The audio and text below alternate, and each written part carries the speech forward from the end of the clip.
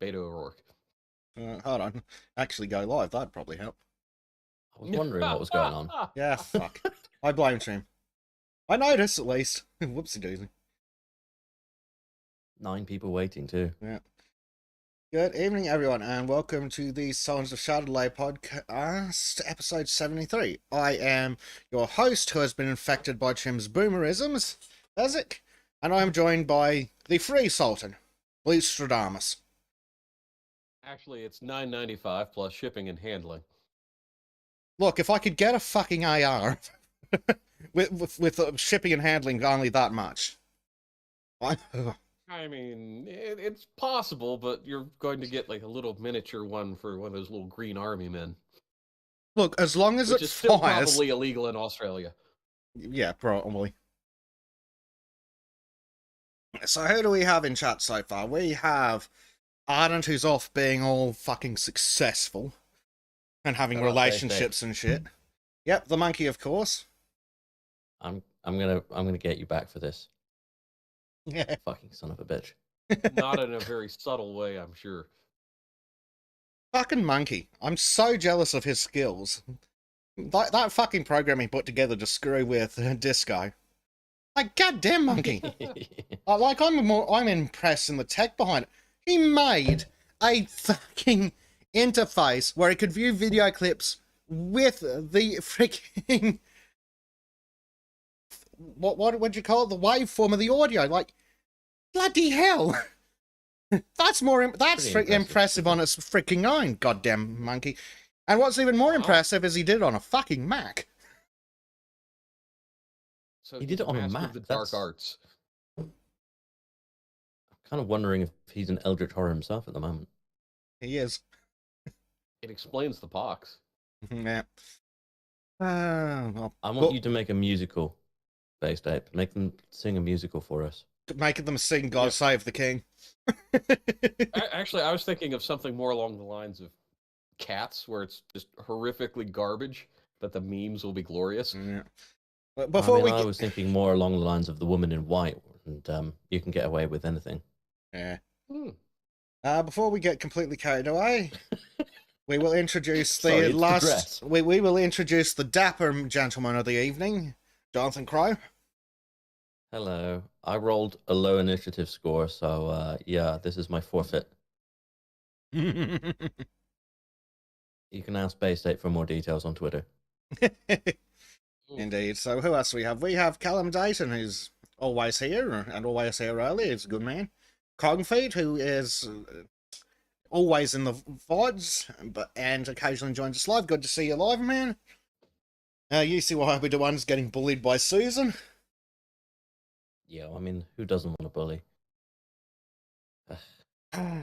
So, we were talking just before we went live about taking crazy communists and the ones with those deceptive communist titties, and taking them on a date in a certain flying contraption and trying to fuck the crazy out of them. And if you don't succeed, well, you know, when you frame it like that, it sounds a lot more complicated than it did in the conversation. Yes, but I also can't come out and directly say it while Susan is listening. Well, of course. But when you say flying contraption, it brings up lots of different imagery than the ones I originally had. Oh yeah, we're totally talking about one of Da Vinci's fucking models. Sure. or the movie Those Magnificent Men and Their Flying Machines. Oh, God. Oh, God, yeah, that's a good one. Jetpack, that's what we need.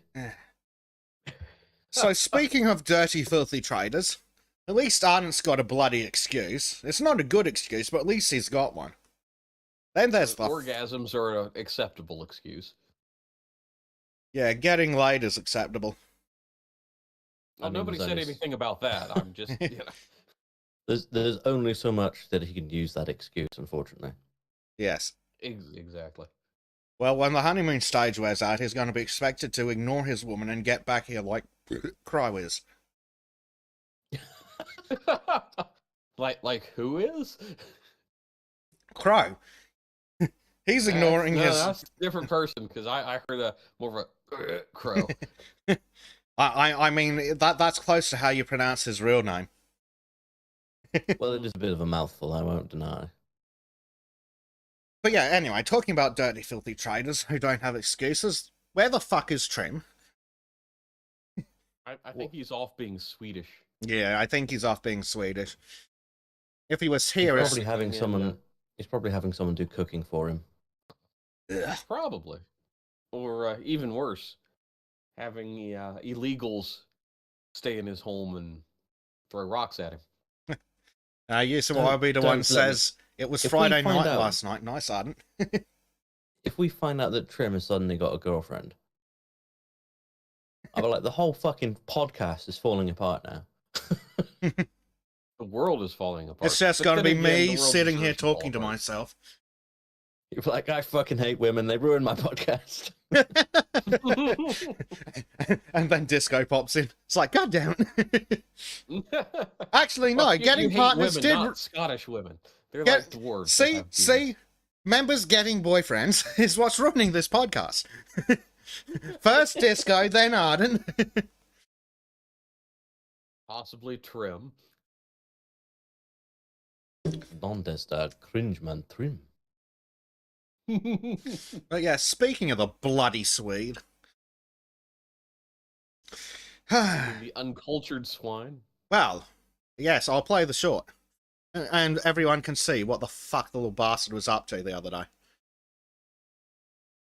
Yeah, it's a Yankee from the Connecticut, and he ends up in King Arthur's court. Do you understand how different those are supposed to be in time, Trim? A little bit. Damn it, guys. Is it the BBC version of King Arthur where everyone is culturally diverse, or is it like actual? No, it's Mark Twain, the guy who wrote books that included the N-word with a hard R. Who the hell is Mark Twain? Oh, Right, fuck. you can't be that ignorant, Trim. For fuck's sake, doesn't know who Mark Twain is. Huckleberry Finn? I've seen a movie with the guy. Oh my. Oh, for Claymation movie. It was a really nice one. Oh, yeah.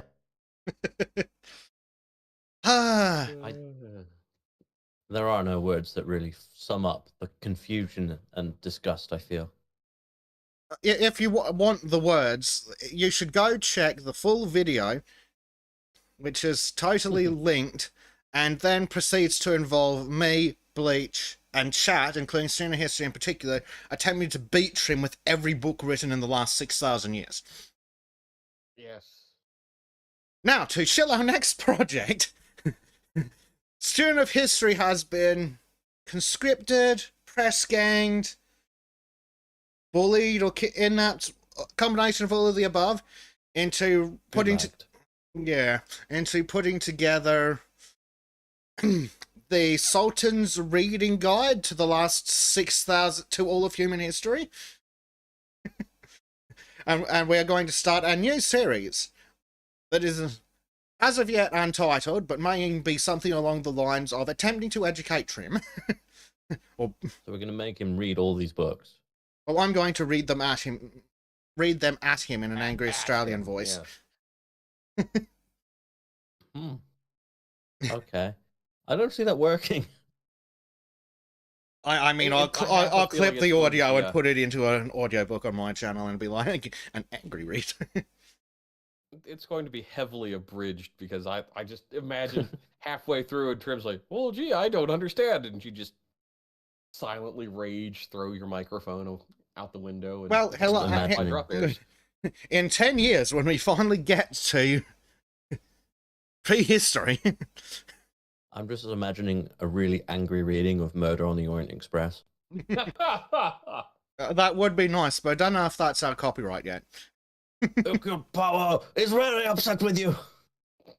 You stabbed him. But Sherlock Holmes has to be out of copyright. That's actually a tricky one because I'm not sure because I know there's some copyright stuff with the estate still. Yeah, the original books have to be out, but we'll have plenty of time to research that because When Student History asked, "Oh, how far back do you want us to go?" the answer was, "Can you start around 6,000 years ago and see where that gets you?" Now, I will say, when you get to Silas Marner, I'm just going to rage quit. Just everything. Speaking of the part we're not going to enjoy, the Frenchman has arrived in chat. Oh, hello, Christo. I'm going to call him Christo from now on, just to annoy him. The Count of Monte Cristo. Yeah. Tristan asks, was Mark Twain the first isekai light novelist? Yes. I actually explained that to Trim in the full video. Yep. First isekai novel. If you can stand the cringe, it's worth a watch. If you want your blood pressure to rise by 20 points.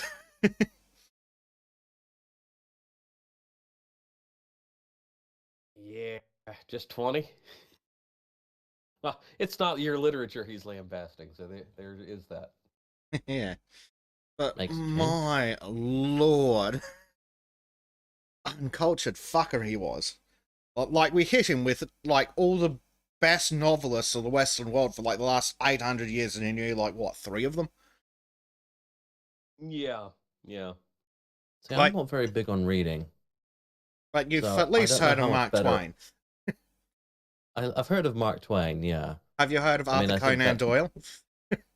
Arthur Conan Doyle, maybe. He might have been that guy who wrote that detective person, I think, perhaps. Fuck.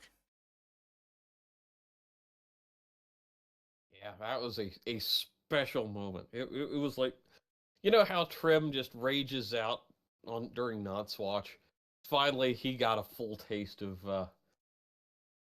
what he's like from everybody else. So, what's our first segment of the day? Well. The fat, stupid American slag spoke again. And yes, I know Which how one? little that Have to be narrows a it lot down. More specific.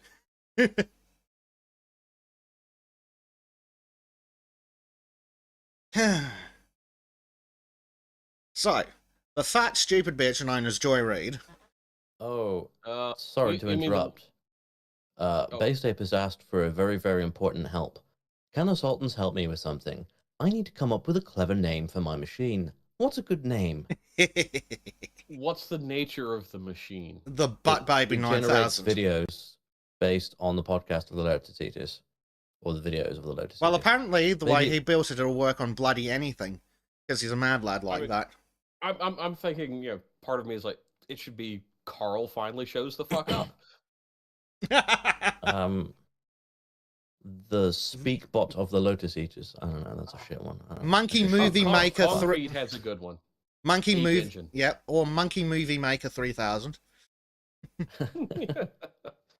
Ooh, Monkey Science Theater 3000.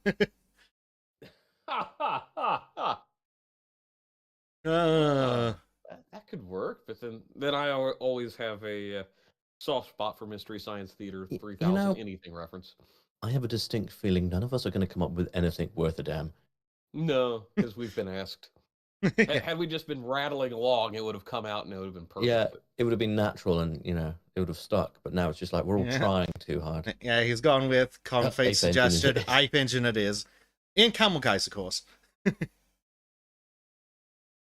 See, I told you it wouldn't be us. Yeah. Our Oh. hubris. For fuck's sake, MSN, will you stop playing video? Fucking Jesus. Yeah, Joy Reid. I mean, what a piece of human trash. Are you sure I'm it's going to need a human? refresher course on Joy Reid because they don't register in my important person to remember list. That's fine, and you don't want one. Fat, ugly, African American. Yeah, that I know that does narrow it down in the slightest. Yeah, just a confused look spread across my face. Yeah,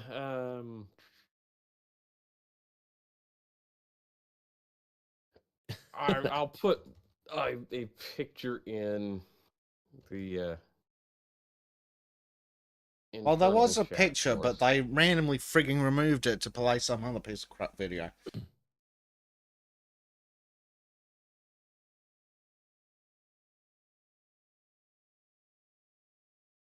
It's like the human face of smug. Yeah. Oh, her. Yeah. Yeah. Yeah. Okay. Now I'm up to date. Now I know who you're talking about. Is that her? Yep. I swear they From were about 2 years ago, before she straightened her hair. and packed Oh my on God, about she looks 50 different. pounds. Yep. It's all the stress, I can tell you. It's all that money. Yeah, All the that stress of money. making it. I'm reasonably sure that I put more effort into this podcast than she's put into her career. Well, I mean, she does have a certain advantage over you. It's called racism. Yeah. I'd like to get given free money because of my race. But I wish that were the case. apparently the white Oh wow! I supremacy just did a check's Dr. been... Zeus. Very nice. Yeah. Apparently my white supremacy check and patriarchy check have been lost in the mail. And that's the problem with diversity hires in the postal industry. Well, see, they got sent to Ukraine. That explains it, yes. Yeah, makes sense. So what's she done now? She opened her mouth and said something stupid. Yes, I know. That's not exactly rocket surgery. Part and parcel. What's that top sentence in the top paragraph? Scroll up, please. So the idiot said that the word inflation is not part of the normal lexicon for... Will you fucking stop? Jesus Christ. And it's not part of the normal lexicon for Americans, that they are only concerned with the concept because Republicans have taught it to them for political gain. Oh, that's a load of horseshit. And so let's check out the Google Trends. We can see that there is a lot of interest in it over time. There's quite a lot of interest in inflation every year, a base rate. But then for some reason, it kicked up massively right about, where are we looking, November 2020? I wonder You what... could even say there is inflation in the interest in inflation. Yes. But, yes, like, you can fucking see, this is the States, America specifically. But... Does it show it back any further? It only goes Or is this just 2004. So this is Okay. just web Yeah. searches. They've got a different one for the words, don't they? So Somewhere. I thought basically, so. inflation didn't exist before 2004, according to Google. According to Google, yeah. Yeah. Well, apparently Google didn't exist before 2004. Damn it. The happy days of the Where internet. the actual... I swear there's a tool that I can't find that shows you the usage of a word over time. There's a fancy one that actually uses the digitized books and goes back like a couple hundred years. Oh, is that LexisNexis? Where it's a pay service and... There's one. I swear Google does one. I've heard of it, but I haven't heard its name, so... But, it's... Regardless, looking at this bullshit, using 2004 as a benchmark, clearly Joy Reid has no memory of like the 1960s and 70s when we had what was the called 90s stagflation in the U.S. And we're talking. I was actually talking to my parents about this not too long ago, where they were looking at 8 to 11% mortgage rate inflation. And that was back in the 80s. And that was considered fantastic compared to what it was in the late 70s. So, yeah, I cannot accept Joy Reid saying, "Oh, it's just new because of, everything." It's like, yeah, no. Go get some historical perspective, you stupid cow. Yeah, but that's one of the biggest problems in America, because you have such a shallow amount of history. Most people don't have any fucking historical interest in anything beyond 200 years. They have no context for the world. Yeah, but even honestly, I'd say beyond even 200 days. Is Probably, it even yeah. 200 days at this point? But there are literally Americans alive who are spouting the same shit that they were spouting the last time inflation was like this. There are Democrats alive today who are saying the same thing they did last time they were on.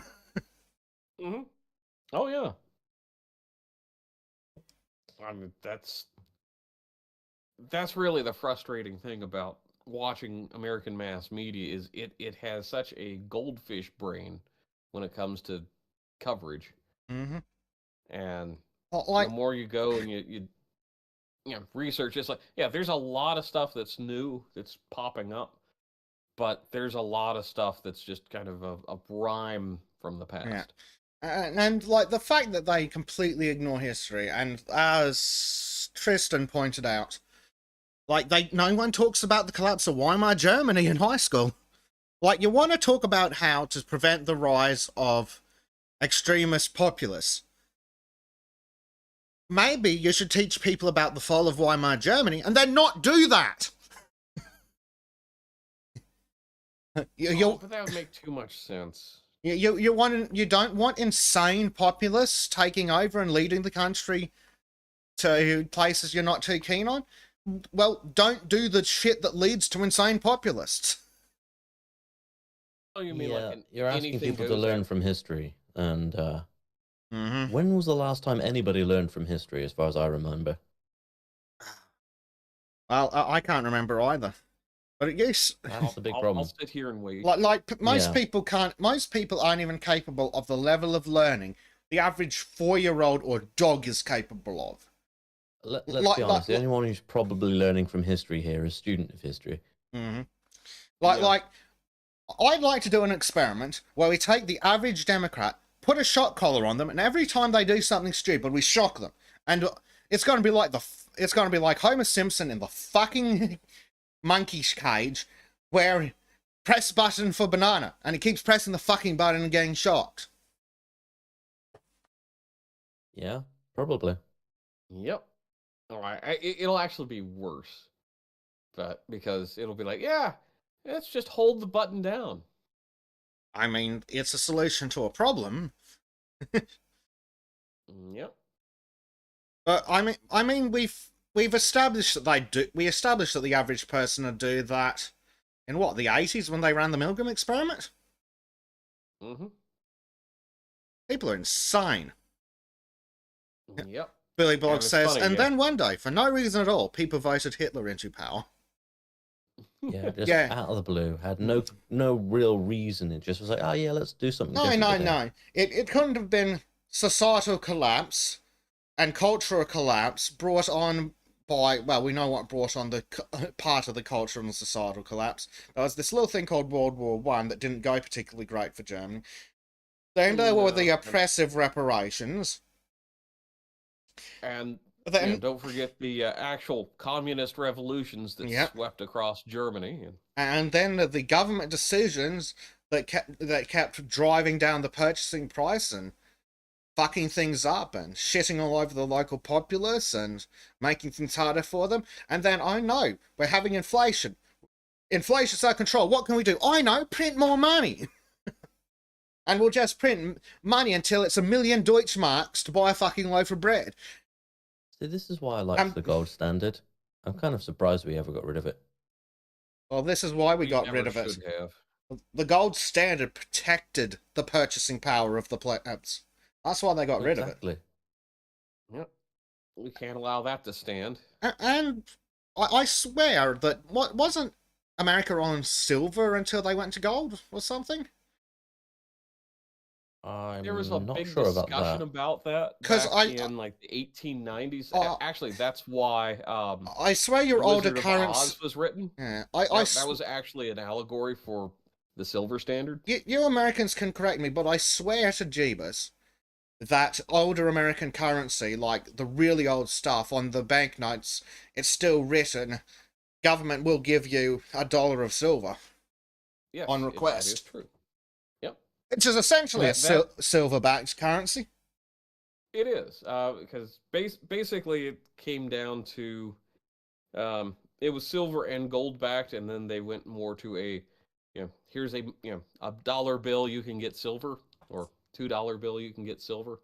And then that went away under, I believe it was Nixon.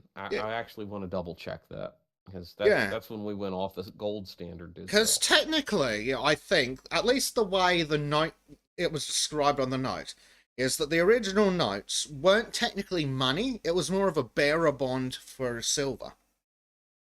That is correct. I actually have one or two of those things floating around here just for historical value. I mean, yeah, they're probably worth more in historical value than the bloody dollar of silver.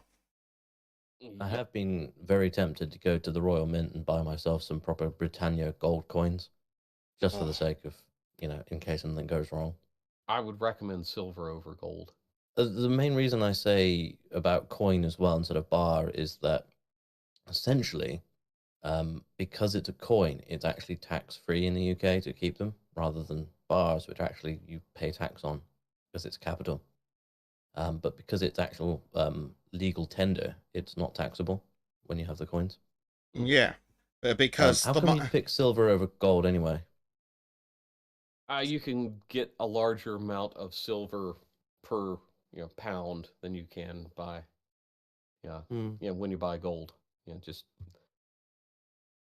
so if you have 10 pounds, and I mean currency, you can buy, say, 2 coins where you get maybe an eighth of an ounce of silver. Or gold, sorry. I mean, it's about £1,400 for a bar of gold, as far as I know. Maybe like 500 quid for a 10-ounce coin, or 1/10 of an ounce. Probably. I'd actually have to look up the. I can't remember what it says on the Royal Mint. I think it's 1/10 ounce. Yeah. Like who we go in chat? Callum Dayton's talking about how in the UK, and then Tristan's talking about how Roosevelt essentially did mandatory buybacks of gold and silver and just fucked everyone. Yes, here, have this piece of paper that is worth however much we say it is, and fuck you. Yep. Because there was actually a period under Roosevelt where it was kind of illegal to own gold, if I remember correctly. Yeah, I believe so. Yeah, Tristan's saying that as well. Yeah. But like the concept of itself of paper with a value, I mean, that goes back to fucking wood tablets. Mm-hmm. It's it's not exactly hard to figure out. Abdullah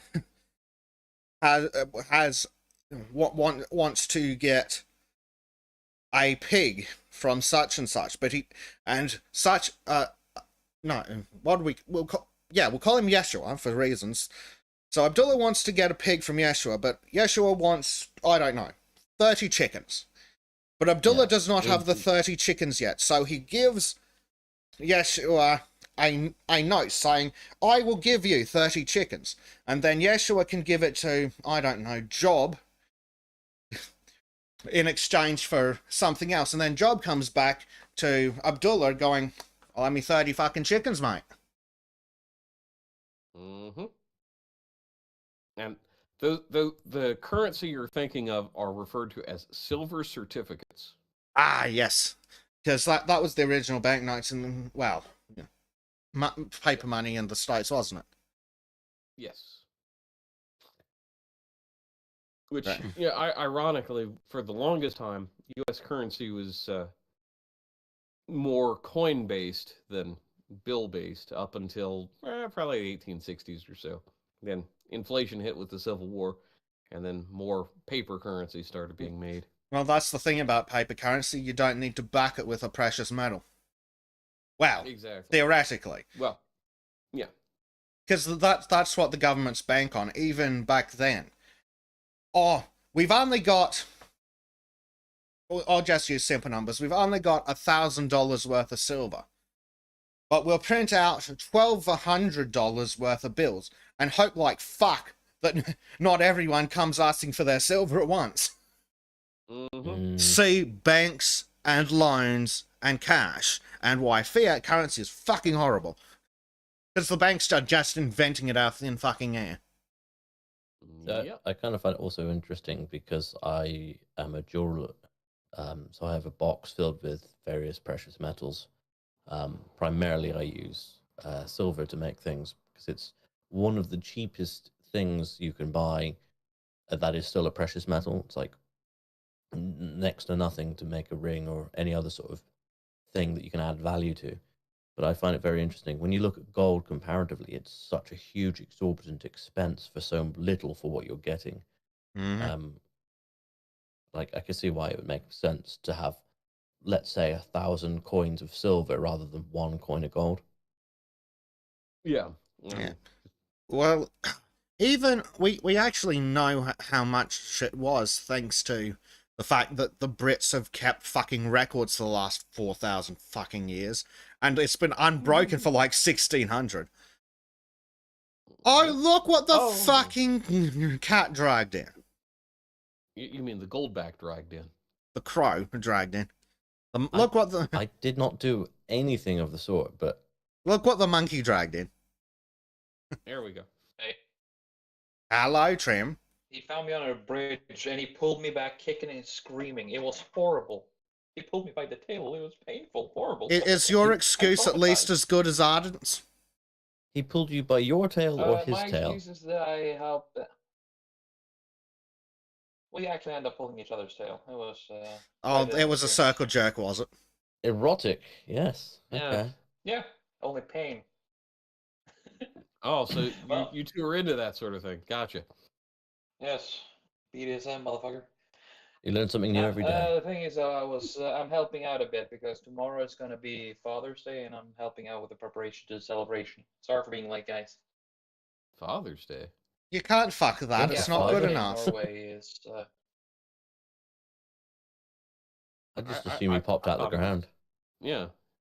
Yeah, you're a troll. Didn't you hatch from the No, rock? those are dwarves. I'm a troll. Trolls have actually parents. The dwarves are the people popping out of the ground. Oh. Oh. Yes. Don't you fucking misraise me, bro. Well, it's hard to tell whether you're a troll or a female dwarf. I mean, I know I am look fantastic. Makes bar excursions really, really awkward. What we got? Tristan. Didn't expect that one, did ya? Anyway, We all just fell silent with disbelief, I think. Yeah. Anyway, Trim, congrats on being a father.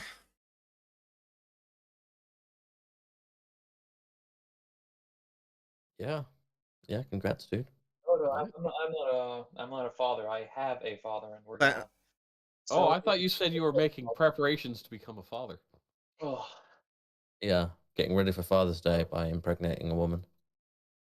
Or a patch that's of ground. That is one way to look at it, but no, I have a father, and we're going to celebrate Father's Day tomorrow with dinner and cake. And this in Cake, No, say. you don't. You don't have to worry, student of history. I have not procreated. thank God for that. That we know of. Hey, what I do when I'm drunk is none of my business. Yes, The only answer. that's why when he goes out drinking and the girls ask for his name, he calls himself Base Banana. Oh no. Don't tell me you got the Fuck didn't know tattoo that. as well. That's where it No. originated from, actually. It's actually what helps him pull. Okay, I was really drunk, and a guy gave me a dare. Okay. All the women just want to see it for themselves, so they have to take you into the bedroom to actually get anywhere. Exactly. Student history says They I find can't it be very blamed for appealing. drunk Trim's actions. That guy's an asshole. Dear. What else do we have? But going slightly back to what we were on about, silver to gold is roughly 80-1 at the moment, which sadly is a better inflation rate than fucking real currency because for like 800 years ago it was 12-1. Mm. God damn it! That's just yeah.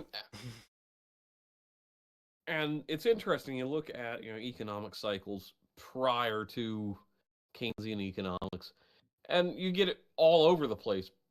But right now, it's this long grinding trend, which is disturbing. Mm-hmm.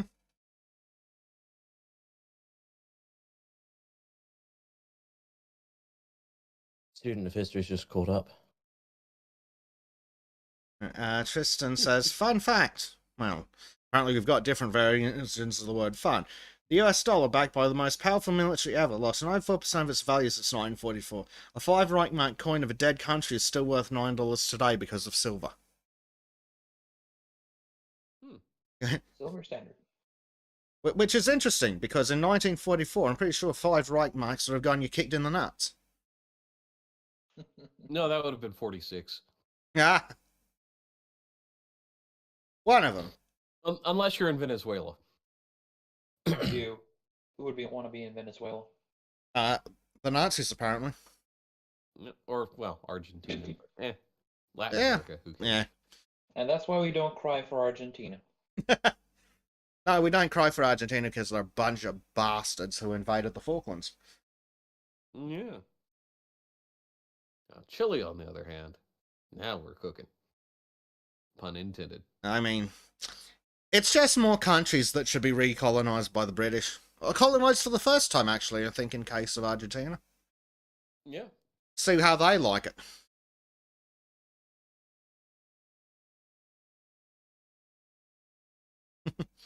Callum says, in 2008, tossing a €1 coin between a German and a Greek would send the two to war. In 2008, tossing a €1 coin to a Greek would have funded the fucking country for a week. Yeah. Now I kind of just want to go throw euros between Germans and Greeks. Granted, probably end up in Serbia, and that's just not a good time for anybody. Yes. I really miss when the pound was worth twice as much as the dollar. It was so much easier to work out conversion and all sorts. What a shit. So. You can't live high on the hog that long. Well, they could have. They fucking could have. But then the 90s happened. And it went downhill from there. At this rate, what we should be doing is basting the fucking politicians and putting them on a spit ourselves. Yeah. Well, see, this is why I'm starting to agree with the conclusions of the leftists, but for different reasons. Defund the police and eat the rich. Hashtag Schwab first. Yeah. I like this idea. And no, we shouldn't be defunding the police because they're racist. We should be defunding them because they hate all civilians. To be fair, I also hate most civilians. Yes, but imagine how much easier it would be if you could just challenge them to a duel and shoot them down. Dueling, yeah, that's the only conclusion.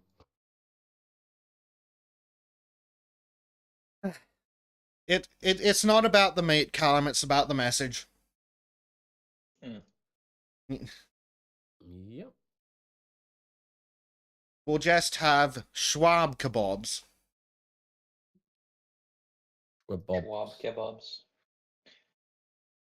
It seems to be a very chewy kind of meat, but hey, I know of a way to make it edible. But, I mean, it's all about the message, Dream. Yes. Sure, you could feed a family with a leg. Maybe one or two meals. Would you risk people in society who have eaten that? Well, that depends if they if they were one of us. I know a few people who can try and eat the Schwab.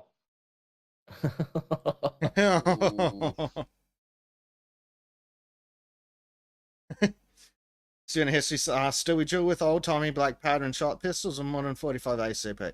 Yeah, you duel with your single shot pistol, but then you have your 45 ACP for the unplanned firings. Unplanned, huh? I mean, I don't know about everywhere else, but in America, like, let's throw out the entire fucking police system and have every town elect a sheriff. And then that, there's something that bothers me in the UK. We have the NHS obviously having trouble with beds at the moment. We have this odd system where they're trying to get people out of major hospitals because they need the space for more intake. But they closed all the local hospitals. So you can't just be like in a major hospital for your major surgery and then transfer to your local town hospital where you'd maybe spend a couple of months recovering before you go home. You can't do that anymore. So you don't have the time you need to spend with medical care, or the capacity in hospitals just by having smaller hospitals. It's fucking retarded. Well, and that's the thing. A lot of people don't need a massive emergency intensive care hospital. A lot of people just need to be fucking supervised and hooked up to a drip for a couple of days. Yep. Especially like... Oh, you have a concussion. We'll observe you overnight. Done. Yeah, like that's where you need... Like, ideally, every town would have... Well, I think in America they call them critical care clinics, but like that, but actually fucking functional. Like, everywhere should have, like, a basic emergency room where they can keep you alive long enough for the helicopter to get there. That kind of shit. It really varies between state to state because we have very different health systems in different regions. But typically, you know, the paramedics are the ones primarily keeping people alive and stable to get to wherever the large regional but hospital yeah, is. like If it's not big enough, then they airlift you to the even larger statewide hospital. I think in a lot of places, smaller emergency centers would be beneficial. Like, especially when you're dealing with your bullshit calls. Mm-hmm. People who come in for bullshit. Yep. Like, they could be better dealt with at a local emergency clinic with a fucking GP on staff. Like, for starters, I just restructure how they work. Like, rather than having like 27 emergency doctors, you'd have maybe 7 emergency doctors and 20 GPs. Yeah, because like in every hospital in Australia, the person assessing you when you come in the door is not a fucking doctor. It's a triage nurse.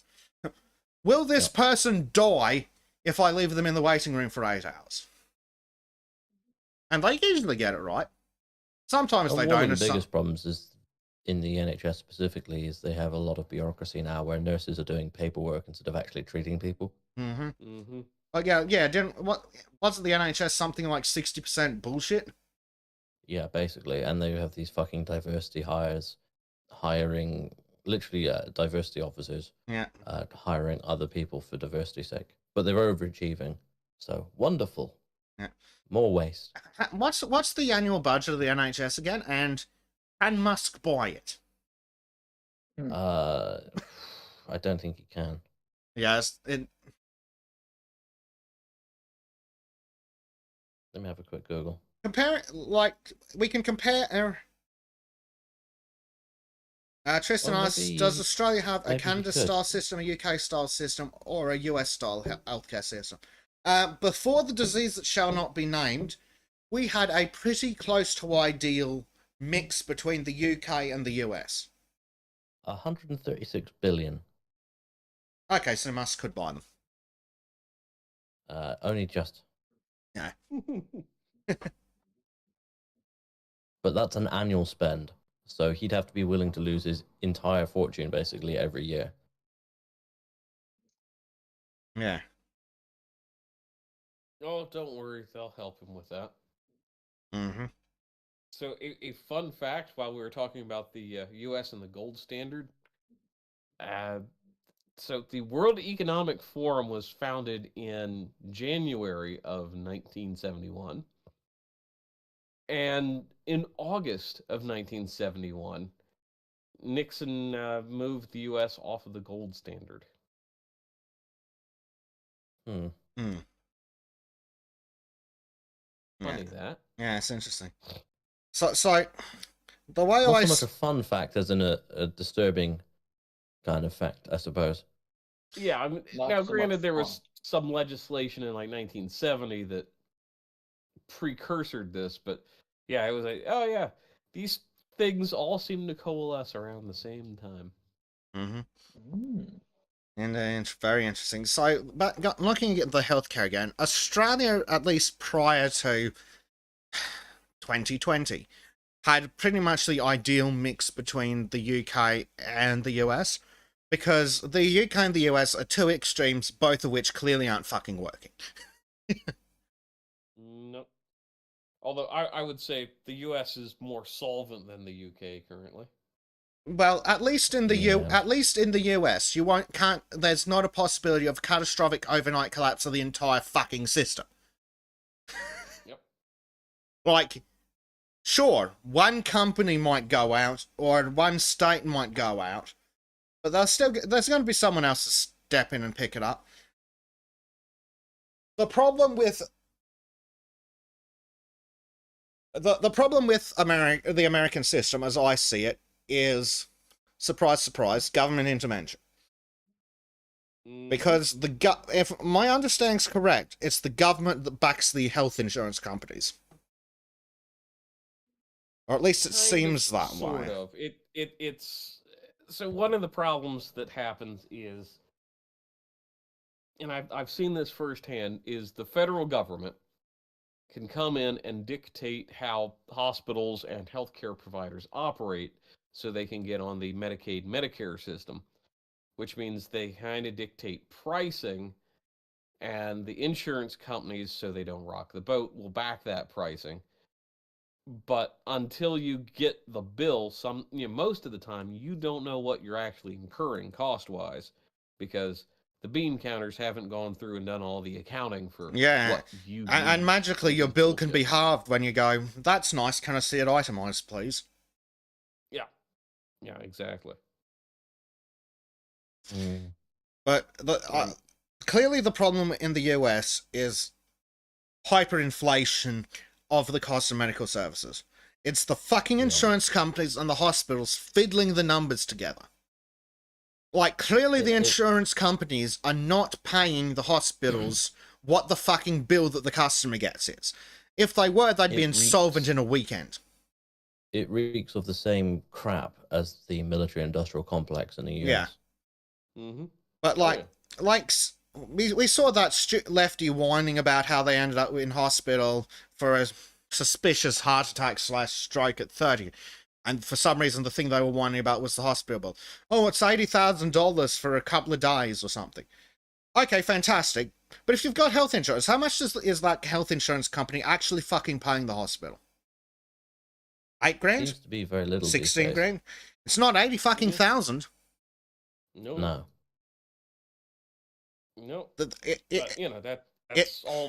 That all gets driven by both insurance company, the medical industry, and the government, and that's the problem. Plus, you get people going in for, oh, I've got a hangnail, but I'm going to use my fucking insurance because I'm a retard.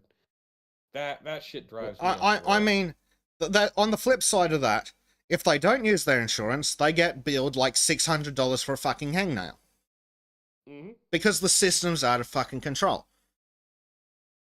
And I'm not 20 quid for a hangnail. That would be like pretty fucking reasonable, I think. Oh yeah, that would be within the realm of reasonability. But unfortunately, well, here's the thing. Factor in. Here's the thing. In Australia, if I went private, it'd probably cost me about 20 quid for a hangnail. But also, I wouldn't go to the fucking emergency department for it. I'd go to a GP. Yeah. If you go to the emergency department for some bullshit like that, yeah, maybe it should be a $400 fucking bill. We'll bill you for the triage nurse's time too. Well, that's the thing. A lot of GPs, I know in the UK and in the US, are just very reticent to see someone in a timely manner. Mm-hmm. And it's like, I'm not going to dick around for 2 to 6 months for this minor problem that I need fixed now, just because, oh well, we'll get you in when we get you in. That's unacceptable. It is. And this is why, and to poor student of history's absolute terror and surprise, I'm saying that the Australian system worked possibly better. Because it was essentially the ideal compromise between the two. If you're poor and on government benefits and you want to go to the doctor, congratulations, the government pays. If you're rich, you pay.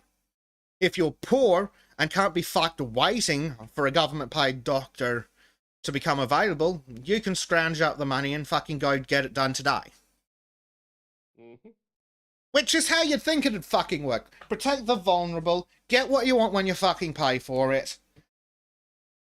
You know, the But see, that would be too logical, so we can't do Yes. that.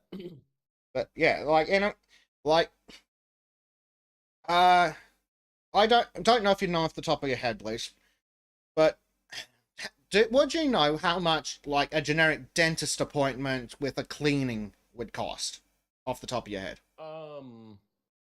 With my old dentist, who just retired, much to my chagrin, it was about $95.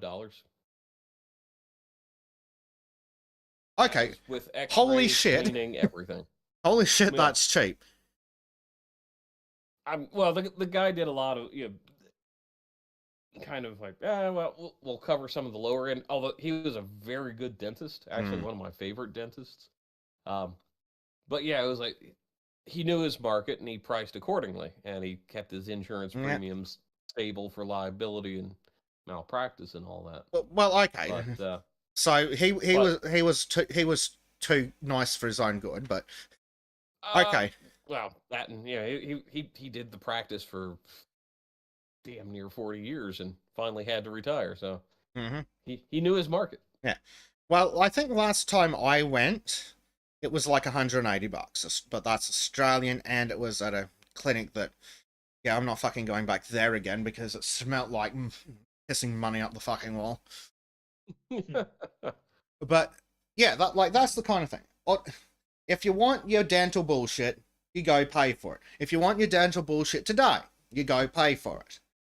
If you're poor and you have a dental emergency, like a tooth is fractured and you're in hideous pain, you call up with the dental line and go, yeah, I'm having a dental emergency, and they'll be like, yeah, show up at like 7 a.m. at the clinic and we will see you sometime that day.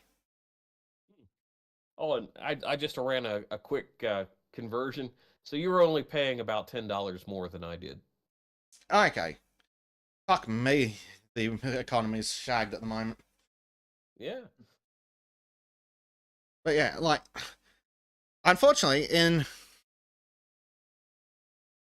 because I think part of the problem with the States is that there's no competition, because anyone who doesn't think that it's a goddamn fucking price-fixing cartel is an idiot. I'm not, and Well, yeah. I'm talking about competition. I'm talking about the bigger corporations. I'm not talking about your local dentist. I'm talking about the kind of idiots that run your major hospitals. Oh yeah. Well, there is. It depends on the region, because I live in a place where I'm overlapping in 3 different hospital services. So I can theoretically pick and choose, but you can kind of get locked in with your insurance company with those health services, and that's where they get you. Yeah. But yeah, no, we're not doing cartel-like behavior. No, honest, Governor. Yep. Despite the fact that your health insurance company that operates with that hospital is owned by a company that owns all 3 insurance companies that deal with all 3 hospitals. But isn't it lovely? And I'm not sure what the solution to that is, but I'm wary to say government regulation, because that seems to just fuck with things more. Honestly, the solution is getting people to pay out of pocket more for their healthcare insurance or healthcare directly, rather than go through insurance companies. Because yeah, that'd definitely go help. through all those levels of approval, that means you've got to pay more morons, and therefore they can justify charging you an arm and a fucking leg for a simple, procedure. Where if I could go pay cash, I can maybe pay a tenth of the cost. Because if I'd gone with my insurance to that dentist, I would have probably had to pay maybe $130 instead of $90. Especially if you're sitting at the counter with a fistful of hundreds going, why isn't my bill ready yet on the same fucking day? They don't have time to sound off to accounting to lie. And then when you get it, it's like, well, they'll put it down as something like sterile field setup, $300. The doctor applied iodine. Shut up. Yeah. Like, here, let me go out to the car. I've got a bottle of iodine. Let me put it on myself. Fuck off. Yeah, I could get a bottle of iodine for a tenner. Yeah. Fuck off. Oh well, but they wouldn't know how to. You wouldn't know how to put it on the sterile way. It's iodine. It's fucking sterile, you cunt. Iodine itself sterilizes. I mean, Also, have you sake. seen how doctors apply iodine in the fucking emergency ward? Just bucket, thump, slice. Yep. Yep. There's not exactly some fucking skill to it. Just make sure it covers the entire fucking area and you're good to go. It's kind of the point of it. You can tell where it's been applied and it fucking works. Funny that. Yeah, you know, I have had a lot of serious issues with GPs over the years. Mostly because I don't typically need to go to them, but when I do, it's like, oh, okay, I'm in this massive amount of pain, and my last GP was very much in, oh well, I don't see you all that regularly. You must be here pill shopping. And I'm in pain. I want answers. I don't want pills, you fucking moron. Yeah. Yeah. Yes. And, yeah, Never mind the drugs. Find out what the fuck is wrong. Exactly. Because I kept saying, oh, well, all right, can I get an x-ray? Oh, that's kind of expensive. Don't you want to, take some Advil? You're just getting older. I was like, no, I want a fucking x-ray or an MRI, thank you. I want to know what the fuck's going wrong so it can be fucking well fixed. So I'm not in pain and not having to take drugs like a fucking mule. Exactly. The pain is the body's way of telling you that something's gone fucking wrong. I would like to find out what the thing that's gone wrong is before it gets worse, which is another massive problem that America has. Because people can't afford interventional medicine, by the time they fucking end up in hospital, that's where they're there for 3 fucking months. Yep. And it took me about 3 years to finally find a physician that would do an MRI on my shoulder. So it's like, oh, okay, I finally have answers. And they're like, yeah, well, your shoulder's kind of fucked. We can't really do surgery. It's not that bad, but we could give you some pills. I'm like, I don't want fucking pills. I just want answers. And it's like, yeah, another 5 years, probably going to have reconstructive surgery on my shoulder. Yay! As long as they give you a shoulder cannon, it's cool, right? I mean, maybe.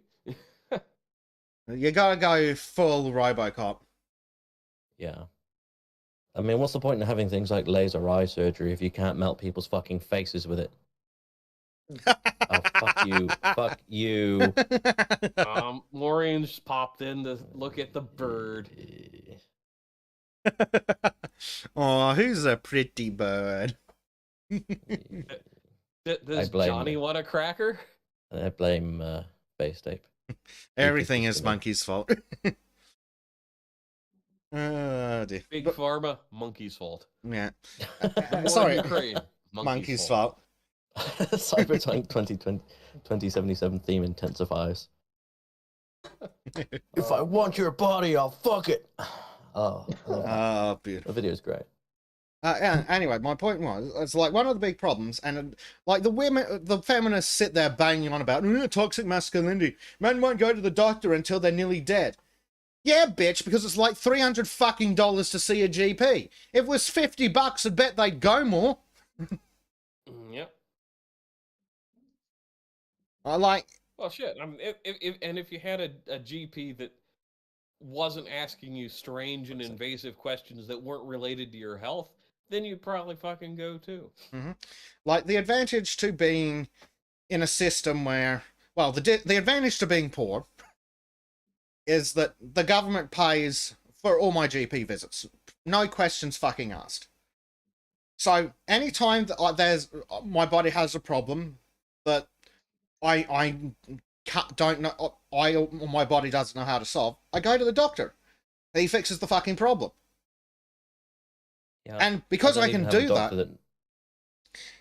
What really annoys me is I don't even have a doctor that knows my general history anymore. I have to get a new doctor every fucking time I go in. They don't know anything about my previous experiences. Well, my doctor's getting to the point where he doesn't remember my general history anymore. And yet he's still better than the other doctors at the clinic. Yeah.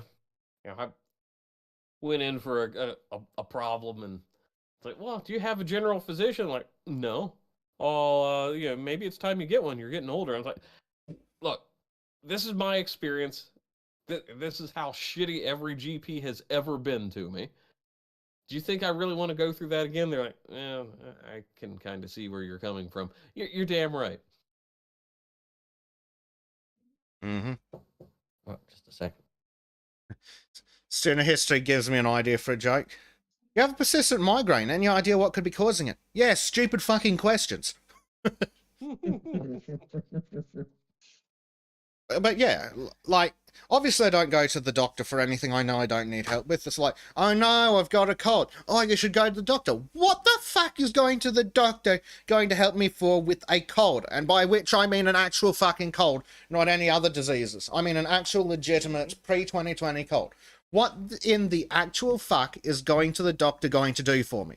What, do you know what the doctor's going to tell me? Go the fuck home, you're infecting my patients. Yep.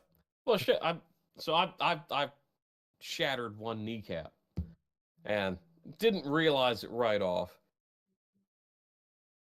Finally got to a GP, and they're like, well, you're just getting older. I'm like, excuse me? Fucking excuse me. You can see where it's just like moving around on its own. You fucking moron.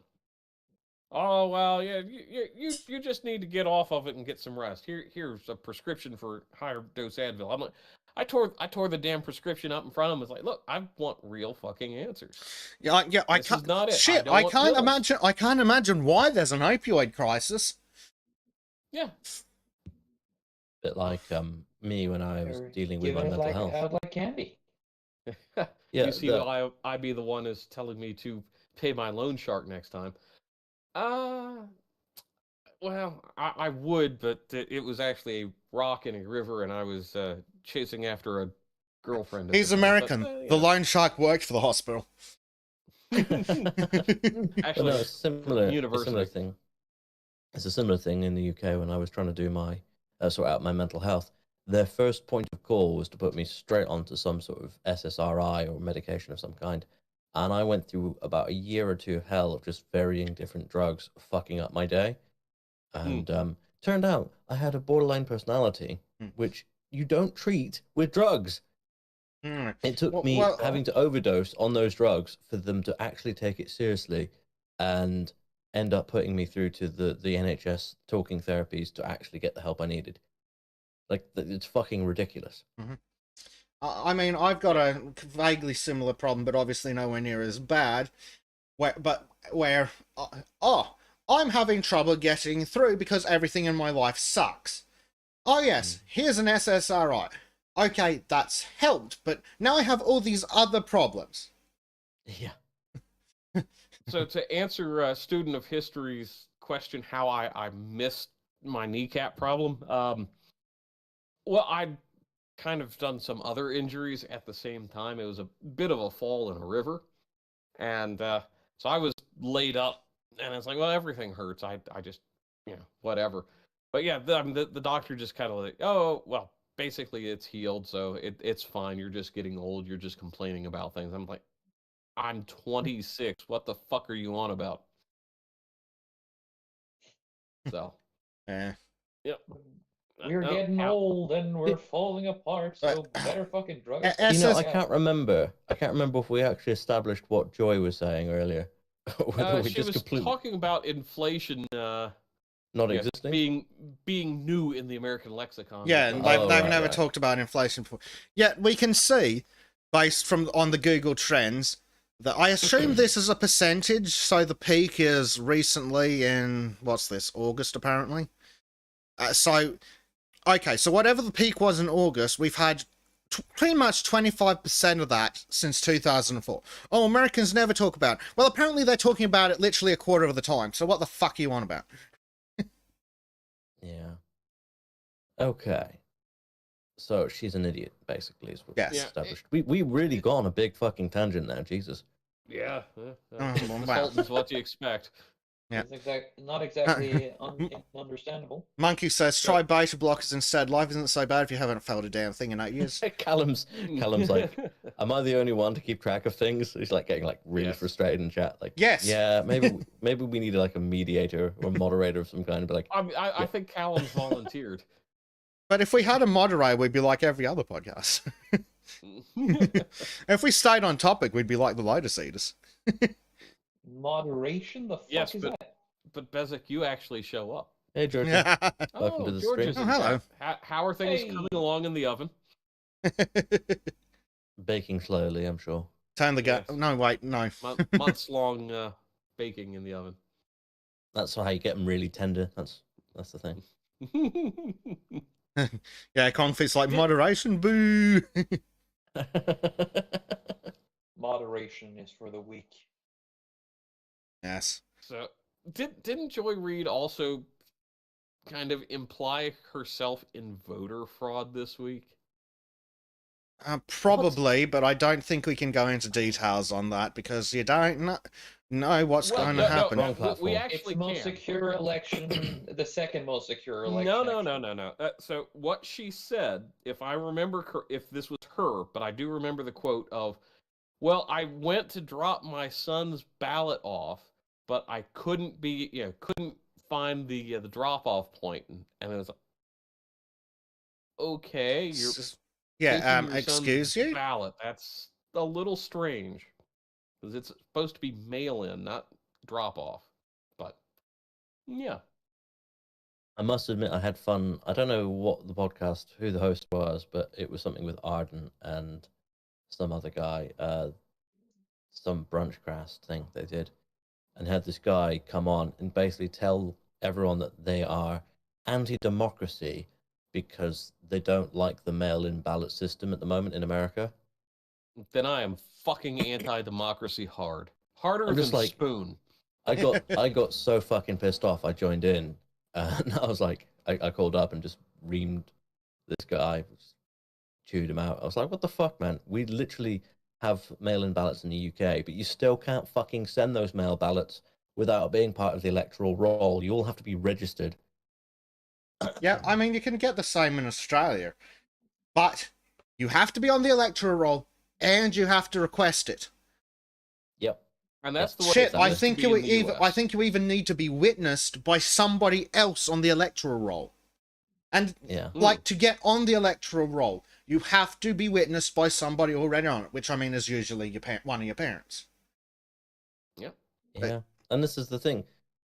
Like, this person was saying, they can't travel. Why should they have to travel? They could be looking for work on that day rather than going and voting. Well, then And they kind of can like- go online to the government system and type in a couple of things on their fucking phone and get their mail-in ballot sent to them. But the thing If is, they're that fucking like, desperate. even then, on election days in America, they have free public transport for everybody to get to the polling booths. That's what most states do. They're like, yeah. I mean, they've even got early In polling. most areas.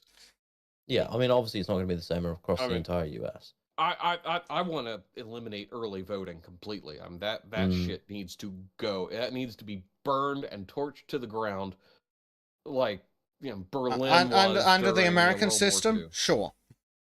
More than Yeah. anything, I think if you cannot be fucking arsed to get off your ass and go to the local polls to vote, then you don't deserve to you don't deserve to complain about what Yeah. you haven't voted for. Also, you're American. You're not involved in your own democracy. Fuck off.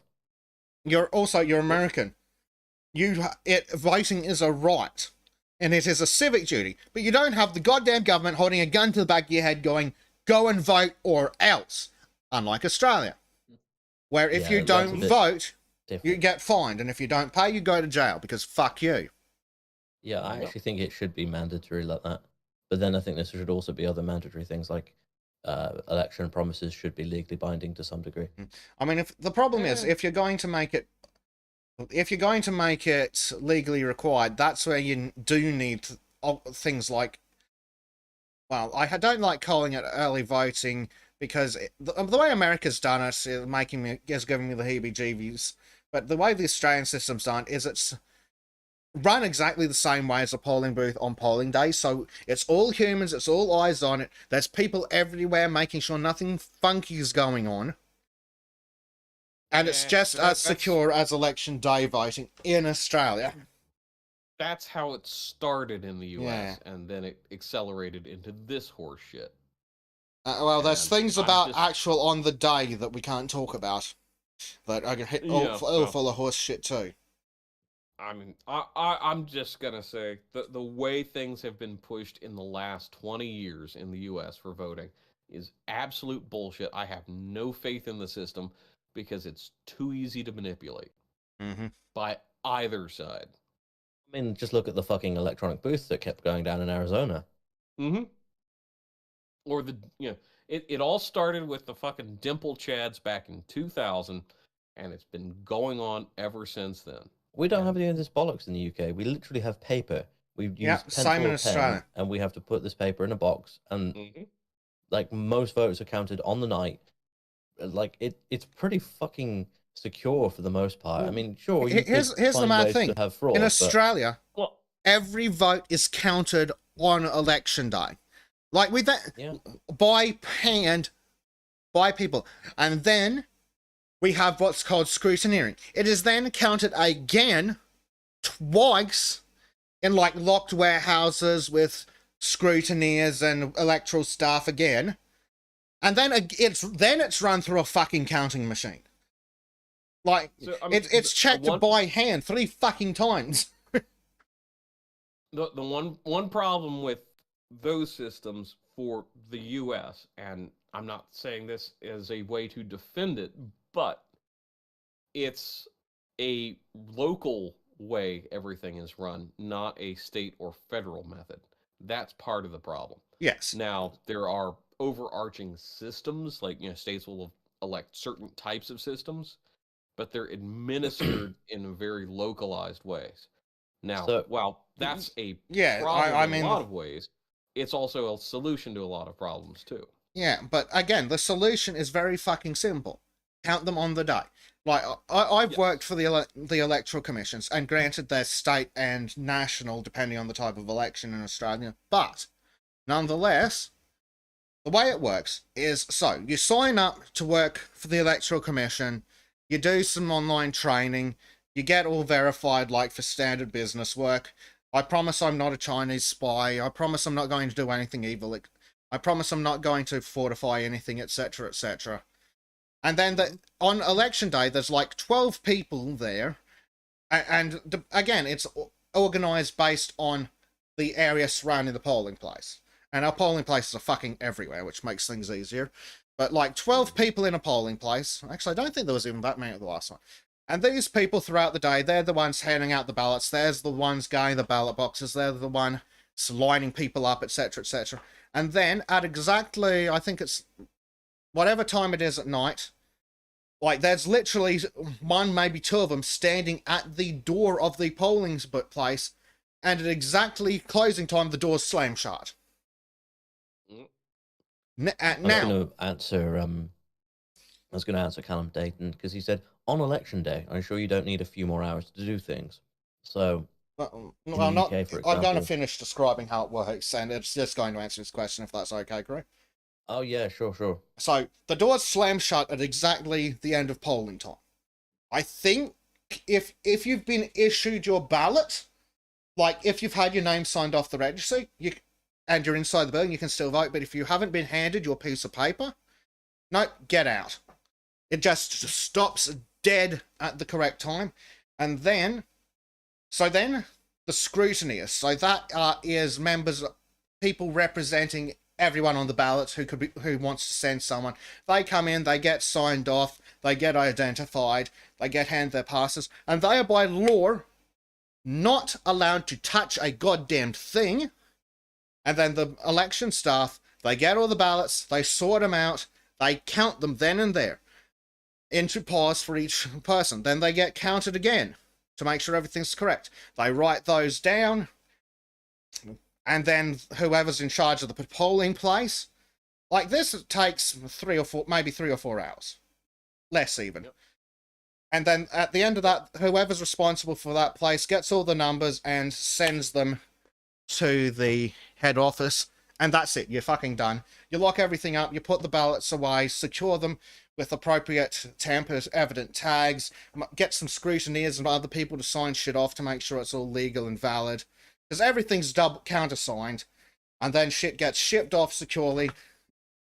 And then it ends up in a warehouse and gets counted several more times.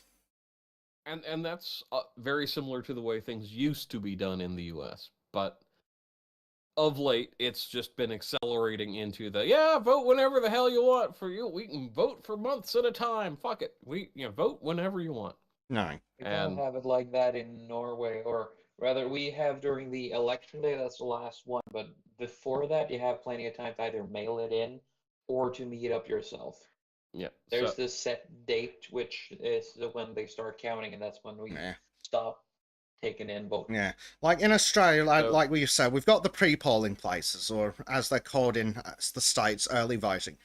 And in Australia, they work. In the States, obviously, it's gone tits up. But in Australia, where it's like it's regulated by law and governed nationally and state, there's less, shall we say, local discretion. Mm-hmm. And so it works really well because, again, the scrutineers can be there. It's full of staff. There's eyes on everything. All the ballot boxes are sealed, countersigned, etc., etc. So it's in Australia, it's no different to how election day runs because everything goes into a sealed bloody box, and it's under lock and key. And I'd like to put them under armed guard, but they're under lock and key. And just the thing I've heard enough stories about, all fictional, mind, for YouTube's sake, of like trunks filled with ballots showing up and shit like this over decades. Well, hold on, Bleach. Let's rephrase this. In order for voting to work, and this is the problem with electronic voting. In order to work, not only does it need to be impartial, fair, and true, it must appear to be that way. So the problem is, even if an election is completely legitimate, if it doesn't appear to be so, that's when problems arise. That's when you get people who start disagreeing. That's where you get people saying, not my president, from 2016 to 2020. Or whatever it was. Was it? Yeah, something like that. It started in 2000. I'm just going to keep beating that drum. And, but yeah, to answer UCYB to one's question, what's the alternative? Eliminate all early voting. Go to absentee, where you have to basically apply for the ballot. It has to be mailed. It has to be sealed in a proper envelope. But that has to be mailed in a week before, received a week before the deadline. So it all can be voted on election night, period, end of story. We should only do one major push. Now, you can have it recounted if it's close at a later date, but it should all be done on one single day. Yeah, the preliminary count should all be done. Like, even if you're in a massive area, like, it should be done in one continuous burst, even if that means you are working to 4 a.m., because we can't have there be a gap where someone might claim there's some impropriety, because remember, it must appear to be secure as well as actually being secure. And again, that's the problem with electronic voting. How do you make something both secure and anonymous and explainable to the average idiot? Because if the average idiot doesn't understand it, it doesn't appear secure, and if it doesn't appear secure, problems. Yep. So one thing I remember when I was initially voting way back in the day, they still had these legacy voting booths from about maybe like the 1980s. And what you would do is you'd go through as mechanical system only. Go through, you flip the tab for your candidate, pull a lever, it would punch the card, you would see the card in a little window, verifying it, then you would pull another lever that would open the curtain, and that ballot would drop into a locked and sealed container. And that was fan-fucking-tastic. Yeah, I mean, it's good, but again, like the way we do it in Australia, and I'm pretty sure that anything else based on a similar parliamentary system will do it something similar. So in Australia, you walk up to, when you go inside, you walk up to someone who's got a copy of the electoral roll. You give your name. You shouldn't need to provide fucking ID, but you don't. So you give your name and your address and your date of birth. At least you have to fucking know the name and date of birth and address of someone on the fucking list. So that's a good start. So you give your details. They sign you off in the book. They issue you your ballots. You take your ballots to as little cardboard booths, enough space that someone can't look over your shoulder, but you can be seen you're there. It's obviously you filling out the piece of paper. You fill out your piece of paper. You fold it in half so no one can see what you've done, because anonymous voting. So it's secure and anonymous because you've had your hand on the piece of paper since it was issued to you, and then you put it into the box that has the tamper evident tags that you can see, and there is a member of staff standing next to it making sure that no one fucks with anything. So it's very easy for the average person to understand how that is secure. There are people watching, so you can see that it is secure. Not only is it secure, but you can see it. It is very easy to go to a fucking electronic machine, and you can think about things like hacking and basic coding and all sorts of things, and then the machines aren't even fucking working. It's like, how are you meant to have any confidence in that kind of system where you don't actually see the mechanisms in place that make it secure or not? Whereas a simple system like the UK and obviously Australia uses fucking works, just does. Simple. And that's the thing. If they keep wanting to make it, oh, it's faster to count this way, this, that, and the other thing. Well, I don't want it faster. We want it secure. We want, and not just do we want it to be secure, we want it to appear to be secure. Like, you can throw an entire election into disarray. If you walk into one of these electronic voting places, put a fucking USB stick on the table, or plug it into the fucking machine, take a photo, boom. How do they prove it wasn't fucking tampered with in a way that the average midwit understands? They can't. Exactly. Yeah. How do they prove that the software doesn't fudge the numbers? How do they prove that the software, even if it saves the numbers, how do they prove that when it sends it, it doesn't refudge them? They can't prove any of this shit. Oh, but my blockchain, well then it's not anonymous. And I'll address what Tristan said. What if we did not hold anonymity as a sacrosanct principle of democratic process? Well, in that case, your democratic process operates like the Democratic People's Republic of Korea. Yeah. You need the anonymity, otherwise it's not democratic. You have the influence of the people, basically. Yeah, if it's not if your vote's not anonymous, then someone could perhaps pay you to vote a certain way, or encourage you to vote, intimidate you, or hold a gun to your family's head. Okay, my office workers happened not to vote the way I believe in. That way, I'm going to fire them because they don't believe the same thing as me. Yep. And you can totally fucking see how prior CEO of Twitter would have done that. Okay, voting is not anonymous. Let me get up the list of every Twitter employee. Okay, he voted Republican, fired. He voted Republican, fired. Because I assume that there were people in Twitter who would and that'd be the engineers doing the actual fucking work going, oh dear God, these people are insane. Oh dear God, these people are insane. Fine. I'll rewrite the algorithm, do something stupid just for keep fucking paying me. Oh my God, these people are insane. And then they go and vote Republican. Yeah, anonymous voting stops these types of people from running roughshod and getting their own way, because they will stop at nothing. It's also why when you don't have your name there. Yeah. At least you have some protection. It's also why we need to draw a line between filming a polling place, including the insides, which should be legal, and taking a selfie with your pissing ballot paper, which should be illegal, because that's proving how you voted and can be used. And I'm going to recommend everyone a fantastic YouTube video. I wonder if I could get away with playing it. Probably not.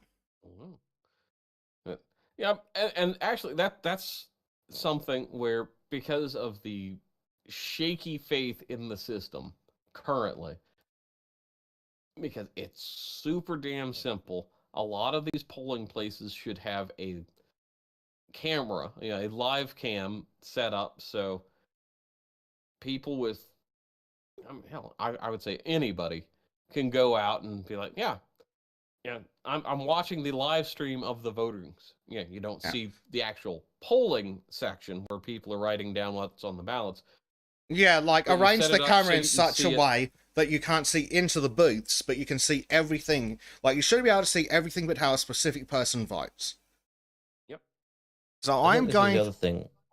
With low technology rather than high tech, it's much simpler to make a secure system without the need of extra fucking complications and to explain it. Like it's the simple fact it's simple. Yeah. Yeah. Well, that's it. You can You should be explain able to your to. you can explain to your garden variety retard how their vote is secure when they get it from this guy, and then they take it over there, and then they take it back here and put it in the box, and then the box is guarded, and then the box is given to some other people, and it gets counted at the. Well, actually, no, those same people count at the end of the day. Then it's resealed, and then it's shipped off to get counted again. Like, that's a lot easier to explain than, okay, so we take the blockchain and then we send it to the cloud and then we throw an algorithm at it and we see why the Democrats win. Well, it is Anyway, basically are we made gonna? that so that it's believable when they do their little fortification, was it? What's our next segment, by the way? Well. Oh, fuck's sake. God damn you, Telegraph. I hate the Telegraph so much. Yeah, it's pretty bad. Seraph. Good lord. I need to get more sleep clearly.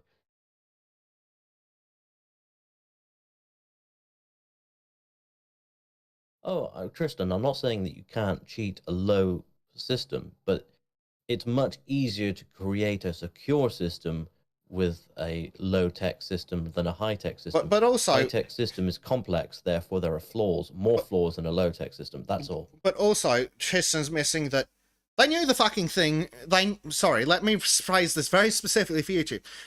They knew that the Athens, Tennessee election in 1946 was being fudged with. In fact, that they knew that all the previous elections had been fudged with. They knew it immediately because it was low tech. The issue was getting people to pay attention.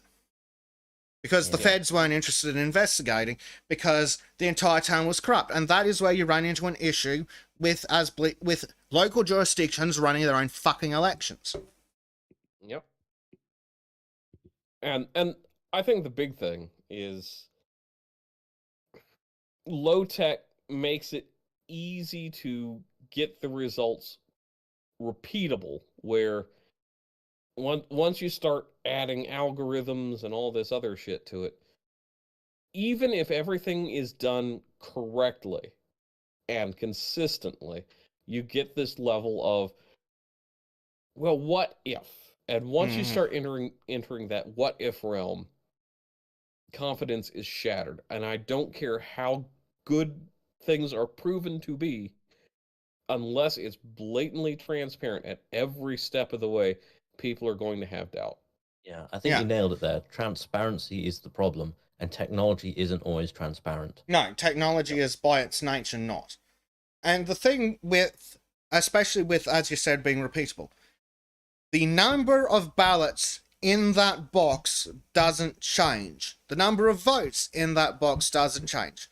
Humans are fallible, so you might see a difference of 1 to maybe 5 out of a couple of thousand, because humans fuck up and count and pieces of paper get stuck together. Now, however, if on one of your recounts of the physical papers, all of a sudden, these numbers are 300 or 400 off, can't blame that on technology. You know that someone's fucked with things. It's immediately evident that something's gone wrong, that someone has intentionally miscounted in these hypothetical YouTube paper-based elections. But if it's on a computer system, well, how do you prove that the votes that are on this computer system, now that it's back being retested, are the same votes that were on it when it was originally run? Yep. And how do you prove that those are the same votes that were entered? And once you cross that bridge, there's no going back, and Yeah, the outcome is irrelevant. I mean, it really is irrelevant. It's a trust in the system. and another point on the whole trust in the system thing is the guys at DEF CON keep fucking kidnapping voting machines and playing Doom on them. I mean, based. To be fair, Doom's pretty much like an election anyway. Yeah. Yeah, but it's a lot harder to spoof a piece of paper than it is to spoof software. Mm-hmm.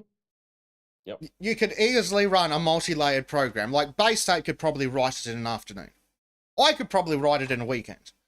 Do I know how to write anything? No, but all you need to do is store 2 tallies and then reformat the thing at the end of the day. Yeah, 'cause I know they did some testing where it was a lot easier than they expected to manipulate the outcome. Yeah. And again, even if nothing got manipulated, the fact that the question exists is the problem. Yeah. Well, and on the flip side, okay, so assuming like we're all of, well, I was going to say all, but then I remembered Trim here. Let's see. Sorry. Where all of us except Trim are of above average computer savviness. So even if we understand how the system works, and even if we understand the checksums, go explain it to Grandma. Mm-hmm. Or you can just try to explain it to me. Yeah, anyone who thinks the electronic same voting thing. is secure, go explain it how it works to Trim. Well, I've Granny already Trim? become. Yes, honey. Are Why you don't going you to give us listen some anymore? Werther's? We want more Werther's originals with our votes. Yeah. So Callum says 10 votes counts as 10 votes when they cast 13. Yeah. But yeah, like to give it an example, you've got 3 counts. If your 3 counts are 9,999, 1,001, and 1,000, you look at that and go, well, that's clearly humans being humans. If your counts go 1,000, 1,300, 1,300, you've got questions. Yeah.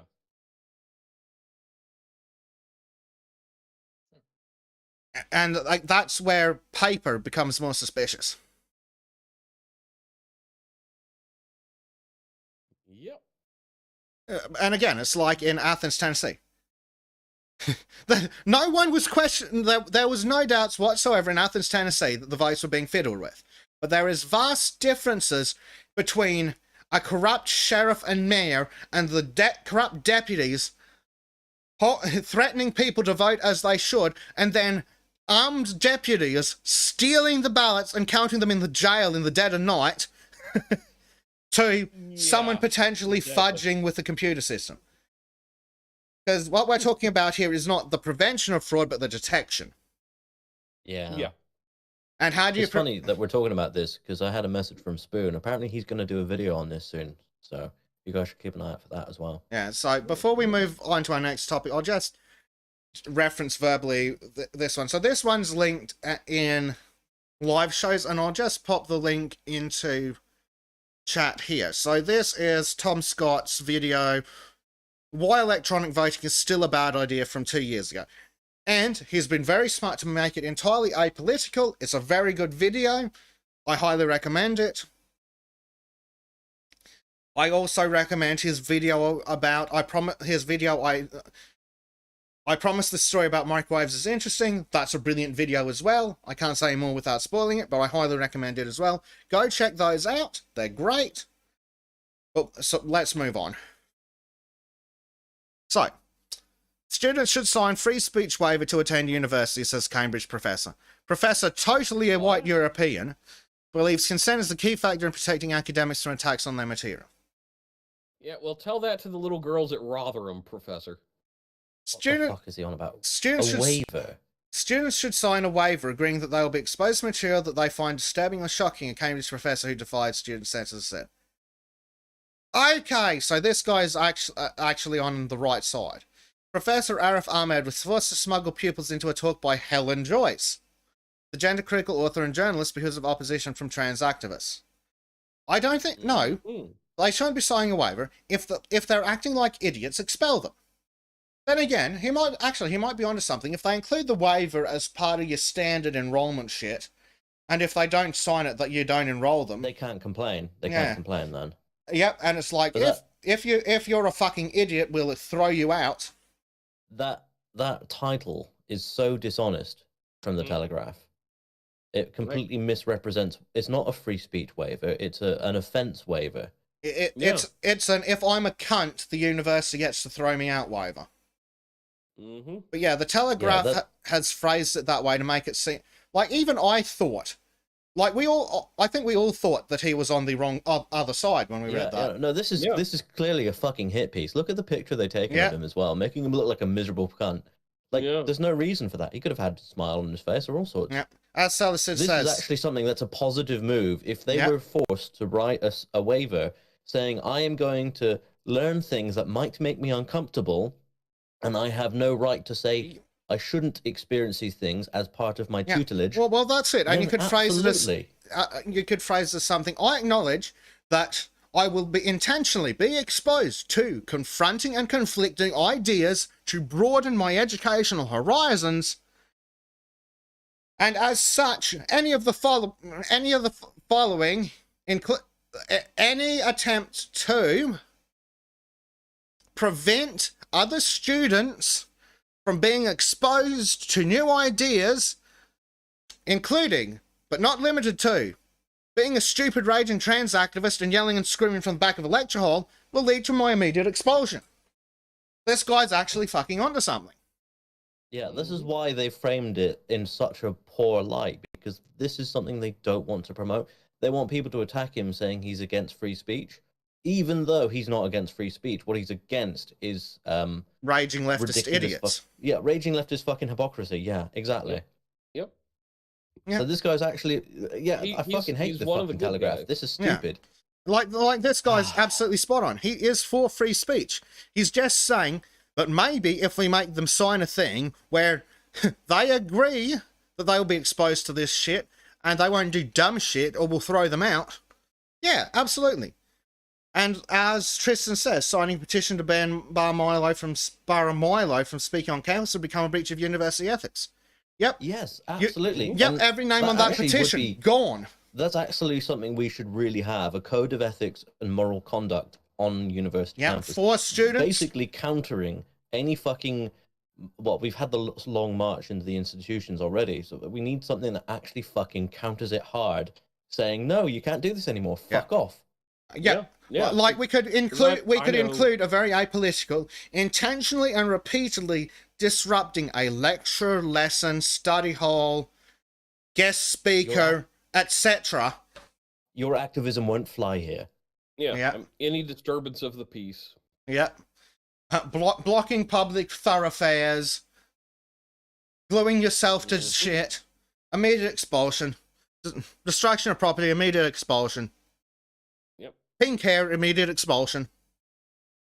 I'm only partially kidding.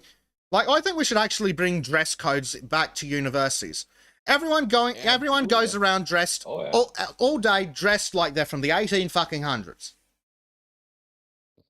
I mean, which part of the 1800s is the real question? Because I am not going back to an 1820s style of clothing. Thank you very much. Well, I'm thinking like your traditional college student thing, like, because remember, these universities are older than your country, Bleach. Yeah, well, yes. You wanted to argue? I'll put it this way. They might be older, but are they of more value to the world? Yes, they have more experience. Sorry. Value. Yes, not experience. Experience is valuable, yes. You're right. Bleach, knowledge is power. Knowledge is also useful. Bleach. Stanford. Fuck Stanford. What's the other one that always comes up when we talk about dumbass universities? NYU. Oh, I thought you were going to say MIT Berkeley. or something then. Oh, MIT has gone woke too. Yeah, fucking Berkeley. See, you say that has value? I think not.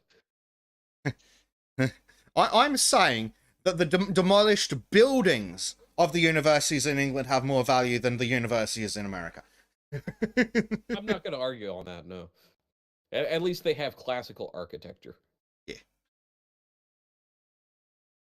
Callum Dayton says it's hard to tell a uni student from a jobless bum. I think that's offensive to the jobless bums. Yeah, I mean, Is at that least oh. the jobless bums are adding value to society. Kind of funny, really, because back in the Victorian era, you have the working class, and then you'd have the poor, and now you have the working poor. And this, Oh, you see Oh. why, beta one. Serbia is more valuable than America because it's older. Crow. No, I didn't say it because it's older.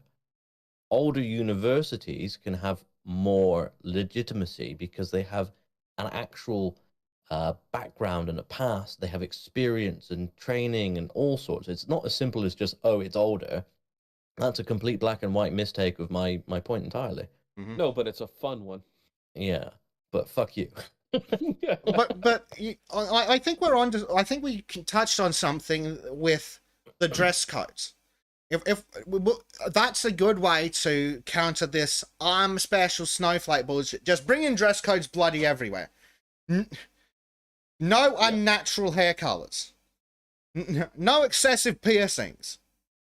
No face tattoos unless they are of tribal or religious significance. Hey, Bezek, stop being so oppressive. I will oppress the shit out of them until they go away. Well, You and don't that's find me the thing. disagreeing. You look at, like, the 60s and 70s with all the hippie bullshit, like we were talking earlier, when It's all dress about being, codes I'm were- a free spirit, woo! Exactly. And, I don't think you necessarily need draconian dress codes, but you do need dress codes. I don't Oh, know. I'm starting to think draconian dress codes might be nice. Hear me out. I'll say you need to dress for your profession while at university. Now, whether that's a biologist and you're dressing in a lab coat or some shit like that, or an office worker where you're dressing in a suit, that's how you should be dressing for your university life. That's what should be required. Now, of course, you're going to say, oh, what about social workers? Well, you stop fucking social workers from existing and you get rid of that problem. And Billy Blogs is asking, male and female dress code, probably sexist and transphobic. You're damn right. Well, I mean, see, sexist, no. the way I'd write it, there are two ways of writing it: either to get around that or to intentionally go fucking oath. Because when it's you may wear dress pants or an ankle-length skirt. Yeah. Again, it should be the professional dress of what you're being educated in. That should be it. And that way you can kind of skirt around, oh, but, I don't want to wear a dress to work. It's like, well, you stupid hoe. One, you should be a man wearing men's clothing because, well, you've got a dick. But, you should dress in a professional manner at all times. Here we go. Here we go. This is what I'm fucking talking about. I will force the fuckers into this. No fucking problems. Everyone's going to like they're a fucking Oxford professor. They're going to be wearing French uniforms? Interesting. Well, robes. I will fucking dress them like a teacher from goddamn Hogwarts if I have to. Hell, we'll dress the students like they're from Hogwarts. It's a fucking improvement. Yeah. I mean, I've heard worse. But yeah, I've heard far worse ideas. You've come up with them too. Yes, Tristan, this is the one for people who've generally achieved degrees, but let's go with the Hogwarts example. Like they basically wear this, but without the decorations. Yep. Like, do we have something... have a good example somewhere here. Yeah, something vaguely like this. Like, for the students, they don't get like, they're in all black or something. And then you get additional pieces depending on your degree level, and then instructors get all sorts of fancy shit. Mm-hmm. And you don't get your more board until you graduate. And then you wear a tonsure, because I will fucking crush you under the weight of my oppression.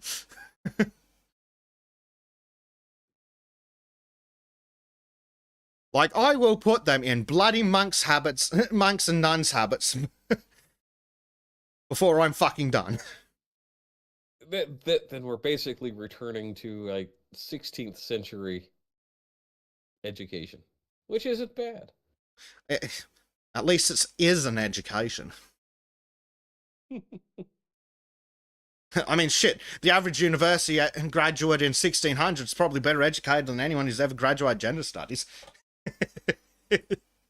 I could say the same about a rock, too. Yeah, a rock's useful. Exactly. Oh, wasn't that... Oh, yeah.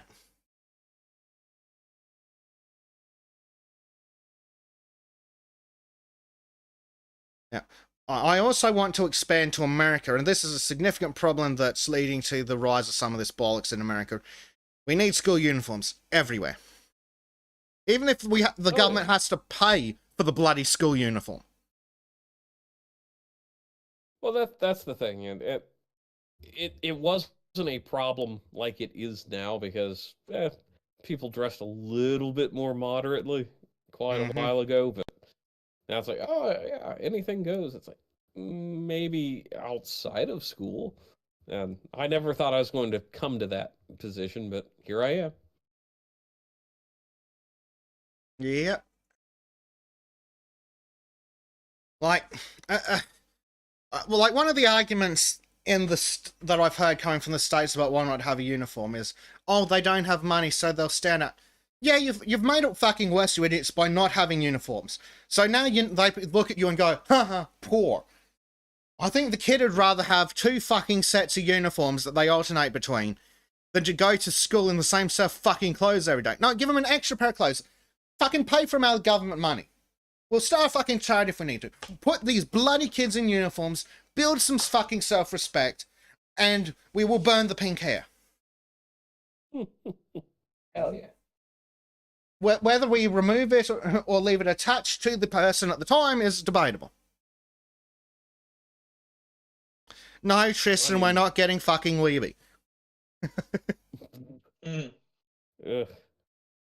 Yeah, it really should be,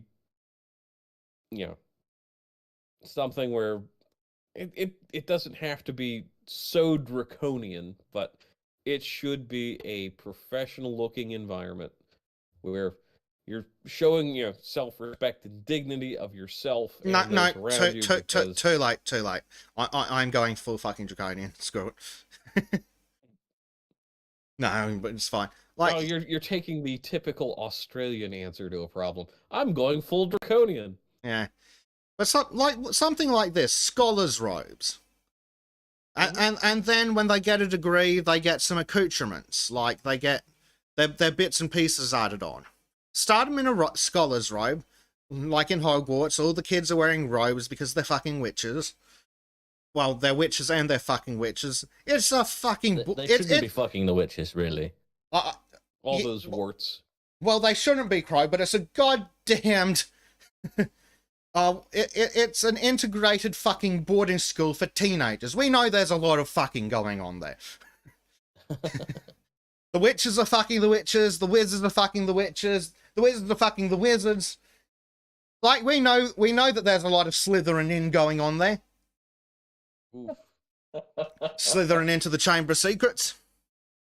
A lot of huffing and puffing. Yeah. Ooh. This just changes the line. You're a wizard, Harry, to a whole new level. Yes. But yeah, like, look at Singapore. A master's degree, a PhD gets you all the fancy shit with the silk, then a master's degree gets you that. Like, no, just start off, everyone wears the robes, and then as you get your degrees, you get extra bits and bobs. Mm-hmm. Bits and bobs. All sorts of things. Like in Spain, they'll give you a different fucking colour for your academic field and shit. Like, let's fucking go. Let's put people in uniforms. I'm don't good mind with that. uniforms. How the fuck did we get here? You look a bit more professional than the people who walk around with just, the people who just walk around like they're in a porn. A lot I of mean, those. now that's very pleasing to the eye as well. Not going to lie. Yes, Well, when Al, you're 14, robes sure, year but round. still, We'll it's not weed really. out the weak. Only the strong will Yeah. survive. Oh yeah.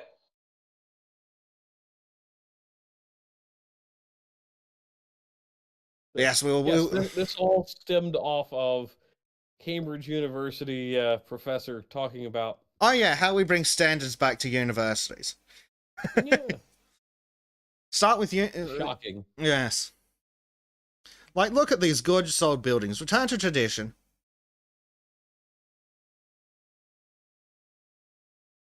Yes, Al, strong scholars. It's better to be a warrior in a university than a scholar in a war. Actually, aren't there places where when you isn't it somewhere in Scandi fucking Landia where they give you a sword when you graduate your PhD? Yeah, let's fucking do that, but you have to know how to use the sword before you can graduate. Yeah. For fuck's sake, Trim, you're out of Here. Scandylandy. Which country is it? I don't know. Oh, for fuck's sake, you can drive to all of them in an afternoon. Probably either Denmark or Finland. Yeah, like how far back do we need to go? Just togas? Yes. Back to the time when we used to go to England to share. Let's put it Be right like back, yeah, invading share. Denmark.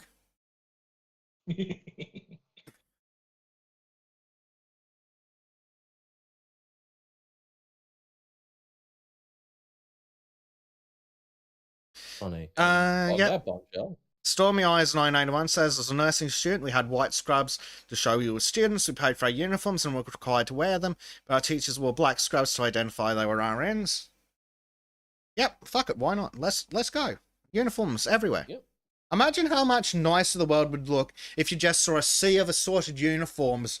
Like, say you went to Cambridge and you could see assorted uniforms and then civilized business people and then a nicely dressed family. And the weird and the weird smelling poorly dressed bum isn't a university student, it's actually just a bum. Make bums great again. Like, and as part of our standard for university, if the professor can smell you, you will shower or fuck off. I can get behind that. You should. Oh shit. Yeah, Al wants to bring back hand-binding ceremonies. Look, I will bring back stoning for adultery. Don't fucking tempt me. What's a hand binding ceremony? I think that's basically marriage, but for Vinland. Oh, I see. Right. I think I get it. Like, don't tempt me. I'll go fucking so traditional. I will take all the best traditions of the last 6,000 years and force them upon people. I mean, if they're good traditions, then it's not a bad thing. One man, In one my vote, humble which means the opinion. Mormons' 7 wives don't get a vote.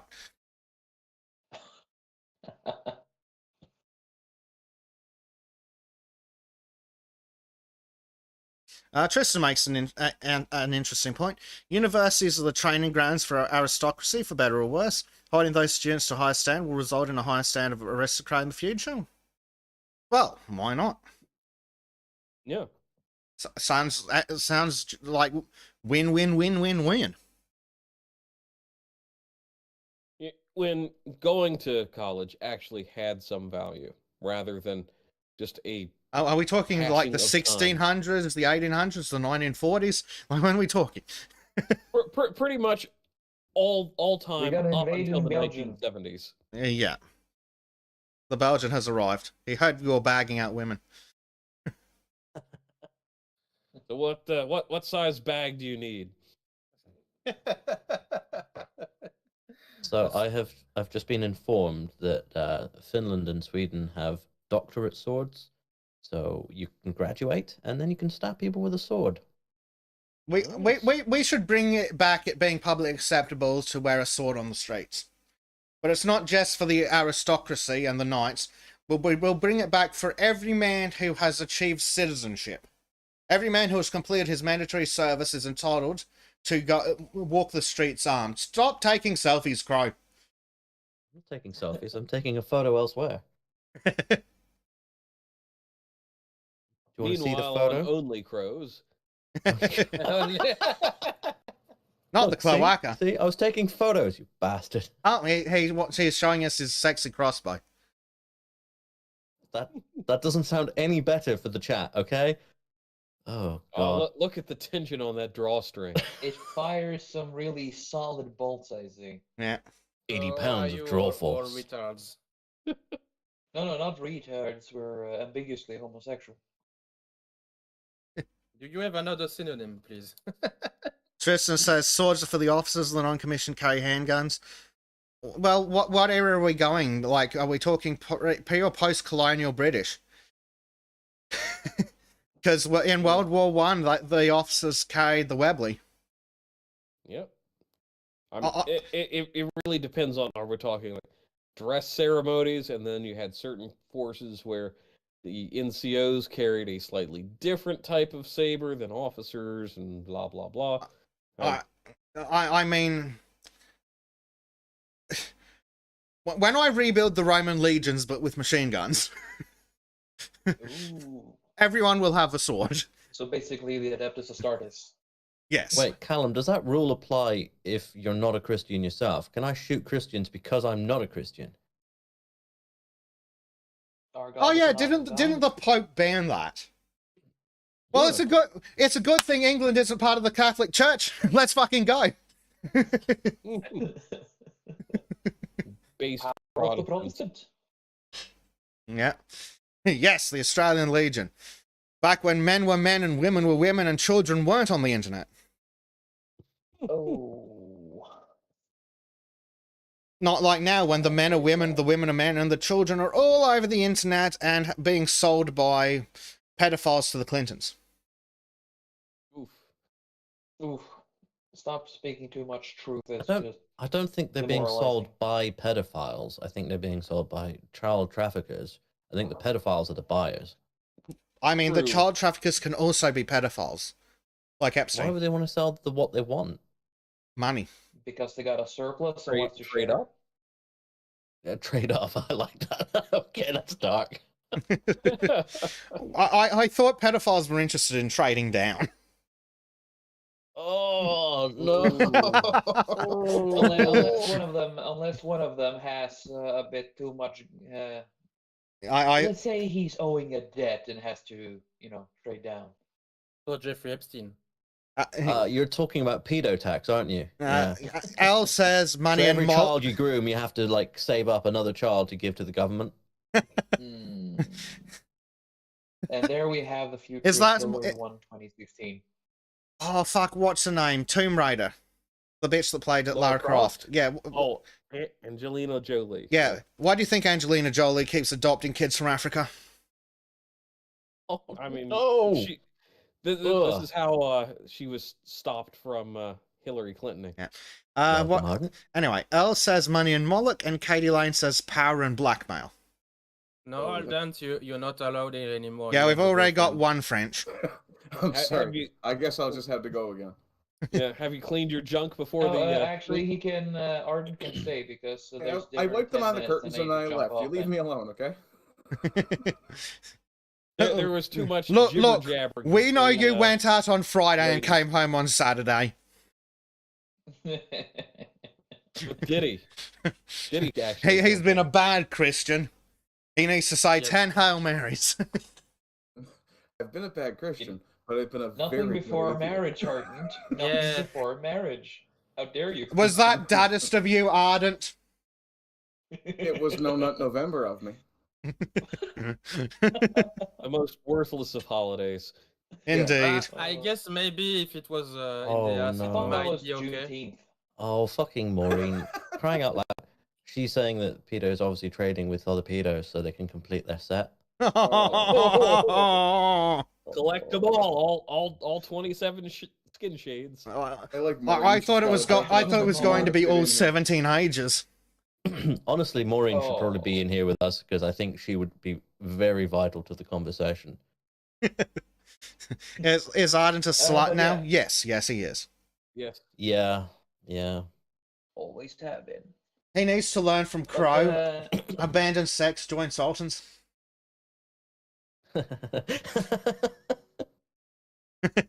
I have no idea what that no is about. She doesn't want to join us, I guess. Can you blame her? She doesn't want to be the only woman at the sausage party. Her first exposure was the drunk stream, the poor woman. Yeah. Oh good God, poor poor girl. Do y'all like the idea of a mandatory Second Amendment? yes. Okay, It wanna has to cover a go couple of issues beyond. you guys already got to. Like has to be- which parts are Democracy we is broken. which parts are we making mandatory? Like the keep arms or the bear arms? Because the keeping, bear. absolutely, I'll absolutely make that mandatory. The bearing, I'll maybe leave that a bit more up to discretion, but Nope. no. Oh, everyone carries a gun. Okay, in Bleachers America, okay. You're damn right. And it has to be a caliber that goes beyond a 22. Like, are we talking for? Are we going to restructure what a citizen is, though? Yes. Okay, good. Remember, kids, 9mm kills the body, but 45 ACP kills the soul. No, 9mm blows the lung out. Weren't you paying attention? Oh, my I'm apologies. saying more Yeah. like Starship Troopers. That'd be nice. I want a 90mm shell. I mean, But, I'd settle for an guys- 88. Look, If I can fire that from a hand There's- cannon, I'll be happy. Look, There's dinner, if- so if- I have to leave now, so Arden can take my place. God damn it, Trim. Of Great. course, he Yet will get again, I'm a these. goddamn substitute ginger. That's Not how only you that, but started. substitute Swede. Oh, yeah. Our Everyone so- is, guys, so I have- have a good weekend. Now I have to spend Goodbye. the whole rest of Yeah, the sure. stream going inga dinga ding ding ding ding bork bork bork. Well, you can pass for a Swede at least, but you need to a bit more. I can give you some private lessons later. Bye. And he's gone. Good I one. don't think he needs private lessons now. He's got a girlfriend. no, but it sounds I'm, like Trim's offering to be his other girlfriend. There's competition I in the think room. Isaac already staked a claim to that. We all saw the drunk stream. I saw that Trim's girlfriend was basic. No. Trim is my girlfriend. Get it right. Yeah, that's why they've been getting Trim pregnant. I've got it. I've got a Yeah. gender swap Trim into a busty short stack goblin or something. I don't know. I haven't. Someone needs to draw fan art. With a large beard, apparently. You should just make Trim draw the fan art. Comparison Yeah. more. And if Bleach Without doesn't telling behave, him what it's about. and if Bleach doesn't behave, I'll turn him into a cowgirl. Think about that for a moment. No, Oh dear God. no chewing of cud. A cowgirl you can milk. No. Western hat, guns, big A knockers. cowgirl with 4 Horns. stomachs. Giant udder. No, that's Mummy Milky. Because no, because everything is bigger in Texas. That's right. not that kind of cowgirl. Get it right. You're going too far in the furry direction, aren't it? Oh well. Yeah, we're both If we're were. gonna go I'm just thinking of degenerate, we Mummy might as well go all Milkers. the way, right? Mummy Udders in this case. Oh dear. Okay, I did want to cover a couple of things real quick. Healthcare systems, oh my God, are they ever broken? Democracy, what the fuck are you guys doing? Sorry, in the States? healthcare systems. The rest of us Healthcare use systems. paper and pencil. Oh, your system makes the fucking NHS look good, mister. Oh, you've got the sniffles. The government will kill you. Yeah. You got some depression? Yeah. We'll kill you. You're feeling suicidal? Don't kill yourself. We'll kill you. Honestly, you shouldn't have got Bezic started. We're going to go back to topic 1 now. Yeah. No, I'm going to rapidly move forward because I'm going to point out that I think every man should, in fact, be taught and required to carry a sword. And a gun. Yeah. Yeah. I'll And, have a long sword or a and bastard I'll go sword. one step further. We need to bring back consensual fucking dueling. Yes. But Or actual proper non-consensual dueling. actual proper It's not okay a duel, then it's an assassination. but we need actual proper dueling, not this New York, Chicago bullshit where if two gangbangers fire 1,000 shots, that's consensual combat. No. Proper dueling, Yeah, no, and if the bullet fucks off and wings someone, you get done for them. absolutely. And you see why I'd be the one to suggest trials by combat. I agree. Yep. Yep. For some cases. Yeah, for some cases. Actually, no. Trial by combat for rape accusations would be perfect. Ooh. Wait, do you have to beat up the woman? No, but she's got to beat you with one arm tied behind your back, unless she's like a beefy broad. well, again, all citizens will be required to carry a gun, and I will extend that to the women, and that will solve the rape problem. Yes. Exactly. Nothing stops rape like shooting a fucker. True. 9mm or 45 ACP of, no, I don't consent is the best way to go. Yep, I'll let the women have 38, but the men have to have 9mm or better. Yep. That's fair. Actually, I'd give the ladies 357. Oh my fucking god! Some women should not be allowed to have 357. They got to nut up then. That will weed out the problem. Exactly. And I'm sat here just not at all aware of what any of this fucking means. Yeah, same. You haven't seen the Well- very short clip online of the woman firing the 357 and bashing herself in the face with it? No, Pro no, tip- that sounds Oh, hilarious. Pro It's a tip, gorgeous thing. when you take women shooting, only load one round into the magazine or one round into the revolver. Because the last thing you need is that second shot when the gun's pointed at your face that's fatal. Ooh, Earl Testicles. Some women shouldn't be allowed to have a womb, never mind a 357. Yeah. He's not wrong. Look, That's a very base take. when we bring in Bezik's program of societal improvement by eradicating ugly people. Trim, it's been nice knowing you. Sorry, we will. No. This is how it's going to work. We will get all the sexy women, and the unsexy women will have to do all the labor, and the ugly men will work in the mines. Ah, Been shit! nice knowing you, Trim. I've just invented feudalism again. Yeah. Return to tradition. No, not quite. But eugenics has been given such a bad rap. Let me tell you why Let me tell you about eugenics and why it's not as bad as people think. Oh Lord.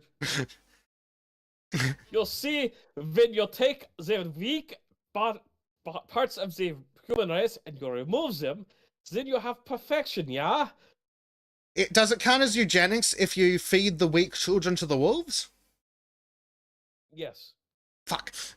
Oh, Katie Lane agrees, women with guns would put off potential rapists. Yep. Stop a rape, shoot a rapist. Yep. What was my point that wasn't just straight up eugenics? Oh yeah, it was not straight up eugenics, but why some selective breeding and some abortions are okay. See Scandinavia and Down syndrome. So let me talk about abortion for a moment. Hold on, do I have a story about abortion to make this relevant to? Ah, Trim is gone. I'm not giving Trim an abortion. We. Oh no, I don't have a particular story for abortion. Right, so 1, I don't think abortion is murder. 2, but abortion is taking a human life. In the same way that not all homicides are murder, not all abortions are murder. Because a murder is unlawful taking of a human life. So the question is, when should taking a human life, aka abortion, be legal? Well, Down syndrome is a perfect fucking example. Well, that's just straight eugenics. Yes. Yeah. Now, see, the difference between eugenics, as it's given the bad rap, is whether you force it or not. Do I think that women should be forced to terminate Down syndrome babies? No. I'm not an insane monster like Hitler. I may be insane, but no. I'm an insane monster, but not like Hitler. Moving on. You heard it here first, folks. Slowly digging a hole here. Yeah. Could somebody take Bezik's shovel? Look, I'm going. No, that joke's too far. Let's just say I was going to come up with the creative use of the shower, but let's not go there. Stay away from the showers. But yeah, women should be allowed to have some abortions. Like with Down syndrome, is it better for that kid to be terminated when it's less than 12 weeks old? I would not wish the life of a Down syndrome person on my worst fucking enemy, so. I mean, Down syndrome people tend to be pretty happy, but they are going to be bullied quite a lot. Well, the problem is, sure, they're happy, but they require constant care of another person. They cannot survive on their own. And, if we use leftist logic of if it can it survive without its mother, yes or no? Well, those 40-year-old Downs people... I have, unfortunately, a bit of experience with people with Down syndrome, because I had a few in my family. Yes, I know. Tell you You're jokes, going to man. talk about the French, then. No. But, Speaking of eugenics... people with mental handicap, heavy mental handicaps such as Down syndrome and others, if you, as Bezek said, if you don't care for them, they will have a fucked up life at some point. So either you take them to your home or you put them in an institution or something. They cannot survive on their own, or at least not in a healthy way. I think the biggest problem that people have is the idea of not allowing them to be born versus actually having a cure, because it doesn't sound like a cure. Well, when you say about killing people. It just straight up is a cure, and they can't be a cure. Well, I mean, Well, maybe a cure is the wrong way of phrasing it. Yeah, that's what I mean. System to support them long term. It would eradicate it, but it wouldn't be a cure as in fixing the problem in the sense of you've taken some sort of and it probably wouldn't even eradicate it either, because we haven't seen it disappear entirely in Scandinavia. But I do think Scandinavia. I don't think there should be pressure on a woman either way, but if the kid's got Down syndrome and we know it can be detected well before 12 weeks, I think that's one circumstance where I think that abortion should be legal. And then I start to consider some other circumstances. Now, do I think that a fucking 40-week elective abortion should be legal? No, get in the chipper, bitch. Yeah, see, I can't agree with Harry on the Lotus here is that all abortion is bad, because that then means that you are potentially having a child that has severe disabilities that's just going to be born and die and suffer for no real reason. Yeah. Especially when we're talking about the ones where the doctors go and look at it and go, look, once it's it's got a congenital heart defect, the heart hasn't formed at all. The second it disconnects from the umbilical cord, it's going to be dead. Yeah. I think maybe those should be terminated earlier. Abortions. Yeah. Elective abortions. It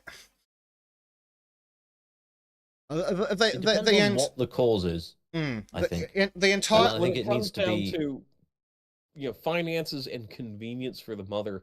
That's a no-go. For the health of the child or the health of the mother, then we can have a discussion. What do you mean by convenience? Oh, I'm not ready for a baby.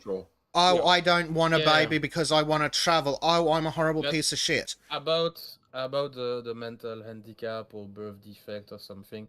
If you find out that your soon-to-be-born child or something have a heavy handicap, I understand that some parent might say, well, I just cannot care for the child and I don't really want to put it in a institution or something or adoption or I don't know.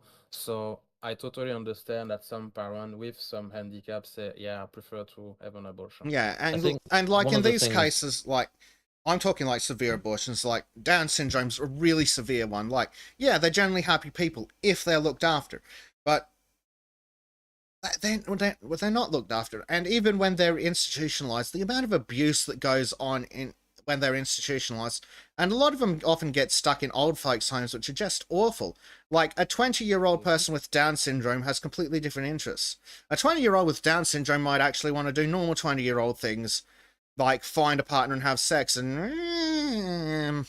that I think won't end my well. biggest problem, you have people like Harry on the Lotus Eaters who's gone full anti-abortion, and I think that's an overcorrection too far, because obviously we don't want, like, the position should be safe, legal, and rare, like Carl has Yeah. said, but there seems to be a big push now to push it way beyond, so it's impossible to get an abortion because of the lack of basically maintaining that safe, legal, and rare side of things on the left.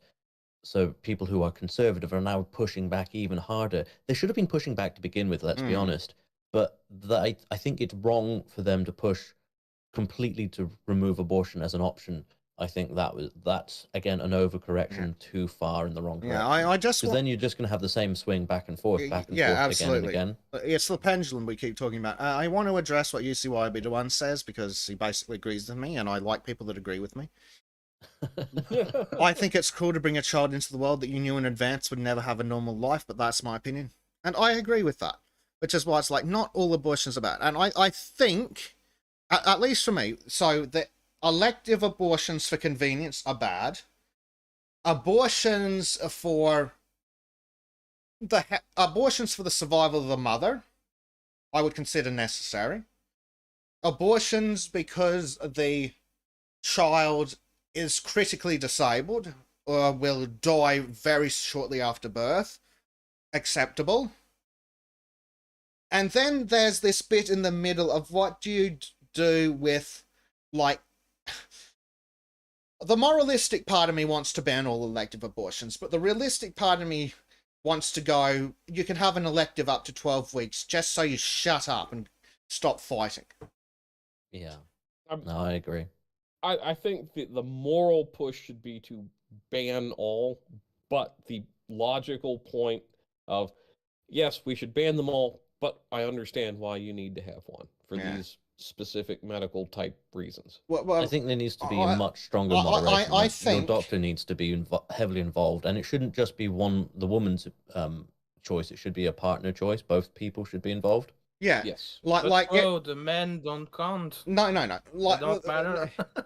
So I get what What's Crow's new? getting at, and I'll expand on. I've always thought that the man should be allowed to have his opinion and have his voice heard, but of course the woman still retains the ultimate decision. However, the man has a right to have his opinion and have it heard. Yep. Because, well, Yeah. why not? It's the only way you can do it, but... Well, I mean, because the other, if she doesn't have the abortion, then she can come after the man for child support. So he needs to have a say in all of this, regardless. Maybe it doesn't have the same weight, but he needs to have a role to play because Yeah. I think if women are sorry to interrupt, if women are going to be the people who can choose the abortion, then men should be able to choose whether they pay child support. They should be able to opt out of it. Like Dave Chappelle said, if the woman can abort the child, I can at least abandon the motherfucker. Yeah.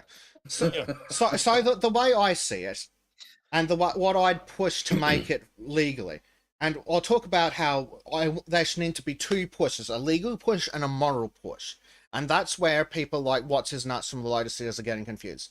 There should be a moral push that all elective abortions are evil, but the legal push should be, I think, so we've got all our sorted exceptions, and then elective up to maybe 12 weeks just as a legal thing. But I think if we have elected... morally, I think morally, if you're saying it's evil, that's the wrong thing to push. You Mm. should still make it morally reprehensible, but not necessarily evil, because it's a hard enough thing for a lot of people anyway to have an abortion. Yeah, that's fair enough. But yeah, because the way I've always thought of it is it's evil, but can be a necessary evil. But yeah, maybe you're right. It shouldn't be considered a good thing. It shouldn't be something to celebrate. It should be something. These fucking assholes going out with these T-shirts saying, "I'm going to get pregnant just to get aborted." Yeah, like it should. It should be in that case, hard, they should be taken in for premeditated murder. Yeah, an abortion should be hard on you. It should be and you should then be supported, but you should feel not great about an elective abortion. And like, I do have some sympathy with the argument of the father's fucked off. I'm broke. I'm nearly living on the streets. I can't bring a child into this. I can't afford to go through a pregnancy. I've got some sympathy for that, and I think, and that's one of the things where it's like, maybe on the balance up to 12 weeks, but I still don't like it. But if abortion is allowed electively for any time frame, so whatever the time frame of elective abortion is, the man should be able to abandon all parental rights and responsibilities within that time frame of notification. It's with talk like this that I understand there is no feminist in this Discord group. They will commit suicide. No. And the one feminist, well, she claims to be, but she's not really, that has popped in over time. She's softened her stance on that here recently, from my understanding. Yeah. Well, I'm not entirely on board that all abortion are evil or something like that, but it is obvious that some people don't value life, and this is something quite scary, to be honest. Yeah, absolutely. I've kind of said it over time, that it's really kind of a death cult now that abortion is. It should not be something celebrated, like we're saying, and it's a utilitarian thing. It's not something that does any good to anyone in the long term, because a friend of mine, we were chatting, and she's got 3 lovely little kids, and she struggled with the fact that she got an abortion when she was much younger, didn't want to tell her husband. He's found out since because they have a good relationship, but they both struggle with that. And at the time it was, oh, well, it's too soon, inconvenient, early in the marriage, blah, blah, blah. And now it's also traumatic. It's a traumatic thing to do. That's why I can't agree with making it an evil thing to do, because it is such a traumatic thing to the people who have to go through it. But it shouldn't be something that you promote to someone as a good thing. It should always be promoted as, this is a really last resort. If we can make it any other way, I think where the difference is there's 2 types of elective abortions. The ones where they don't want to do it, but feel they have to, and the ones where they gleefully do it because they're pieces of shit. The ones who enjoy abortions, like abortions, and feel no remorse, they're evil. The ones who through some combination of their mental issues and their circumstances, legitimately, and I mean properly legitimately, feel that they are in no place to even go through the pregnancy, let alone just raise the kid or give it up for adoption or whatever. But if they feel they can't even make it through the pregnancy, that's when it's like, okay, fine, and I'm glad you feel bad about it. Here's some support, but the fact that you feel bad about it means you're not evil. Exactly, yeah. And that's the thing. But you get the other side that's, scream your abortion. It's the greatest thing ever. It's like, no, those people are genuinely evil.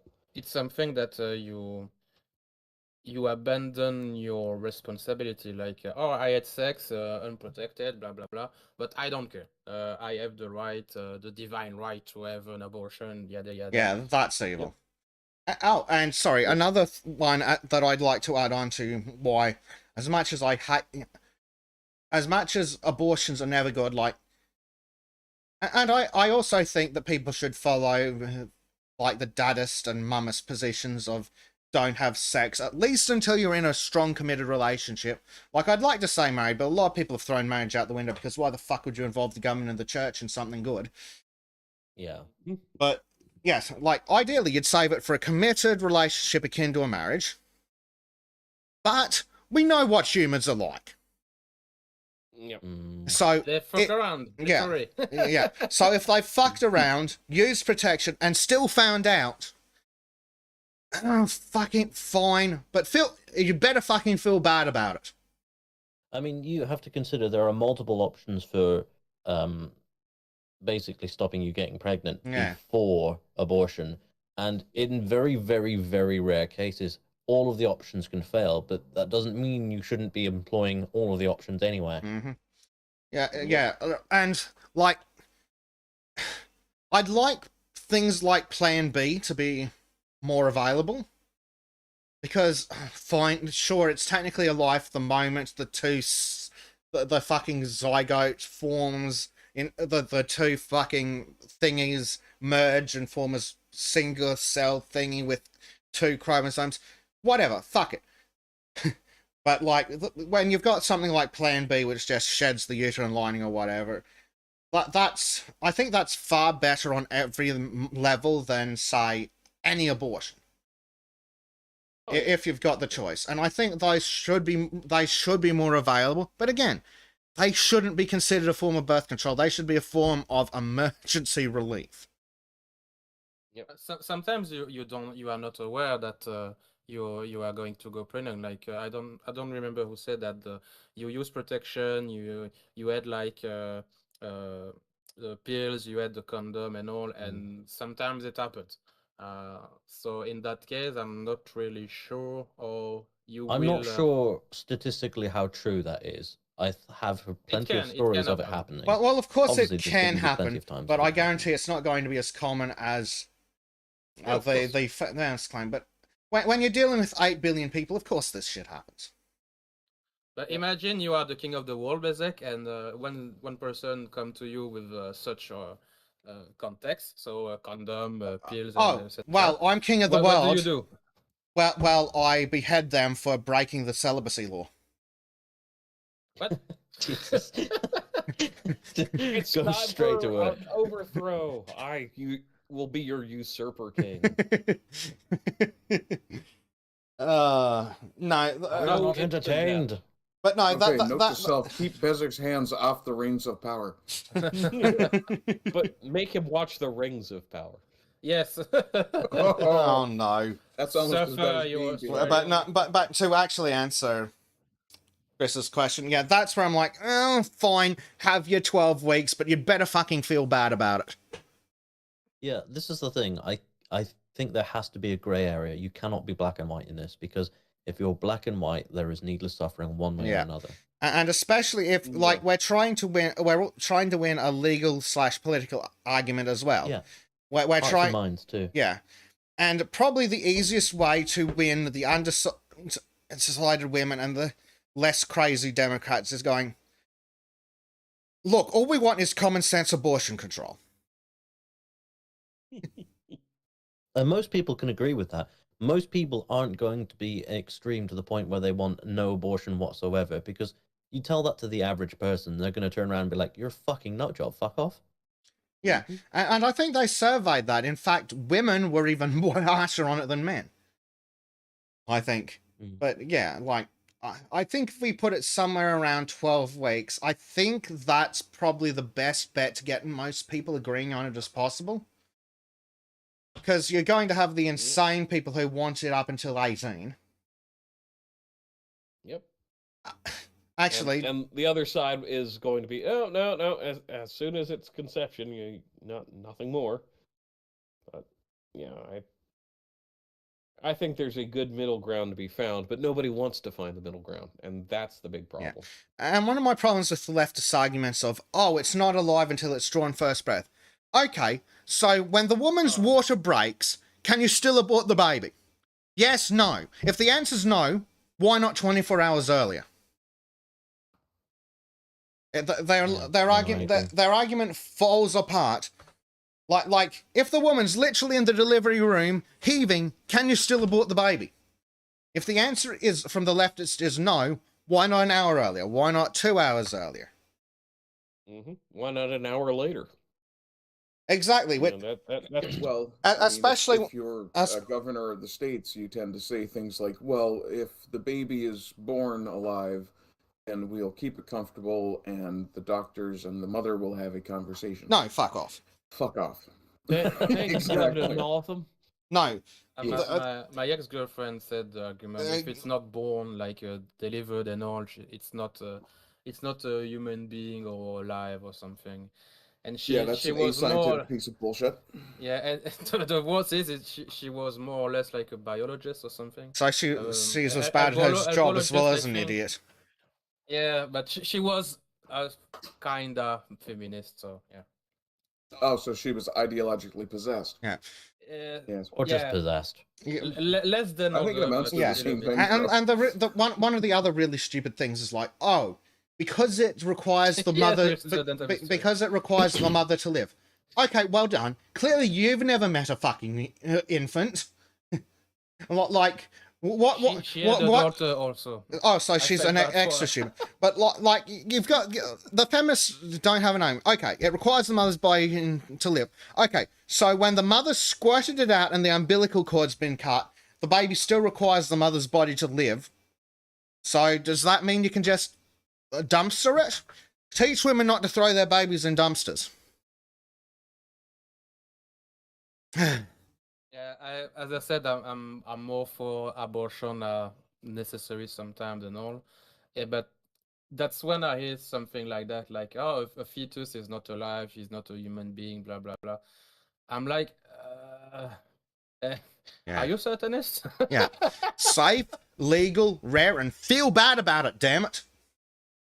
Yeah, Sounds- it's your new motto if you are king in the world, Bezek. You better feel bad about it. Yeah. Oh, no white pills today. Yeah. Disco's with her Disco boyfriend. and has had her back blown out. Unsure if the two things are related. I don't need to know, actually. I think we'd be better off just ignoring that. You got to switch up We're positions. a doing the strictly same gay thing. podcast. Well, I mean, thought that was fucking a right there. dude's pretty gay. And I had a nice white pill for you with a girl who painted with a dog, and it was cute and wholesome. Shall we move on to the next topic? Because we haven't actually done that in a while. And Callum Yeah. seems to want to speed run this podcast today. I don't think Callum understands how Sodomus works. When I left earlier, like, see you in 4 hours, I meant it. Because I knew. Yeah. So let's look at some fascism and why any American who does not protect their First, Second, and Fourth Amendments basically is un-American and just needs to be shipped off. Sent to Australia. Yeah, basically. Look, I said it earlier. Dear. Look, I'll ship all the Californians to California has eucalyptus trees, so we'll take the base Australians and move them to California, and all the Californians can go to Australia, and then we nuke Australia. So take the koalas with you to California, but leave the drop bears behind. Yes, Yes. feed the Californians to the drop bears. No, Christopher, Disco is not my girlfriend. Dear God, no. Also, I I'm not wouldn't sure drive which back from one of them should Scotland be right more now. offended by that. Yeah. Well, Arden, I recommend you get some Vicks Vapor Rub for her back. Yeah. Try No. a bit Stop now. less bestiality next time, please. Stop now. I can already feel future Disco hating on me. This You is not a driving- woodworking session, okay? Monkey says, That's right. Put your lathe behind. Oh no. Monkey says, I agree. You'll need to stop pursuing happiness and be miserable ape souls like the rest of us. Yes. Student History says, on a scale of 1 to Bundy Ranch, what level of keep your rifle by your side are we talking? This land was made for us. I mean, why I'm of the 110 kind of level of keep your rifle by your side. Look at I was going to be. at this point, I'm This is my saying, rifle. It is my life. I'm getting to the point of we need to rebuild Waco. I'm very much of the Mandalorian position. Weapons are part of my religion. Yeah. Exactly. Yeah, Bezic, you don't need to go Waco because that's going to involve kitty diddling. Oh, well, what's the one that doesn't involve kitty diddling? I want one day Ruby to. Ridge. Yeah. I want one day to go a camping trip with Yeez. Good old American fun. Guns, meat, and family. And fire. Yes. But Yes. okay, Wanding trial. So- wanding. What was that? Wanding trial. we'll get What to the fuck this. does that mean? We'll get to it in a moment. So, I covered this on Bleach's podcast, but let me tell you why you goddamn American. I am going to go on a one-man Democrat slapping tour on the fucking Fourth Amendment. Never mind the second, never mind the first, the goddamn fourth. Americans are protected in their person and effects from unreasonable search and seizure. Australians are not. In Australia, the police do not need a reason to pull you over. Well, technically, they're required to have a reason to pull you over. But their reason can be for a random breath test. So they don't actually need a reason to pull you over. So the police can just pull you over at any point, demand you give a breath sample, and give your license, and go fuck yourself, and throw your human rights in the fucking gutter. But that's not their most... But that's old news. Let's get on to their latest egregious violation of human rights. So, a nation-leading trial to detect weapons on public transport and in Queensland's safe night precincts. Last year, we introduced a nation-leading wanding trial. So, those handheld metal detectors on the Gold Coast, where police can use electronic devices to detect if people are carrying a knife or weapon. It has worked. 197 weapons were seized and almost 500 offenders charged. Can someone do the math on that quickly for me? What were they sharing weapons? Yeah, Are apparently. these guys juggling guns between themselves? Well, apparently they were using both ends of the fucking knife. They take the knife off one person, give it to another one, then well, charge no, them as well. clearly they're arresting the stabbing victim because technically he's got a knife. He's got a knife now. He Yeah, is in true, possession of a knife. You got a license for that wound? I'm thinking Shad would have a great time at the Shadiversity Yeah. because he's going to say, what, are they holding each end of the nunchuck? Yeah. But, like, literally, at this point, 197 weapons and 500 offenders charged. The fuck did they have if that wasn't a weapon, and why were you charging them? Like, literally, at this point, Shank. He's got a knife! It's been stuck in me! You've got a knife! Pepper spray, taser! Get on the ground! That's literally 0.394% of a weapon for each charged offender. How the fuck does that work? Well, Everybody's my holding knife bread broke knife handle. inside him, and I tried stabbing other people with it. Oh my god. That sounds like a bunch of carpet knives just getting Like, snapped were into they, people. were they playing hot potato with a fucking shuriken when the cops found them? And if they were, how did the metal detector help? Yeah. Student history, did they arrest a troop of knife-juggling clowns? They just juggled the one knife between them, yeah. Yes, and Earl says something that I won't repeat. It's a really unimpressive show watching 20 clowns juggle one knife. Yeah. I made a fan art of Bezek. Oh dear. Oh god, here we go. Let's have a look at this thing. Bezek, king of the world. Don't feel bad about it, motherfuckers.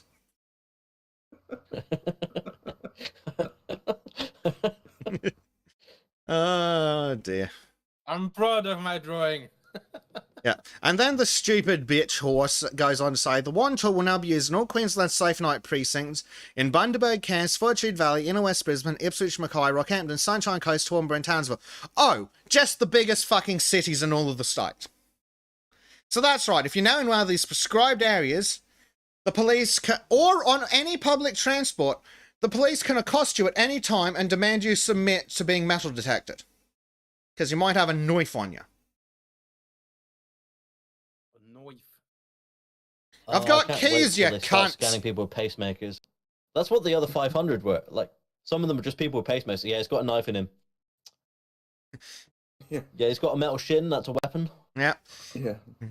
His- grandma with her cane. He's got a mental need. Get him. He's got a hip replacement. He's Yeah. clearly a murderer. But, like, it's clearly going to go off on your fucking keys. So now you're subject to being... Anybody going home is just being arrested. Yeah. Nah, you can't go home. You got keys. That's a weapon. Fuck off. Yeah, so even if they don't arrest you, because it's been... their stupid fucking inhumane metal detector goes off on your fucking keys, well, now they get to search you invasively. And Don't say it like that. I'm sure Sounds like a good time. I'm sure the leftists with their stainless steel butt plugs must be really upset. Oh, Oh yeah. god, the furries with their tail plugs. He's eating a sandwich. Okay, hang on. I just mentioned the furries with their tail plugs. I'm starting to think this might not be such a bad idea. Yep, here Wooden butt plugs would probably start splintering. That's the only concern. here we go. According to the numbers, over 11,000 people were molested by the police and had nothing on them. Yeah, here we go. Community feedback on the trial. They're seeking feedback. The 12-month trial commenced in May 2021 with 11,775 people searched. Yeah, just search it ran, resulting in 336 people charged with 467 offences across the Safe Night precinct. Chief Superintendent, useless sack of shit, said an important step engaging the success of the trial is feedback from the community. We have received your feedback. We will now proceed to ignore it.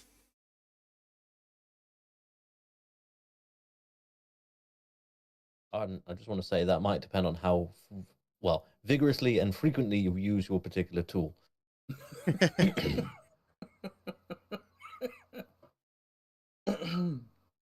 Yes. Yeah. I'm Here's... sure it starts off fine. Yeah, here's someone who's like, having trouble with the math, 197 weapons seized and 500 offenders charged? Were they sharing the weapons? Were some of them allowed to keep their weapons even though they were charged? Like, the fact it's not just us. Everybody's just like, this doesn't seem right somehow. Yeah. What were they charged with if they weren't carrying a weapon? Telling the cops to go fuck them. You know what? They probably got charged with telling the cops to go fuck themselves. Yeah, I agree with Lord John. Can you kindly explain to us how so we can understand how 500 people have been charged with weapons offenses when 197 were discovered? Come on, that's Well, I two imagine the remaining 303 were charged with resisting or refusing when they're like, the fuck do you think you're doing trying to pull this shit on a goddamn free citizen? Yes, update, mate. Or, when they say offenders charged, they literally were being offensive, like, fuck off, cop. Yeah, because that's illegal fair too. point. Because, again, we don't have the First Amendment. You know, in America, where you can tell the stupid piece of shit Nazi to go fuck himself, and his mum, and his dog. Can you even call them Nazis? Probably not. I think someone actually got done for that. Yeah, it's copyrighted now. Copyright infringement. Dear God. Oh my god. Yeah, here's someone else. Do you mean just grabbing random people and using a normal metal detector wand on them? Because that's not special. That's just going... That should be really problematic. Just like the unconstitutional NYC stop and frisk. We really are committed to turning this country into a police state. Yeah, it's just as bad as the stop and frisk in England, where if a senior police officer declares an area that you can just be fucking stopped and molested at any time. And fucking Carl wasn't sitting there screaming about it. He's like, oh, we're stopping nothing. No, Carl, you goddammit. Do you not realize that it could be your kid on his way to fucking school who gets stopped and molested by some fucking pedophile cop with this as his excuse?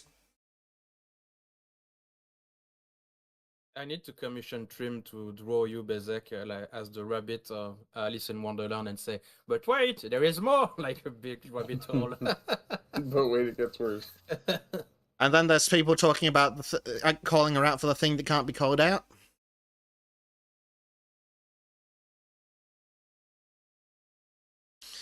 So yeah, basically just more fascism. Yeah. Here's another one. 500 offenders charged for 197 weapons. If the 2.5 people charged per weapon on average, or 300 people got to take their weapon home. And then there's this here. Who says we aren't getting more like America every day? No, they're not allowed to do that in America. Where do you find such a stupid event? Where do I find such stupidity? From the goddamn premier of my fucking shithole state. Okay. Oh. It would make sense if you just flipped the numbers by mistake. There were 500 weapons seized and 197 offenders. But, like, the fact that they're not even coming back to correct it kind of states everything you need to know. Yeah. But also, Congratulations. Oh, no, you can't carry a metal knife. Glass, ceramic, everything but metal. Wooden. Toothbrush. Bronze and metal. It doesn't still have metal detectors. Doesn't it? Yes, it does. Oh, dumb. Not that I'm aware of. Yes, wait, it does. Yeah, copper. Sorry. No, there are two types of metal detectors. Ones that use magnets and ones that use electricity. The ones that use magnets can't detect copper, but the ones that use electricity can. Yeah. Because they can induce a magnetic field in the copper with the electricity. True. But again, shivs, wood, like it doesn't take a fucking rocket scientist. Like, fuck me dead, get some PVC pipe, cut a point on it. Hold on, I'll go down to the fucking hardware store and find all the shit that's made of fucking not metal that can kill someone. To be fair, I wouldn't be surprised if people go so far as to just print plastic guns or something. Oh That's yeah, already also happening, the Minecraft gun the Japanese made to shoot the politician. I don't remember. No, the not name even of the that. politician. Like just a Shinzo Abe. Yeah, 3D printed gun, because so they can hold up businesses, because this is Australia. If someone pulls a fake gun on you, all you can fucking do is take the money, cunt. Because you don't have the right to fucking self-defense. And even a potato gun can be very, very powerful. Yeah, but they're illegal. Yeah, but Yes, which you stops can every make criminal. you can make them in plastic or something that don't trigger the Yes, but metal detector. we're talking about I've not knives, seen not a guns, carbon Chris. fiber knife before. That sounds interesting. I mean, that you can't. Oh yeah, you can't can be get fucking some amazing difficult. stuff made out of non-metal. But again, the criminals are just going to carry that shit. Yeah, Yeah. of course. Not only That- that, that's- but that's those kind something, of things can be easy to hide as well if they're made correctly. That's something I really hate in the modern world about the gun debate is we need to stop the gun violence, so we make the gun illegal for the people who registered them. What about the criminal? I don't know. Yeah. No. We're going to make it so hard for you to have any way of defending yourself against people who are going to criminally acquire guns anyway that you are basically made into a victim and have to rely on us. Yes.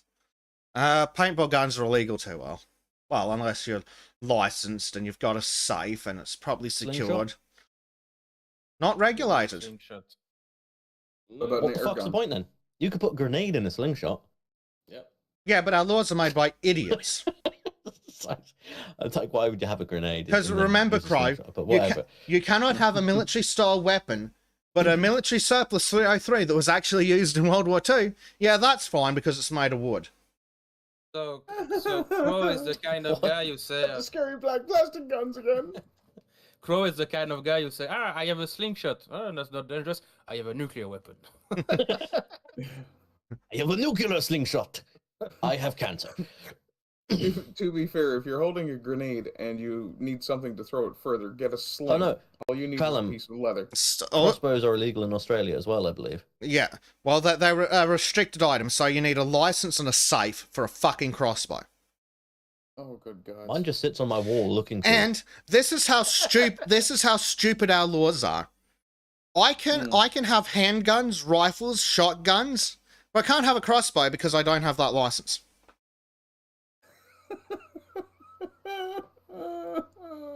God.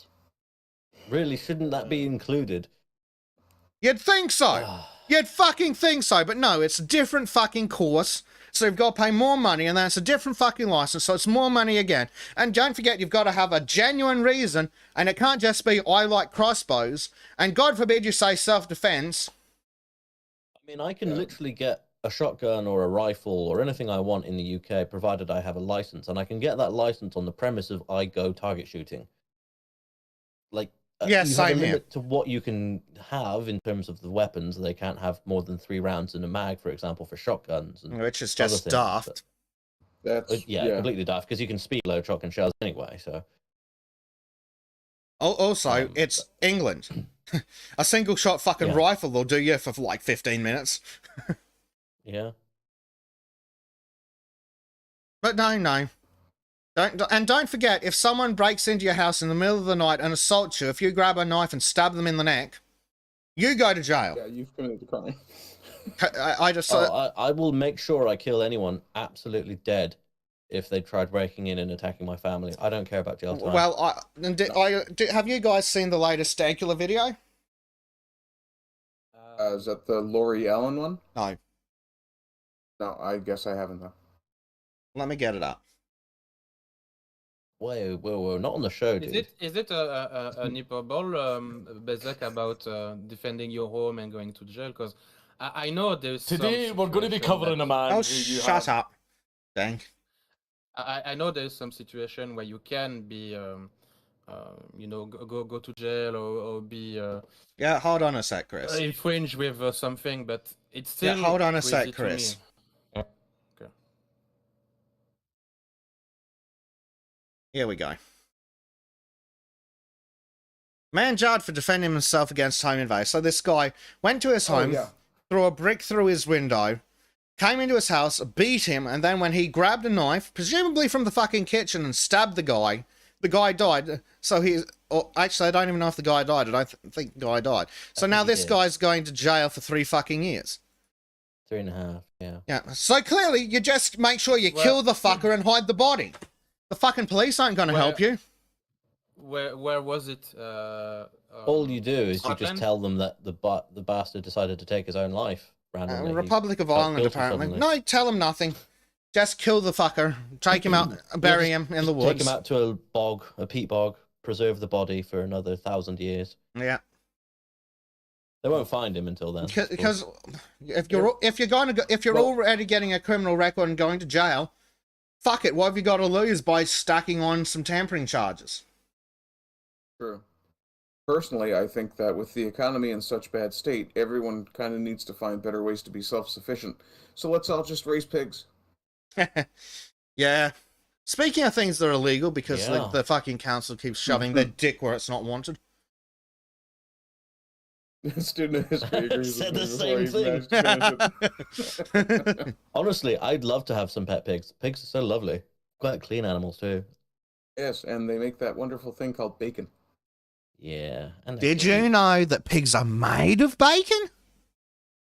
Well, only actually. a part of them. Only I their remember belly is made of bacon.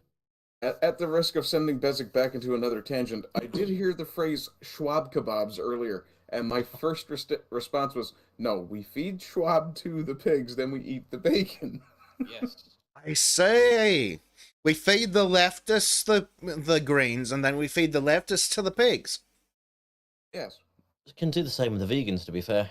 That's what I said. To vegan, to pig, to human. There's the cycle of Vegans might be life. talking to the pigs.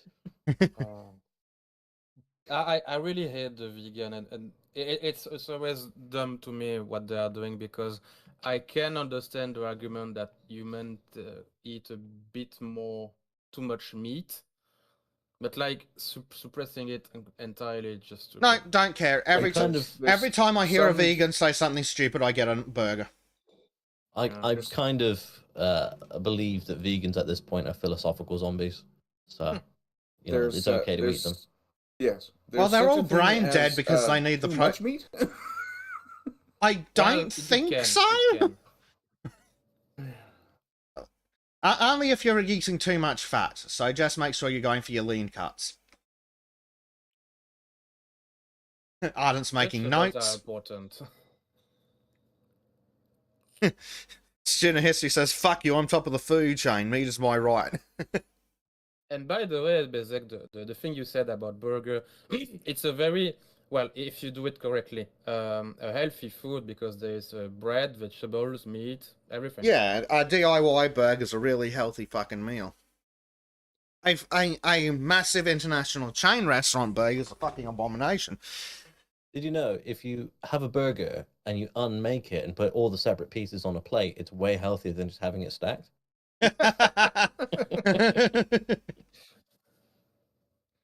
Oh dear.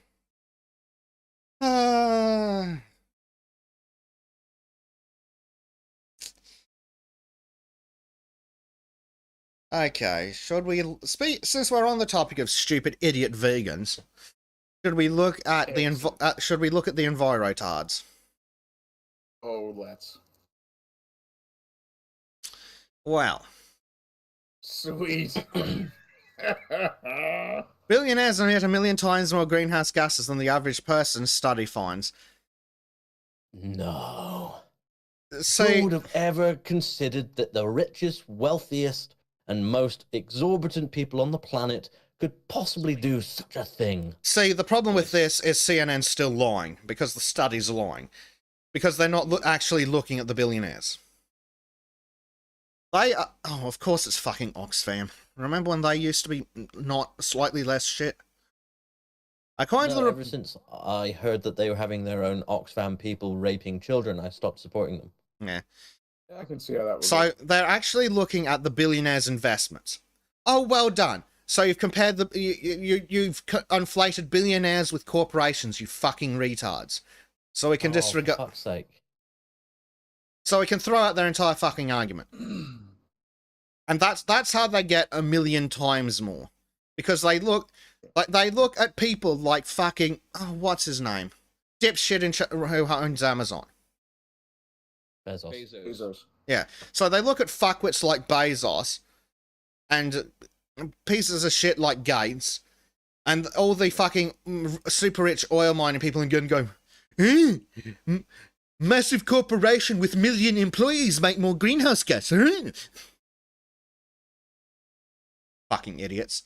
No, you are looking at CNN, remember? yeah. Bezos sounds like a form of currency. But It will be 300 soon. Bezos. It will be soon. Give it time. And you have to, categorize the coin with a bald, a little hairy, full hairy. Yeah, here we go. So some fucking useless piece of shit, a climate change idiot at Oxfam, said that emissions from billionaires' lifestyles, their private jets and yachts, are already thousands of times higher than those of the average person. Yeah, but thousands doesn't look as good as 1 million in a fucking headline because CNN are fucking hacks. Oh, we need COP27 to expose and change the role of the big corporates.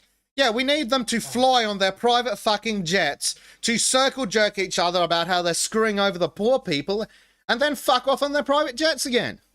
No. We absolutely do not need any fucking thing to do with COP, whatever number you want to put behind it, because it's just a bunch of fucking circle jerking wankers. Yes. Actually, put them all together at COP20 and then fucking blow them up. Yes. In Minecraft. And In Minecraft. it would absolutely. still cause less greenhouse gases. So, moving on from that, because all we needed to know was that CNN are liars. Oh, fuck off. You're Fucking gonna have to do it for Telegraph every again. single article, aren't you? Yes. Fuck, I hate these cunts. And they and the Telegraph dares to have the fucking poppy in their logo. How fucking dare you, Telegraph? After shitting all over England for how fucking long? He needs to say at least 5 insults per article. Minimum. What? You, Bezek. Would you...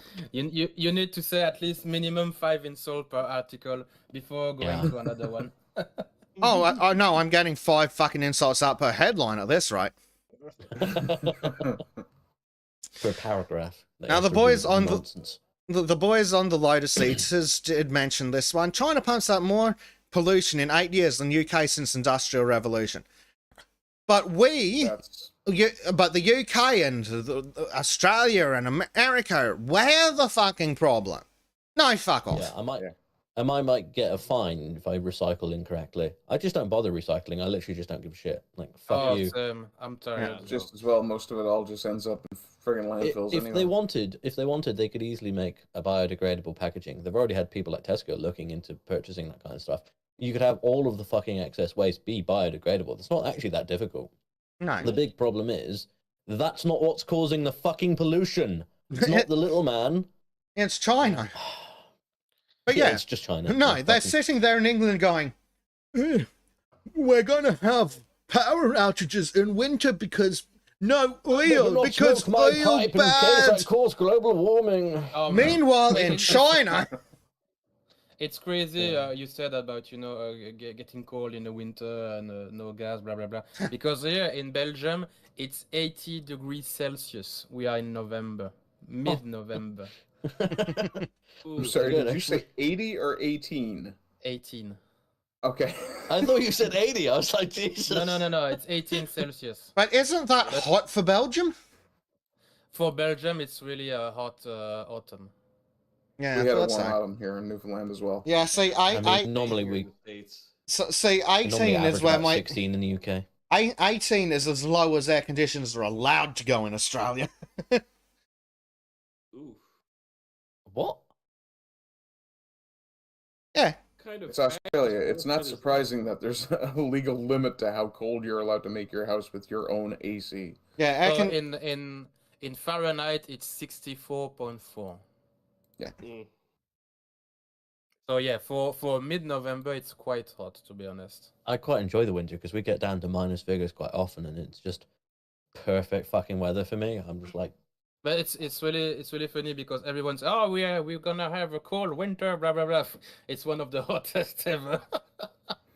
and they'll still turn around and say, "Oh, it's global warming." well, of course they will, Every because they're change that idiots. happens in the atmosphere, it's global warming. We couldn't do anything about it. We couldn't predict it. It's so unpredictable. Oh, what worst snowstorm in 100 years? Global warming. Sorry, climate change. And yeah, this is Yeah. China was the heaviest polluter in the world. Yeah, fucking China. And they're sitting here telling the people in the UK, my climate change. Oh, the UK has got to pay climate reparations. Fuck off. The UK's an island. Who? The UK, England is a pissing cocking island. China needs to pay England climate reparations. Fuck So, off, you Italy- spastics. Italy should pay reparations for their technological revolution with, the Roman roads and so on. Yeah, pretty much. Yeah. Like And this. they did hold our people slaves as well, Crow, so. Yeah, but that's not that as important. That's not climate change after all. Well, Slavery is a climate change minor racist. issue. I'm sure some ideologue will find a way to connect it all. So, speaking of an ideologue, Slave is a very polluting thing, you know. Oh, speaking of spastics, I mean, hello, Nicola. so speaking of absolute fucking psychopath climate change, fucking reparations, giving away free fucking money to people who don't deserve it, Nicola the Sturgeon pledges £5 million in climate change reparations to developing nations. How much fucking CO2 has fucking Scotland crapped out compared to China? No, China should be paying Scotland reparations because, it's a fucking island. If climate change is real, Scotland should be under fucking water and the Chinese are to blame. I saw this interesting test where they put ice in a big bucket filled with water, and then they let the ice melt, and they measured the sea level of that And ice, it didn't fucking change because of because- displacement. Yeah, because of unlike everything else, water expands when it freezes. So all that bit above actually fits in the space occupied by the bit below. It's magic. Absolute fucking magic. Science. Did you know that under the right pressure, ice turns into ice 3 and actually contracts instead of expands? Yes. Yes. I don't know what. That's interesting. I don't even know where that came up, but I do know that. Random tidbit. It's like, we should just compress all the ice in the world until it becomes super fucking ice 3 and fuck everybody over. I've got a better It's, idea. How about we it's like freeze? Futurama. How about we freeze Nicholas Sturgeon in carbonite? Ah, Waste of I think we carbonite. should just throw it back in the sea. Back where she belongs with her fish friends. It's like the sketch in Futurama when they put a giant ice cube in the sea to fight global warming. Oh, God. Anyway. What else do we yeah. have? I would like to point out that student of history called her the most beautiful flower of Scotland. Isn't the hang on. I think I understand. Isn't the national flower of Scotland the fucking thistle? Yes. Why, yes. Yes. The thing that will stab you if you grab it too hard. Oh, look! Look what filthy fucking dirty traitor who should be piked in the Tower of fucking London. That stupid hoe is wearing a fucking poppy too. As if that bitch hasn't been screwing over the armed forces and being evil and anti-fucking British. Goddamn fucking traitor. Take it off. Callum Dayton's typo there, I like that. Thistle is the planet of Scotland. Yeah. Whoa. And as Kate Lane points out, look at the smug cunt. Yeah, she is Yeah. extremely smug. She has a very punchable face. Mm-hmm. Also, welcome to the chat, Katie. It's a new face I haven't seen before. Oh, she's been lurking here quite a bit. Yeah. Ah. So let's She's just been distracted. So let's look at this retard from The Guardian. Despite years of exposure to the climate science, I don't believe we're headed for total societal collapse. Oh, wow, really? Really? Wow.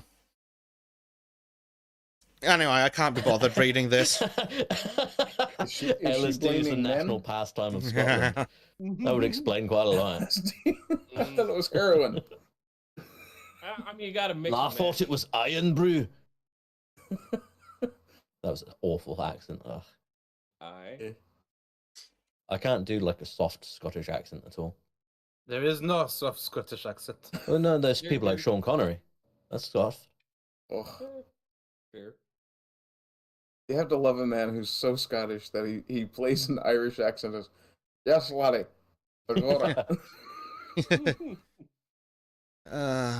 These goddamn climate psychos, get a real fucking job. I will leave No, you no, no, boys. no. I'm gonna cook a bit. Have a nice one. I guess. Bye bye. Take it easy, Chris. So no. The way you solve these climate psychopaths is With a you shotgun? let them self-delete for the planet. Well, that's it. If you're so concerned about your carbon footprint, fuck off. Yep. Don't make me and my non-belief in your cult. Yeah, suffer. Just save us all. Yeah. But wait, we can all be terrified about something else. There's apparently a huge planet killer asteroid heading our way. Hot diggity damn. That's Thank God, since been Get too your long. 3 shots. Get your 3 shots to be protected from the huge planet killer asteroid. yeah. But like The these, thing would be it only entering takes, orbit, and these 3 fuckers would be telling planetoids. us to get boosters. It only takes Jesus 3 Christ, we're on planetoids to YouTube, flatten the Ardent. Huh? What was that, Bleach? curve. It only takes 3 planetoids to flatten the curve. Okay, can you like remember that we're on fucking YouTube? And you can't say that. Planetoids? Wow, I didn't know that was I mandated. think we were successfully dancing around things. Yeah, I thought we were doing pretty good, actually. Jesus Christ, boys. Anyway, back to the climate I don't cunts. think he's going to Born help real. somehow. Wait, look at that headline. Jason Bourne isn't a fictional CIA agent. He's real drunk and lives in Durham. Holy hell. Fuck. Wait, does that mean he's still a CIA agent, though? Apparently, yes. Oh, God. Because that literally, that sentence isn't a fictional CIA agent. Literally would be translated as, he is a CIA Yeah. agent. Yeah. And he Oh lives my in Durham. God. What? It's typical Oh, of I them, mean, isn't it? drunk. Where? Yeah, I'm assuming North and lives in Carolina. Durham. County Durham, probably. Yeah. Mm. But yeah, these climate idiots are like, we've got too many people. You first. Why do you think? What makes you one of the 5 million who get to stay? And She has the self-abortion type face. Yes. No, she does, doesn't she? Oh God. Just don't look too deeply into her eyes, because then you'll end up being drug into the void as well. Medusa hair. Oof. Yeah. And a terrible nose. So moving on from this ugly beans. Should you save a dying stranger if you know they eat meat? Should you save a dying stranger if they have pink hair? How would I even know a stranger eats meat or not? Well, if they look healthy... Yeah. Yeah, well, There's lumps of steak if still in their mouth. if they're a stranger, they'll probably announce that they're a vegan the moment you meet them anyway. So Exactly. Yeah. They'll be wearing a T-shirt that would indicate it anyway. A prime example of why the universities need to be reformed argues that it can be ethical to let them die because of the suffering they cause to animals, and he's not even a vegan. Oh, so you first then. so he's a sociopath. Cool. Yes. Oh, well, and look at his fucking name. Dr. Michael Plant. Fuck off. Oh, that's not his real name. He's not a real doctor. There's no way. He would be a real plant. University of Oxford. How the fuck did this idiot... Founder and director of Happier Lives... Oh my god, look at him. Oh, look at... Alright, he has the involuntary self-abortion face. Okay, he has a PhD in philosophy, seriously. so he's not really a doctor. Oh, Happier Lives Institute? Go fuck But yourself. look at the piece of shit. Can you say spoiled rich bastard? Yeah. I could say lobotomy. No, having a PhD in philosophy does not make you a doctor, in my opinion. No. I mean, I've always been... Oh, and he's talking about why California is fantastic. And yeah, okay, so he's an idiot on every possible fucking front.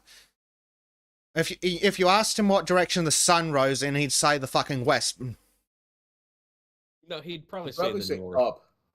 He'd probably say up. Yeah. It starts from the middle and goes two different directions at once. Yes. Quantum physics.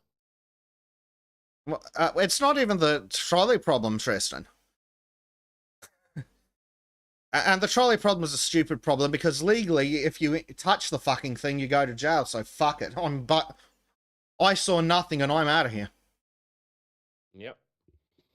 Either that or you fake Dr. Michael Plant's fingerprints and put those on the lever and then have him genocide them all. Letting meat eaters drown is ethical because of the suffering they cause to animals. Right. No, can't say that. Can't say that. Probably can't even say that on alt tech. By that logic, then, the person who allows the meat eater to drown is increasing the amount of suffering caused to animals. Yes. Yeah. Yes. So his argument stems from a conflict of what the idiot says are two commonly held beliefs by stupid people. The first is human beings have a duty to rescue each other. No. When doing so comes at a trivial cost. Try again. For example, jumping into a pond to say, no, we've got no duty to do that. Some of us assume that duty, but we don't have it thrust upon us. This guy clearly he is just a values socialist. Animal life over human life. Well, There's nothing he's a deranged he's deranged psychopath socialist. For example, jumping into a pond to save a drowning child but ruining your clothes in the process. One, if your clothes can get ruined by water, you're a fucking idiot and you need to stop buying your clothes like a retard. And the second belief he claims is it's wrong to eat meat because of the suffering animals can experience in factory farms. Commonly held. Yeah, just fuck off and die. Just fuck off. Again, I'm still of the firm belief that you should just kill them and eat them. I'm Vegan. Dr. Michael Plant, you mean? Meat so you cancel out their efforts. Are we talking animals or vegans, Cry? Yes. Vegans. Yeah, they are animals. Dumber than the average cow. I actually respect the average cow. Yeah, cows are useful. And they could lean on you and kill you. Yeah. You find me a vegan that can do that. I mean, look at that smug fucker in his little... Wait, is he showing a little white supremacy symbol there? No, he's holding a clicker. He's stripping a clicker. Yeah. Ah, damn. So the idiot says, if meat eating is wrong on animal suffering grounds, then once you consider how much suffering might occur, it starts to seem plausible that saving strangers would be the greater evil than not rescuing them and is therefore not required at all. Okay, so as Crow said, you're a sociopath. You're a psychopath. You're Definitely just sociopath. deranged. Okay, You're absolutely I fucking would like insane. to point out for the record. Do you know who else was a vegan? Hitler. Fucking Hitler. Apparently, we all knew that one. I Yeah. don't think meth counts as a vegetable. It does But it's for not Dr. meat Michael based. Plant. Fair It's- point. Oh, good gods. Oh, dearie me. And then he's like, oh, but what about a pawn scenario where instead of a child, a person sees a cruel dictator known for torturing their populace drowning? You're a You mean fucking Dr. idiot. Michael Plant? Then he can fucking drown too. Oh, sorry, who said he was off to do something important and is now playing the Horus Heresy? Fucking Important. Chris. Relative to what? So we see how it is. You've been abandoned for gaming. Stuck with Dr.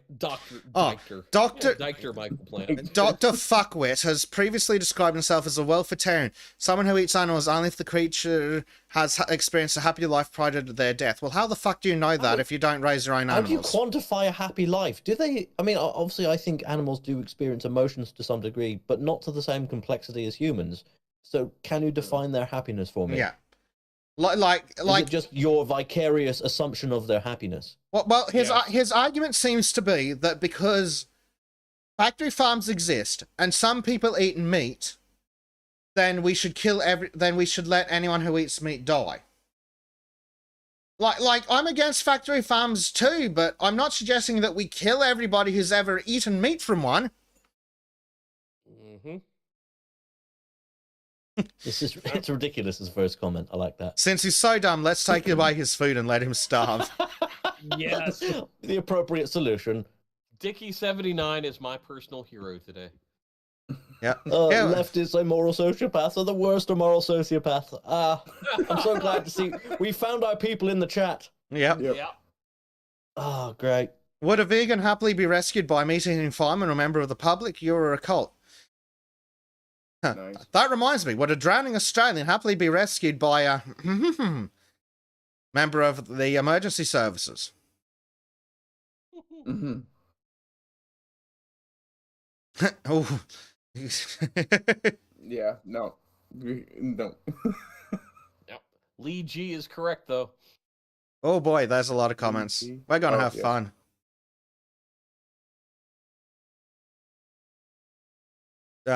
Some idiot says just being on the planet causes shit animals to suffer. Okay, so you're an idiot. Okay, so He's got his alt account going. Yeah. Dr. Devo370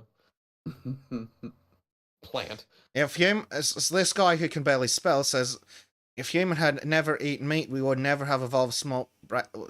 Sorry, is this Harry's small alt? brains. What? Small brains. Yeah. Me have small brain, me eat no meat. Yeah, Ooh. absolute morons. He- This guy's slightly less insane. I'm vegan, but that's nothing to do with saving a dying human. You know what we were talking about earlier about abortion. Maybe sometimes it's never too late.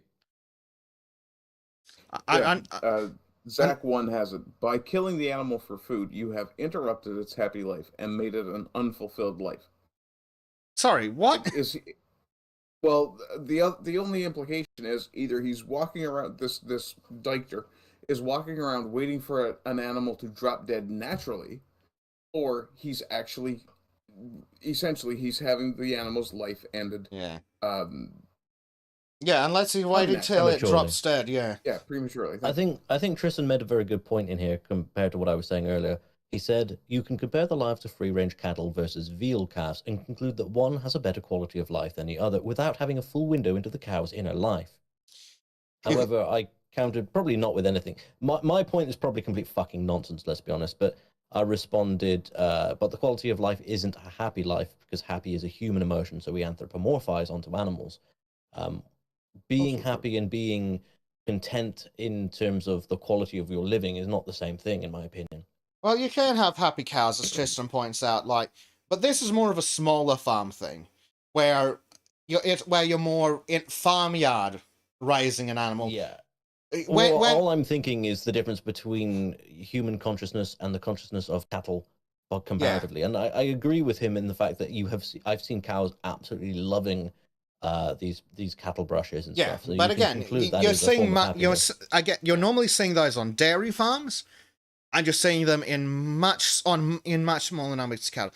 When we're talking about beef cattle, especially grass fed, we're looking at 10,000 fucking cows spread over the bloody countryside.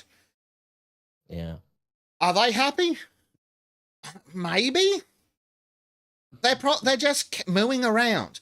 They're doing generic cow crap. Who fucking cares? They're over there chewing on grass and generally being unmolested by humans.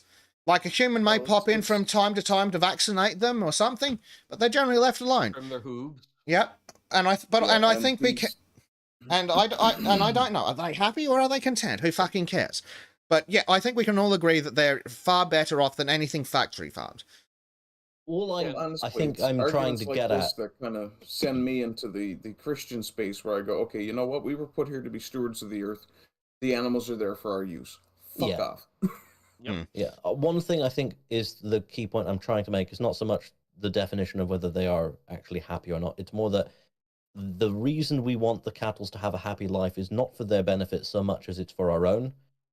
It is partially a selfish thing, so we don't feel bad when we eat them. That's why we respect animals when we hunt, but we still kill them. Yeah, that's true. We do anthropomorphize them. Like, obviously they can be happy, but the reason, you're right. The reason we've come to the point where we're at, even people who aren't lefty vegan lunatics like us are going, maybe free range is the way to go, and factory farming is evil. It's not because we're trying to get fed. It's because we're sitting here going, why are we causing needless suffering? Yeah. I mean, we put ourselves in that situation and think, oh, well, it's just like our offices, which are miserable. Let's not do that to other creatures. Yeah. And it's entirely a human affectation. Like, on the flip side, you have Schwab and his bug farms. Does anyone give a flying fuck about shoving 1 billion bugs into a factory? No, because they're bugs. Have feelings? No. One, they don't have feelings, and two, they're gross and icky, so we don't anthropomorphize them. Gross and icky means they don't have feelings. I like that. Well, no, they don't have feelings, and... I'm teasing. Okay. I wasn't taking that seriously. Oh, good. I wasn't sure if you misheard me, but if you're teasing, that's fine, yeah. That's a good one. I'm just saying that I was just trying to equivalate it back. Yeah. You know what I mean. Whatever. Yeah. But I think we can all agree that it is moral to give them the least stressful life. But I agree with Katie Lane here. Oh yeah, absolutely. Yep. Like, the ideal is to give them as close to is to give them a healthy, as close to natural life as possible, and a fast, painless death. Yeah, and that's everything that you do with hunting, and Mm-hmm. you get a lot of people that they're hunting simply for the sake of eating, and they don't have any respect for what they're eating. Yeah, and I think that's where the moral implications come in. You can just when YouTube was doing its weird thing with shorts, some of the things it was bringing up was coyote hunting, and it's like, I understand the value in eliminating a pest animal, but also, if I see you shoot it and then I see it run around, I fucking hate you because you're a bad shot and you haven't done your job properly. No, you shoot it directly in the heart or the head and it goes bang into the fucking ground. Or it takes a couple of steps and goes. It shouldn't be running around for ages fucking afterwards. Fucking do the job, do it fucking properly. Because it is the heart, then the lungs. Yeah. You can. And if you take it down and it's still alive, finish it. Because it is the human thing to do. Yeah. I think that's the key point that people seem to forget when we talk about making animals suffer less, that it's us that wants to do that. It's an emotion. you don't look at a tiger and think, oh, it's going to reduce that suffering of that zebra it's trying to eat right now. It's going to just do what it needs to do and tear it apart while it's alive. It's a very human trait to try and respect the killing that we have to do. And like another video I saw, and these people are like, oh, they're natural lives. Sorry, what do you think happens to a deer in the wild? How do you think deer die generally? By a wolf. Why do you think we had wolves? Yeah. What do you think a wolf does to a deer? Do you think the wolf hides in a fucking tree and shoots it in the head? No, it chases after it, it nips at its legs until it can't run, it claws at it, it bites it on the rear until it can get it on the neck, drag it down.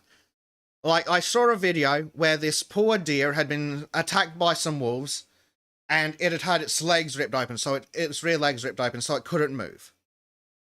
It was in excruciating pain. So the guy took some video, and then in the comments he said that off camera he finished it. The natural way of things was to leave it there, bleeding out until it died of either blood loss or dehydration. The human thing to do, because it's suffering, it would call in predators as well. Yeah. And you can see it a million times. Go on fucking Animal Planet, and you can watch an animal being eaten alive. The natural world is cruel, vicious, and painful. The human thing to do, because we recognize pain in ourselves. We know how pain makes us feel, and we don't want to inflict that on the animal. So we kill it as quickly as possible. Because it's the human thing to do. The natural thing to do is to leave it there to die. It's like when an animal get in the States, when a deer or something, it's usually a deer, when a deer gets hit by a car and is lying on the side of the road all fucked up. You'd finish it. The natural thing to do would be to leave it there. Your soul is mine. Now, sometimes I've hit a deer going about 78 miles an hour. The damn thing got up and walked into the woods, and I'm like, all right, well, if you've got that much chutzpah, I'm going to let you go. Yep. Probably died in the woods, of course, but Probably I wasn't a going shock to later on. Yeah. But yeah, they sit there going, oh, natural world. Yeah, how do you think a fucking wolf eats?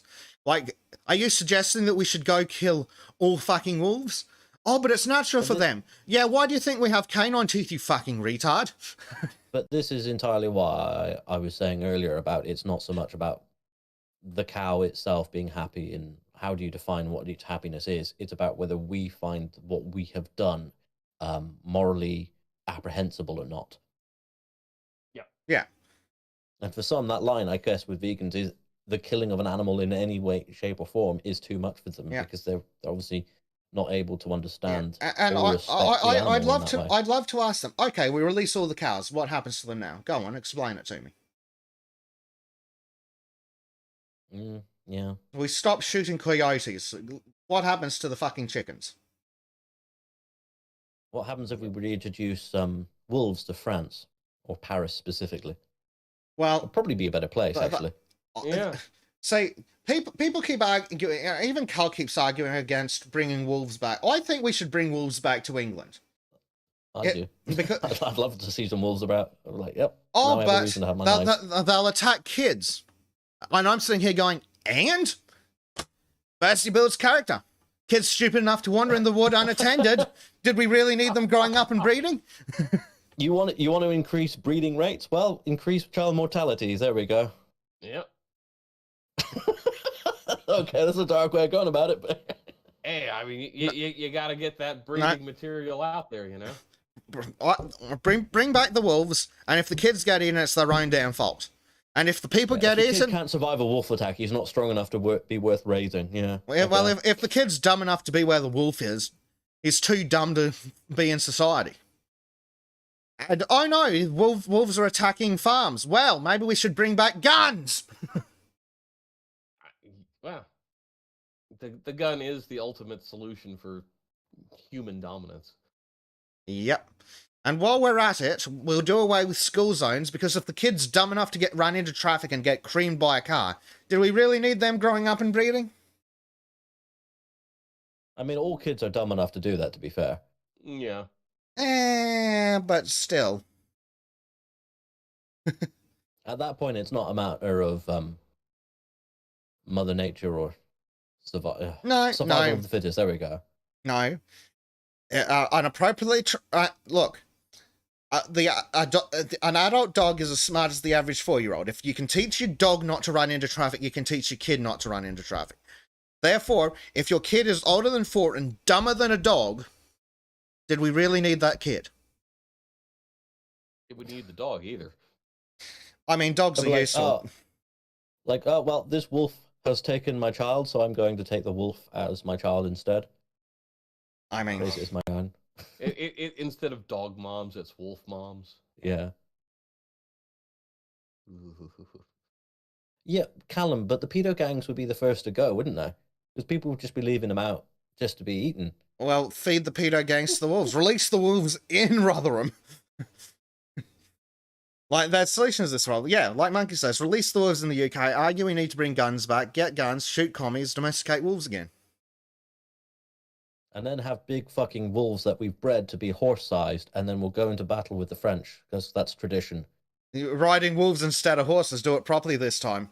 Make Calais British again. Not that we want Calais, it's just for the sake of, Gibbs.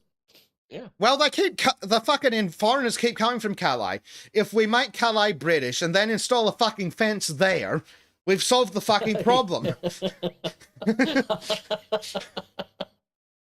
I mean, honestly, I think return to empire, and then that way you've got places to send them. Yeah, but then we might have to consider partially conquering America. Like, only a little bit of it, though. Yeah, just take Canada. Well, I mean, Canada's already going to be part of the place, so we just come in. May I offer a joint campaign in Mexico? Yes. What would happen is what we would do is we'd invade places like New York and Vermont and that sort of area, and we'd get Central America to actually join us as an ally against the democratic states. And yes. Yeah, I mean, See, it's not they're really already American agreeing. anyway. It's like, these aren't even American territories. We might as well bring it back to the Brits, who are more on our side than the bloody Democrats are. Only if you enact some Boer War era concentration camping. Don't forget, look, I vote that we give all of North and South America to the Americans, but we get to raise Argentina to the ground. That sounds like a win-win. I mean, I'm not crying for Argentina. Right, I better get going, unfortunately. I'm being summoned. Fair enough. Have a good day, Crow. You better go have fun, because if you're not having fun, then you're betraying us for nothing. Yeah, I'll have fun for sure. Oh, good. Then you won't be a happy crow and we can't eat you. Yeah, I need to have a good life. Let's remember that. And because I'm an eldritch creature as well, I'll fill you for years with madness. All right, cheerio. Bye, everybody. Have a nice stream. Bye, Crow. A good timing to get Ardent back? Yes, hello. Check and make sure I wasn't muted again. Ah, dear. So let's have a look at another idiot. The woman who ruined your Monday, eco-activist who caused M25 chaos, is a Cambridge-educated wannabe pop star who shares selfies in a petrol car and compared herself to a pow after storing Premier League match. Oh. Jesus Christ. Yeah, there's the cunt. Oh, God. That What kind of a car is that? Oh, dear God, no, God, no. Oh, it's her! That's a bit better. Lean back just a little more. Lean back. Just jump. Let the petrol take you away. No, I can't say that. But I can think of some creative uses for her accessories and her location. Oh, look at that! It's a slag. What a respectable young woman. Ah, yes. Hang on, what's her T-shirt say in that? Just no, the next this one. one. That one, yeah. Dating me is like a Cambridge term. By the like fifth week, you are completely burnt out, emotionally destroyed, and suicidal. Yeah, that's not something to boast about, you stupid slut. Just imagine how bad she must be in bed for that to be her. Like, yeah, you're all suicidal now. See, when they're up on gantries, we shouldn't stop traffic. Problem fucking solved. No. We should allow In fact, we should increase the speed limit. No. Yes. No stopping. Yep. It's illegal to stop. Just. Yeah, just an observation. To get rid of pests like squirrels, I like people how they had to usually wrap shoot her them up out of like the a trees. Christmas present. Should have just dumped her in the damn river. There's ways to get things off roofs, and I think we should ask the American how to deal with rats. I think we can ask the Koreans about roofs. Yes, and how to deal with rats as well. Oh, look, here's another terrorist. Yep, another terrorist. About time the fucking cops did something. Too fucking little, They too don't late, do though. anything. They'd like, oh, well, here you go, Mr. Psychopath Man. Well, at least they fucking arrested him that time. Yeah, Then there's this shit. No, fucking, it's illegal to block the road, arrest them all, drag them out. Napalm. No, Yes. you ruined the roadway then. They've ruined the roadway by gluing themselves to it. You just napalm it, and then you go over it with some new tar, new Fair. chip, you know? Yeah. Yes. Oh, there's a comment down here. I know this will prove controversial. No, why don't we leave them locked to whatever they can poop in their pants for days? Yes, that's not controversial. That's true. No, I'm talking about this one here. I know this will prove controversial, but I don't actually blame her. She is a victim. Even if she has... Well, they've spelled it wrong, but I think they mean even. Okay. Brainwashed and being used by those who have political agendas. No, fuck her, it's still her fault. No. Yeah. Yeah. She made her own No choices. sympathy. I'm sorry, but women are supposed to be considered people of agency these days, so, yeah. She made her own choices. Since when were women supposed to be responsible for their own actions? Feminists are against that, remember? Earl asks, if they're hanging from the gantry, can I use my rock sling? Think of them as pinatas with delicious brain candy to be taken out. There you go. Yeah. So, what happens after these idiots? Well, a caller says, I will never ever forgive these people. This caller missed his father's funeral where he was due to be a pallbearer because of the Just Stop Oil protesters on the M25. That's perfectly justifiable excuse to run people over. Yes. Yeah, we can't fight homelessness, hunger, or poverty, but let's fight climate change. Yeah. Yeah. You know what I would like to do to fight climate change with the poverty and homelessness? Send these people into the homes of the psychopaths, I mean the climate activists, and let the homeless live there for free. Eat whatever they want. I don't give a fuck. Yeah, yeah. I mean, even if it is the homeowner. I think if these activists are so concerned about the ice caps, we should fly them there and tell them to fix them. Yeah. Oh, do you love your children more than you love fossil fuels? Shrieking Just Stop Oil activate forces Sky... Well, their argument seems to be if you love your children, stop climate change. No, I love my children, therefore I want to be able to keep them heated in winter, you fucking idiots.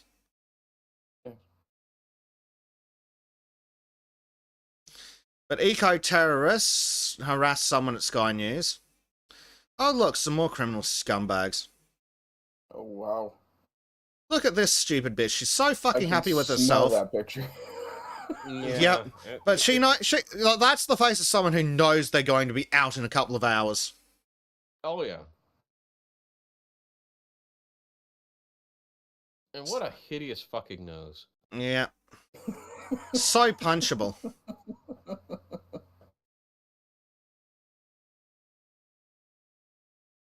And look at these climate activist tards up there in all their safety gear. Oh, I'm putting myself at risk. No, you're not, you fucking idiots. Yeah, with your safety harnesses. that climbing gear, I've been up the side of a tower and I've sat there and had lunch in that shit. Yeah. You are as much in danger as I am taking a nap. I mean, you're probably in more danger taking a fucking nap. True. Especially with these people around. Mm-hmm. Goddamn fucking terrorists. That's a weird looking way of setting up a van. That's really weird. Where's the scumbag guy? I think she needs to have that helmet removed and then go on a Baltimore cruise.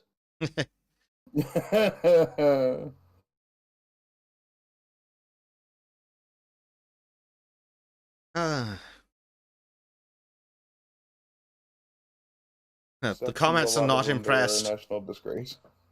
Lock them up for at least 5 years. Fuck them all out. Yes, yes, yes. As where was Tristan? Social contract. We all agree to cede the right to vigilantism to the police, contingent that the police handle crime impartially. If the police don't hold up their end, why should anyone else? Refer to our previous conversation about pig farming. Yeah. Yep. Not one drop of sympathy. Smart Teching says, I don't like that Harry retard, but you think he'd just mess these people up. I'd pay to see that. Oh, God. I'd sell tickets and popcorn. So he could probably beat all of them because they're raised on soy. Exactly.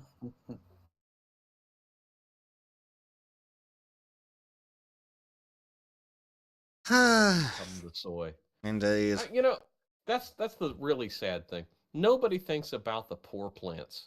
These vegans are just destroying the environment by eating all of these plants and bugs. Yeah. Well, they eat all the plants, and then we have to cut down forests, which help prevent climate change, in order to grow more plants for the goddamn vegans. Exactly. Save a cow, eat a vegan.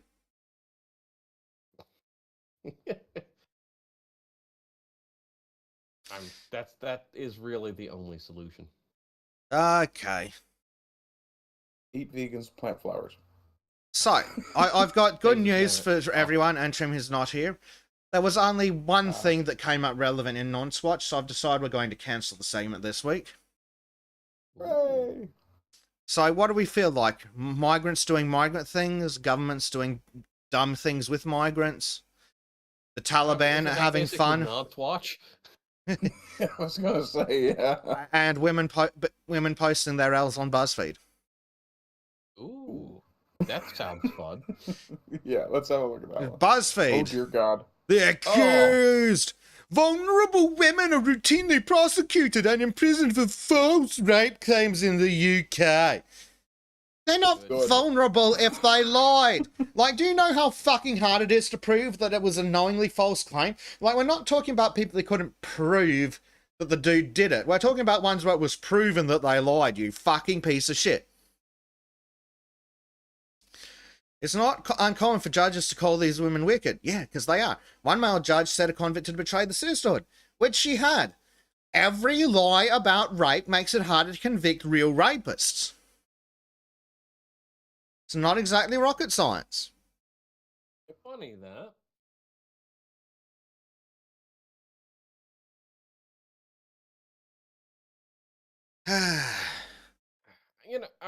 And this is one of those. Why is it so hard for these people? And when I mean these people, I mean these stupid feminist bents to recognize that if you don't go, hog wild with the false accusations, you get more and severe punishment for the crimes that actually do happen. Oh, that's right. That would make sense. Sorry.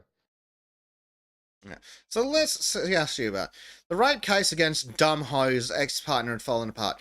Dumb Ho had accused him of assaulting her numerous times over a 2-year period, but detectives had found discrepancies in her story shortly after they arrested him, so prosecutors dropped the charge. Oh, so they found out she'd lied. Elsewhere around the world, that would have likely been the end of it. Not in Britain, yes. Not in Turf Island.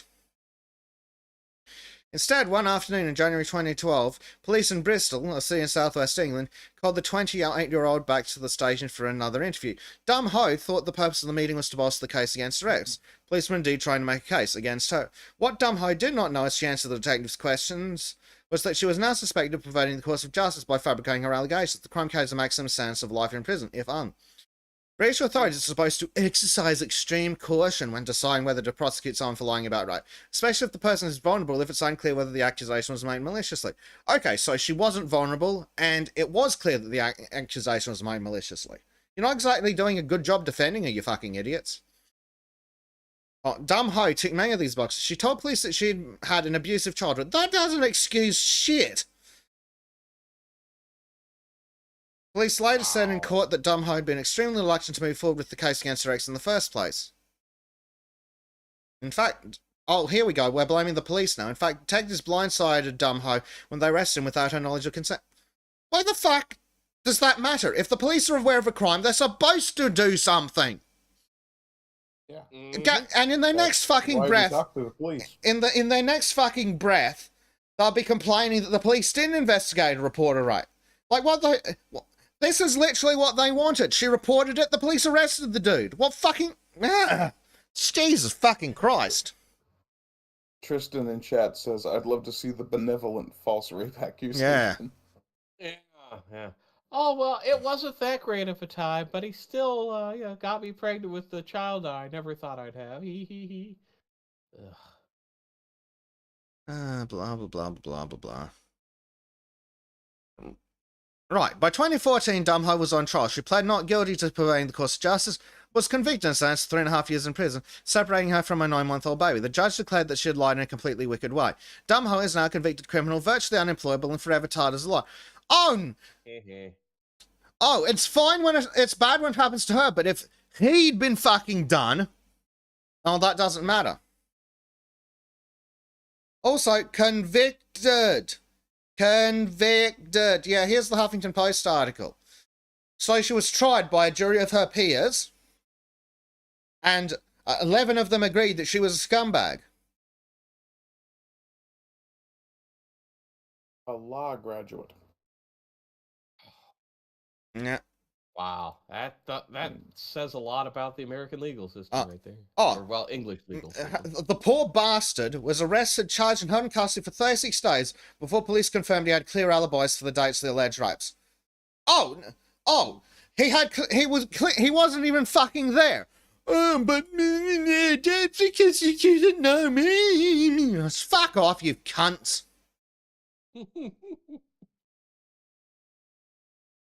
As Monkey says, well, if it isn't the consequence, if it isn't the actions of my own consequences. Yeah, look, this is Huffington Post, who are telling a completely different story to BuzzFeed. Dum Ho's lies led to the poor bastard's arrest, charge, and detention in Hawthorne Prison, where he was subjected to abuse by fellow inmates. Judge Lambert said he had sat through hour after hour of video interviews in which Dum Ho claimed she had been raped by him. I observed with someone of high intelligence who went to significant devious lengths to pervert the course of public justice. The comment was utterly cynical, calculating, determined, and repeated. Yeah, so it's a completely different story from what the fucking lying hacks at BuzzFeed shit. Oh, and that's the photo they show. That's the fucking photo they show. Not that one. Wow. All right, HuffPo, you've somewhat redeemed yourself. Once in 1 million times. Yeah. Gee, I wonder what narrative they're trying to tell. Firstly, if I was on a jury and that claimed that it was raped, I wouldn't believe it. My first question is, of all the people he could have raped... Yeah. Like, if he was... Maybe he had a type. He could have been on LSD like we were talking about. Yeah, maybe.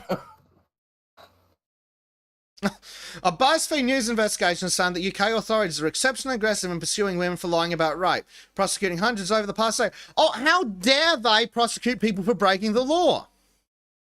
Oh, no. Aggressively. BuzzFeed News today exposes how prosecutors routinely fail to follow these laws. At least 200 women in the UK have been prosecuted for lying about being raped in the past decade. So what? 20 a year? Whoop-de-fucking-do. Mhm. Most of these women were sent to prison. Dozens of them were sentenced to 2 years. Right, so most of them were sent to prison. So the prosecutors have been very fucking careful about who they've charged, and it's the ones they're certain of. That's what I'm hearing there. Mm-hmm. Prosecutors went after teenagers and women who reportedly had mental health issues. Sorry, that doesn't fucking excuse them. Had experienced past physical and sexual assaults. Not an excuse. Or grappling with drug and alcohol addiction. Not an excuse. When were prosecuted, even when they reportedly went to police only under pressure, quickly recanted and never named their attacker at all. Oh, so when they lied, admitted they lied, or lied but didn't blame a particular person.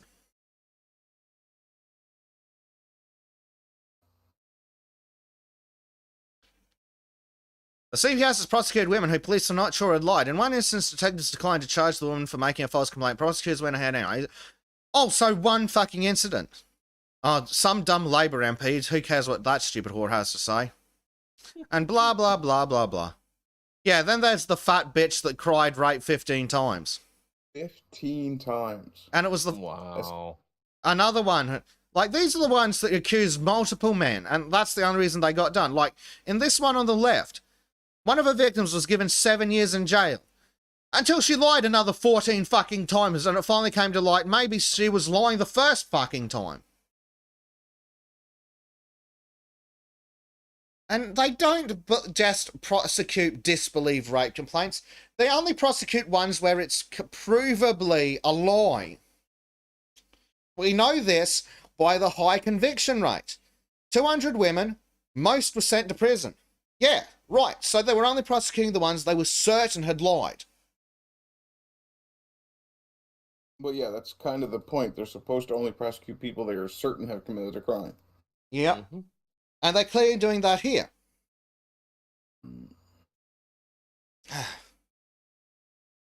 How about something slightly more interesting? The Taliban's banned women from fun fairs, parks, and gyms. Where's the problem here? But they've also banned girls from middle and high school, despite contrary promises. And who really believed the Taliban was going to keep that promise? Apparently Western fucking media. Yeah, fair. A spokesman from the Ministry of Virtue and Vice said the ban was being introduced because people were ignoring gender segregation orders and women were not wearing the required hijab. Who fucking cares? But it's their choice.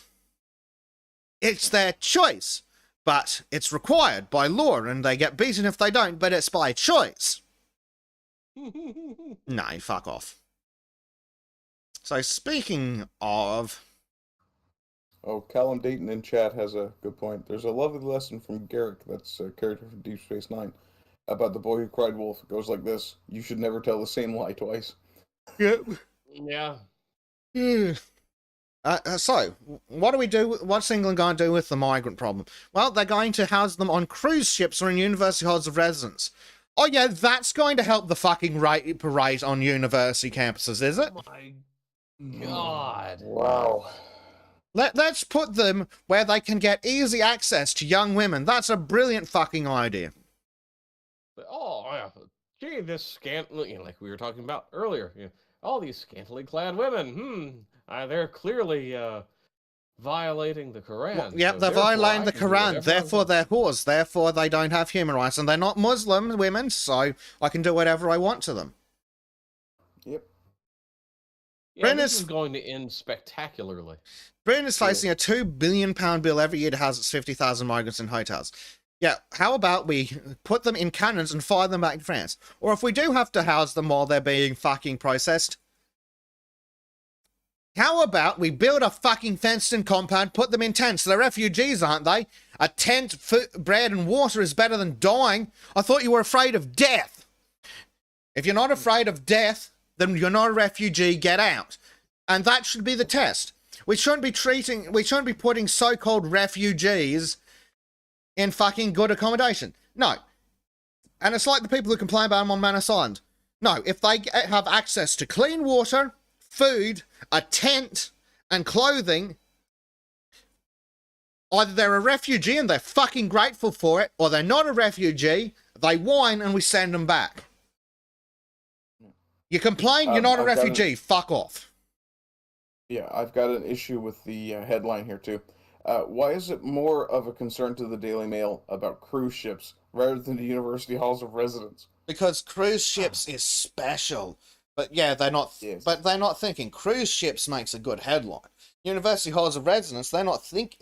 Well, they can't. They are lefties, so they can't talk about the fucking immediate uptick in university rapes and how that's going to be white men's fault. Yes, true. Yeah. Just no. Put them in a fucking fenced-in area with tents, and if they whine about it, they're not a legitimate refugee, and they can fuck off. And also, again, no, you're only entitled to refugee status in the nearest safe country. So if you're in England, you're not a legitimate refugee. Just straight up. If you're in England, you can't be a legitimate refugee. Because I'm pretty sure they stopped the war between the United Kingdom and the Republic of Ireland. There are no legitimate refugees who can possibly get to England. Just like Australia. The only people who have a legitimate claim to refugee status are the poor bastards fleeing Jacinda Ardern.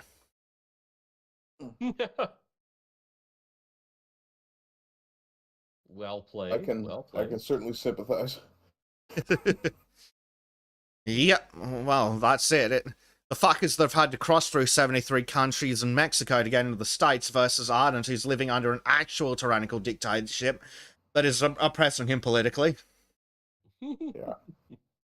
It's very tempting to contact the reinstituted governor of Florida and see if I can't directly apply for refugee status there. Didn't Viva Frei essentially do that? But did he? Tristan Armstrong says, I take this. think he had something going for him that I don't. Money. Tristan Armstrong says, take the Australian Koof concentration camps as the baseline for standard of living. If it was good enough for wrongly imprisoning your countrymen, it's good enough to put up migrants. Well, how can they argue against that? He makes a very good point. What's their argument? Oh, it's inhumane to treat a migrant like this. Oh, but it's fine for our countrymen. Fucking psychopaths.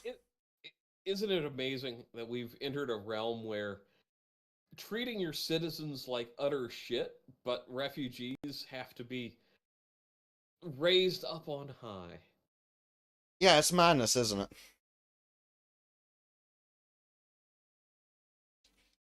Yeah, something is very wrong. Indeed.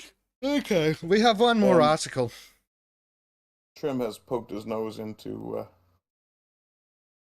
Oh wait, no, TF Allsberg. That's not Trim, is it? Trim. That's Trim. That's Trim. That's Trim. How many bloody logins does this guy have? At least 3.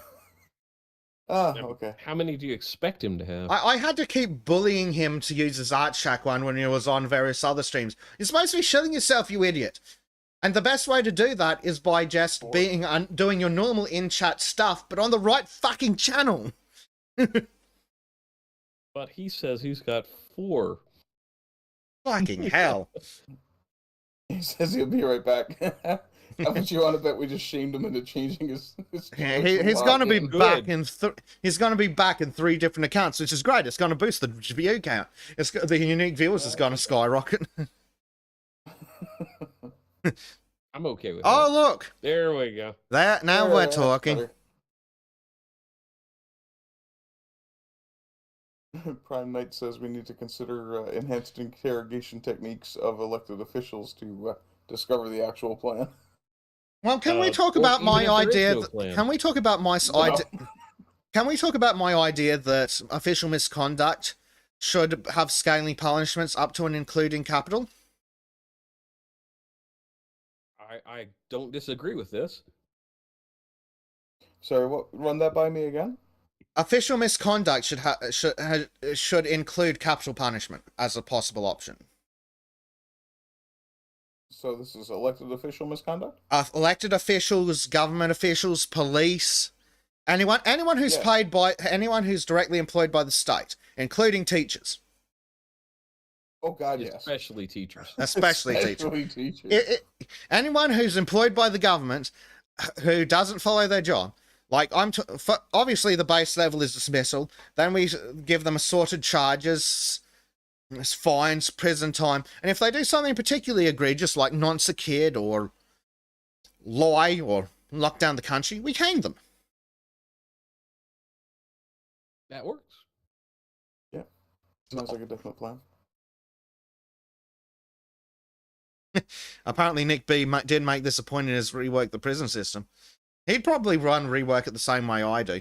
Full rehabilitation for those that can be rehabilitated. Kill those that can't. Problem fucking solved. Meanwhile, over at the British Bullshit Corporation, Belgian stabbing suspect on extremist watch list. No. Surprise. The prosecutors in Belgium say a man who killed a police officer in the capital on Thursday was on a list of potentially violent extremists. The suspect shouted, Allahu Snackbar. Aloha snack bar. Yes. Aloha Snack Bar. During the knife attack. The suspect was shot by other police, so he walked into a police station requesting psychological help earlier, got nothing. He was shot by other police officers and remains in hospital. They should have finished the job. Earlier in the day, the suspect visited a police station, making incoherent remarks and talking about his hatred of the police. Well, that's understandable. He was escorted to a psychiatric unit for treatment, but when police contacted the hospital later, he had apparently already left. The suspect targeted two officers while they waited at a red light in a patrol vehicle. The man stabbed the driver in the throat with a knife, causing what were to be fatal injuries. He then stabbed a second officer in the arm. He was taken to hospital. And then 5 or 6 shots were fired, and they got him. You may also be interested in this man reclining on a crappy floor. A Brussels attack survivor returning to the airport. Anyway, I don't care. Oh. Oh, the 6-year-old got his own terrorist attack at the airport that killed 32 people.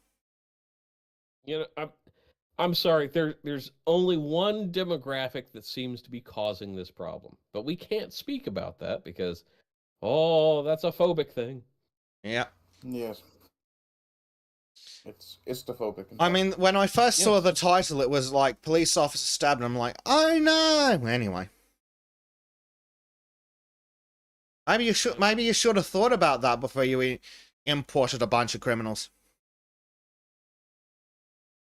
There's just no excuse to let this element run rampant because I'm sorry. After all the bullshit of the early 2000s, at this point, I'm rapidly convinced that the reason they're in fucking places like Brussels is because the people in their own countries didn't fucking want them. Oh yeah, no, I guarantee. I'm sure. And I'm sure the locals I'm sure the people around him when he lived in his snack bar country didn't fucking like him either. Yep. Well, I mean, many of my people left Newfoundland over the last, however long it's been established, and generally we do tend to ship out our assholes first. Well, that's what England did to Australia. Well, that's how we got Newfoundlanders in the first place. First England got their assholes and shipped them over as guards, and then they shipped over the unlucky as prisoners.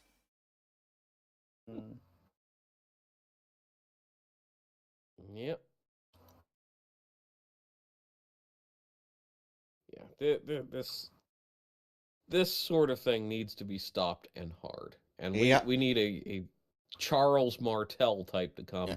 Also, you wouldn't have you wouldn't have as many problems like this if citizens could be armed. These fucking things, okay, you get permanent residency, but you're not a citizen, so you can't carry a gun or a knife.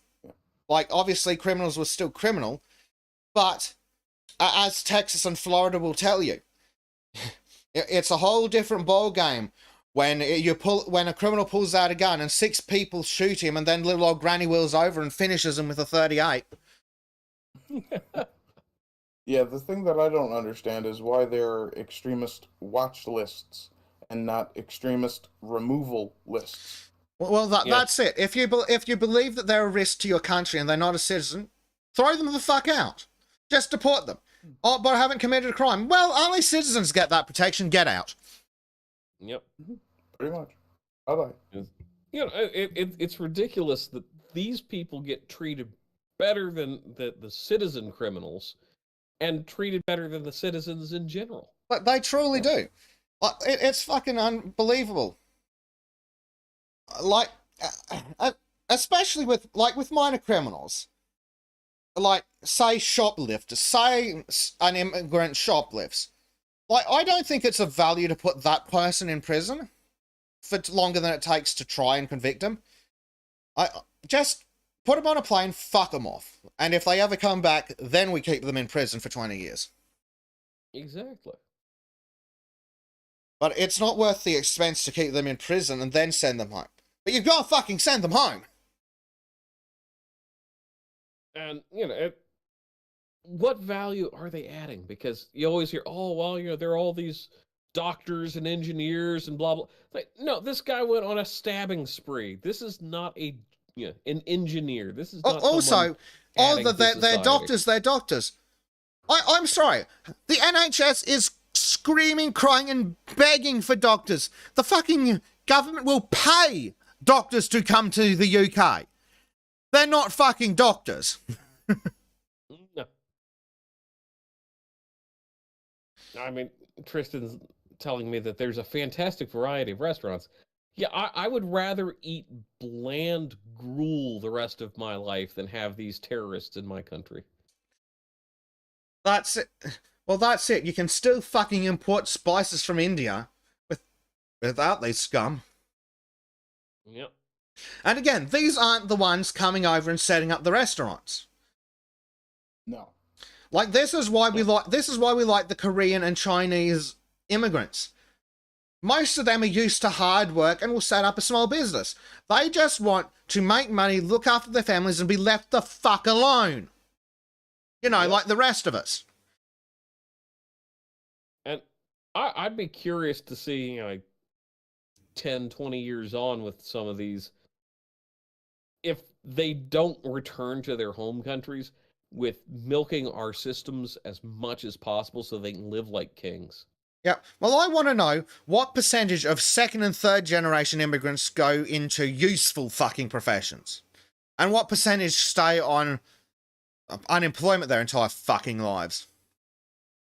I mean, if this was like the 1950s in the U.S., I would say 99% of them. Well, in the 1950s in the US, and the data will back me up, the second generation immigrants outperformed the American kids in every fucking metric.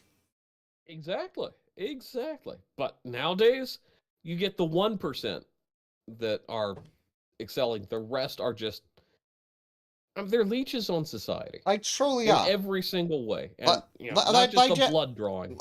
They just come over, sit on the fucking unemployment, and then their kids sit on the unemployment, and their entire fucking their entire fucking postcode is a fucking cesspit. Yep.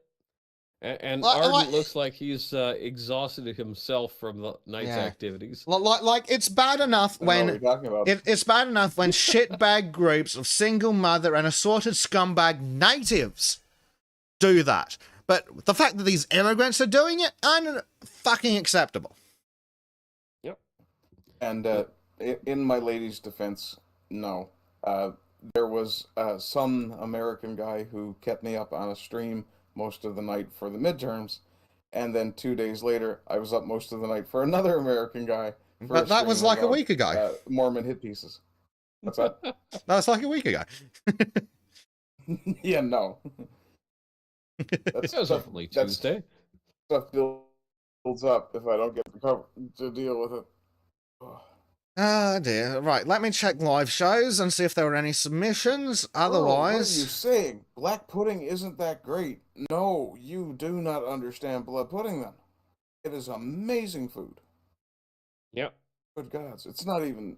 No. What's wrong with you? Replace black pudding over kebab every time. Oh, yeah. Absolutely. Okay. Fried nice and crisp. Oh, yeah. So we are actually done, and we are done early today. It was a surprisingly slow week. I mean, we could probably go for another 10 hours if I wanted to talk more about the elections, but I don't care. That's been done to death by a million other channels.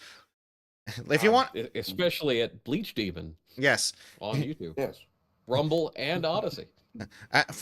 Yes, indeed. And for more Bezic expounding on the why Americans should be fucking grateful, go check out that stream. Yep. Oh dear. Yes, there will probably be a time lapse out on the Art Shack tomorrow, in the vague term of tomorrow, because it requires me to get up and then give a shit. Rumble me timbers. I like that. Nah. Ardent's going to be doing weird things. At some point, I'll have to pull my finger out and record that book that Bleach recommended. Yes. Oh, speaking of which, since Trim is in the chat, how the fuck do you not know who Mark Twain is?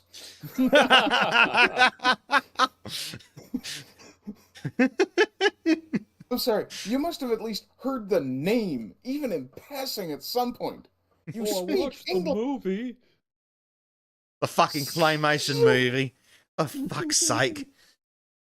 Not a household name. The hell he's not, you dingus. Like saying you don't know who wrote fucking... It's like you don't know who Shakespeare is. He's triggered as basic ones. And chat's having a go at him now. Yeah. Tal's like, yeah, fucking is he twit.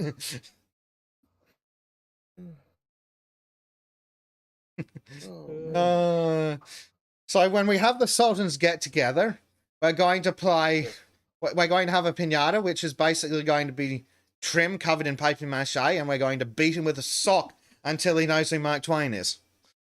No, we put, like, you know, the works of Mark Twain in the sock and then use that to take on the Trim Yada. Yeah. And Monkey, even bass tapes in them. Monkey's looking down on you. Monkey's looking down on you. Shame, shame. We need a shame bell. We seriously need a shame bell. Yes. Just attach it to Trim's voice activation. Fucking doesn't know who Mark Twain is. Stupid, uncultured fucking twat. How can you speak English and not know who fucking Mark Twain is? Even the Emperor reads Mark Twain. Yes. Students are literally going to beat him with a book. Yeah. Copy of the Marabarata.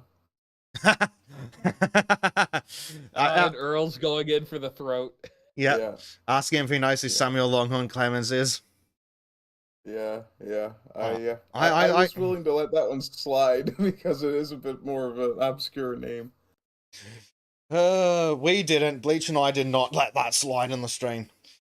But anyway, before this turns into another 2 hours of yelling at Trim for being an uncultured twit, you can just go watch it happen live back over on Bezik's channel, Bezik 1000. Yes, you see why Beta One points out we do have to have Ninja Star Hot Potato when we get together. Yes. And because apparently that's a thing. Yep. And Trim's lagging it. He feels outnumbered. It is basically him versus the entirety of the chat. Last don't artists know this shit. Is this way of starving artists? Fucking idiot thought Connecticut was in Canada, Ardent. Yeah, I remember, I think it was Student of History was unhappy about that. He's from Connecticut. Yeah, that's how we got onto the topic. Oh yeah, the Connecticut Yankee in King Arthur's Court. Yeah, the original Isekai novel. Okay, now, being not a weeb, what the fuck is an Isekai novel? Just, being sent back in time or being sent to an alternate world. Ah, okay, that I understand. Yeah. Well, I had to put it in weeb terms for Trim. Ah. Well, okay. to analogize it properly, it would be like a weeb, an English speaker not knowing who Mark Twain is like a weeb not knowing who, oh god, the guy who directed a bunch of the Ghibli stuff. Miyazaki. It's no, like yeah, not knowing Miyazaki. who Miyazaki is. Yeah. I would say it would be like a weeb not knowing what anime is. Yeah. I mean, it's almost it's Or how to use almost that chopsticks. bad. But yeah, I think you're onto it with a weeb not knowing who Miyazaki is. But yeah, student was very displeased that evening. Students, student, I think I could hear students screaming. I could. Yeah, you're a little closer. Yeah. Yes, dude, I do want to be isekai to the mystical land of Texas. That is a good point. Yes. Ah, well. That brings us to the end of today's shenanigans. At 4:16, because Callum kept trying to stop my damn rants. You all know who to blame now. Yep. Yes.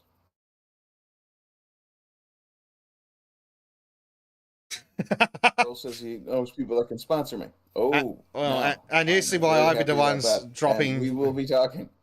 You see why I'd be the ones dropping fighting words. I'll bet Greta knows where Connecticut is. Ooh. And she's been on a boat too. And she's Swedish.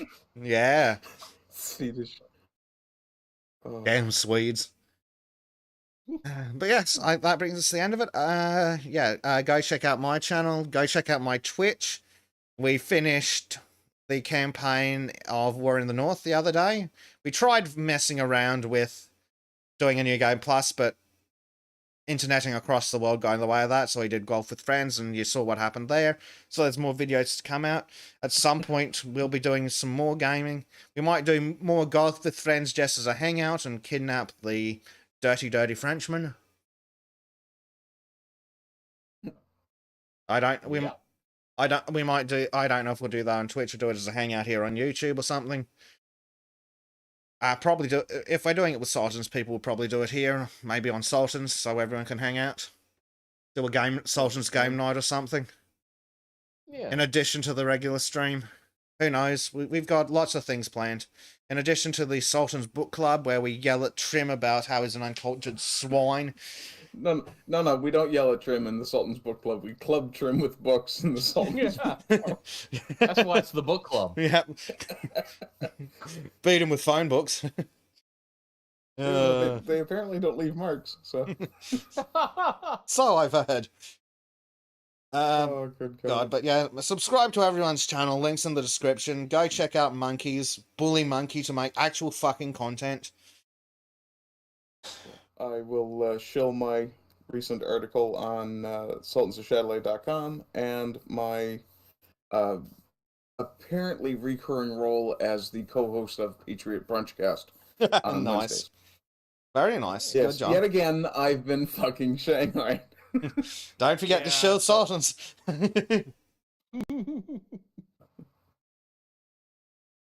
Monkey's nearly done his machine. He's got lots of content to come. Uh-oh. You see why I'll be the ones about ready to have Trim call him out for a duel. Saying that Greta's probably read some Mark China's and probably a better cook too. Oh man, them some fighting words. Those are fighting words. There's gonna be a bloodbath on here one of these days. Earl asks, is it the banana machine or the one for the tattoo? Yeah. So yes, between the Sultans community, we've got shitloads of plans, shitloads of videos coming out. Stay tuned. Watch us, shill us, check out Ardent's article, because he wrote a thing about Newfies and Newfoundlanders and how they're not the same thing, but he will bark like a dog if you tickle him right. Yeah, that's right. Don't tell my girlfriend that. I thought she's the one who told me.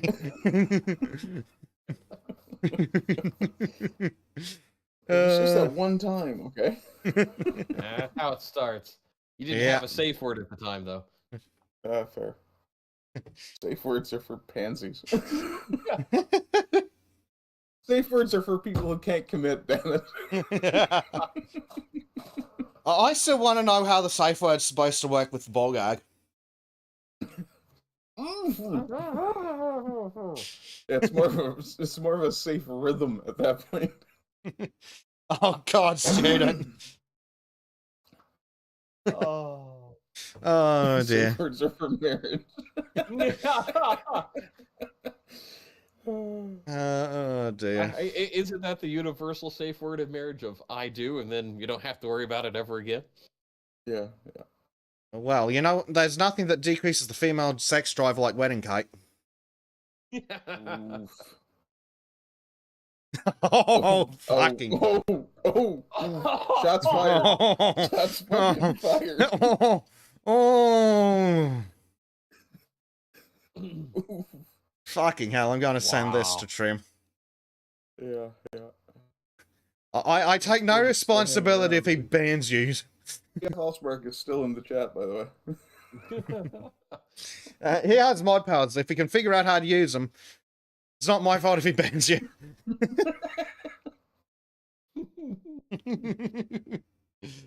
Oh We dear. could just throw UCYB to one a wrench and let them fight it out amongst themselves, see who gets timed out the most. Oh dear. Oh man. Right. I think that is everything. But yes, check out all the videos, laugh at Trim, leave a comment telling him how he smells funny. But yes, obviously everything else comes out in the video updates channel or the self-promotion channel, especially when Ardent's involved and everything gets promoted. Yes. I think now I that have. he can finally draw thumbnails. Yeah. I think I need to repay the hosting for the Sons website anyway. Does actually work. Yeah. So yeah, we will see all you fuckers later. Have a good one. Thank you everyone who joined us, especially the people we haven't seen often or before. Been nice to see you all. Shadilay, folks. Shadilay.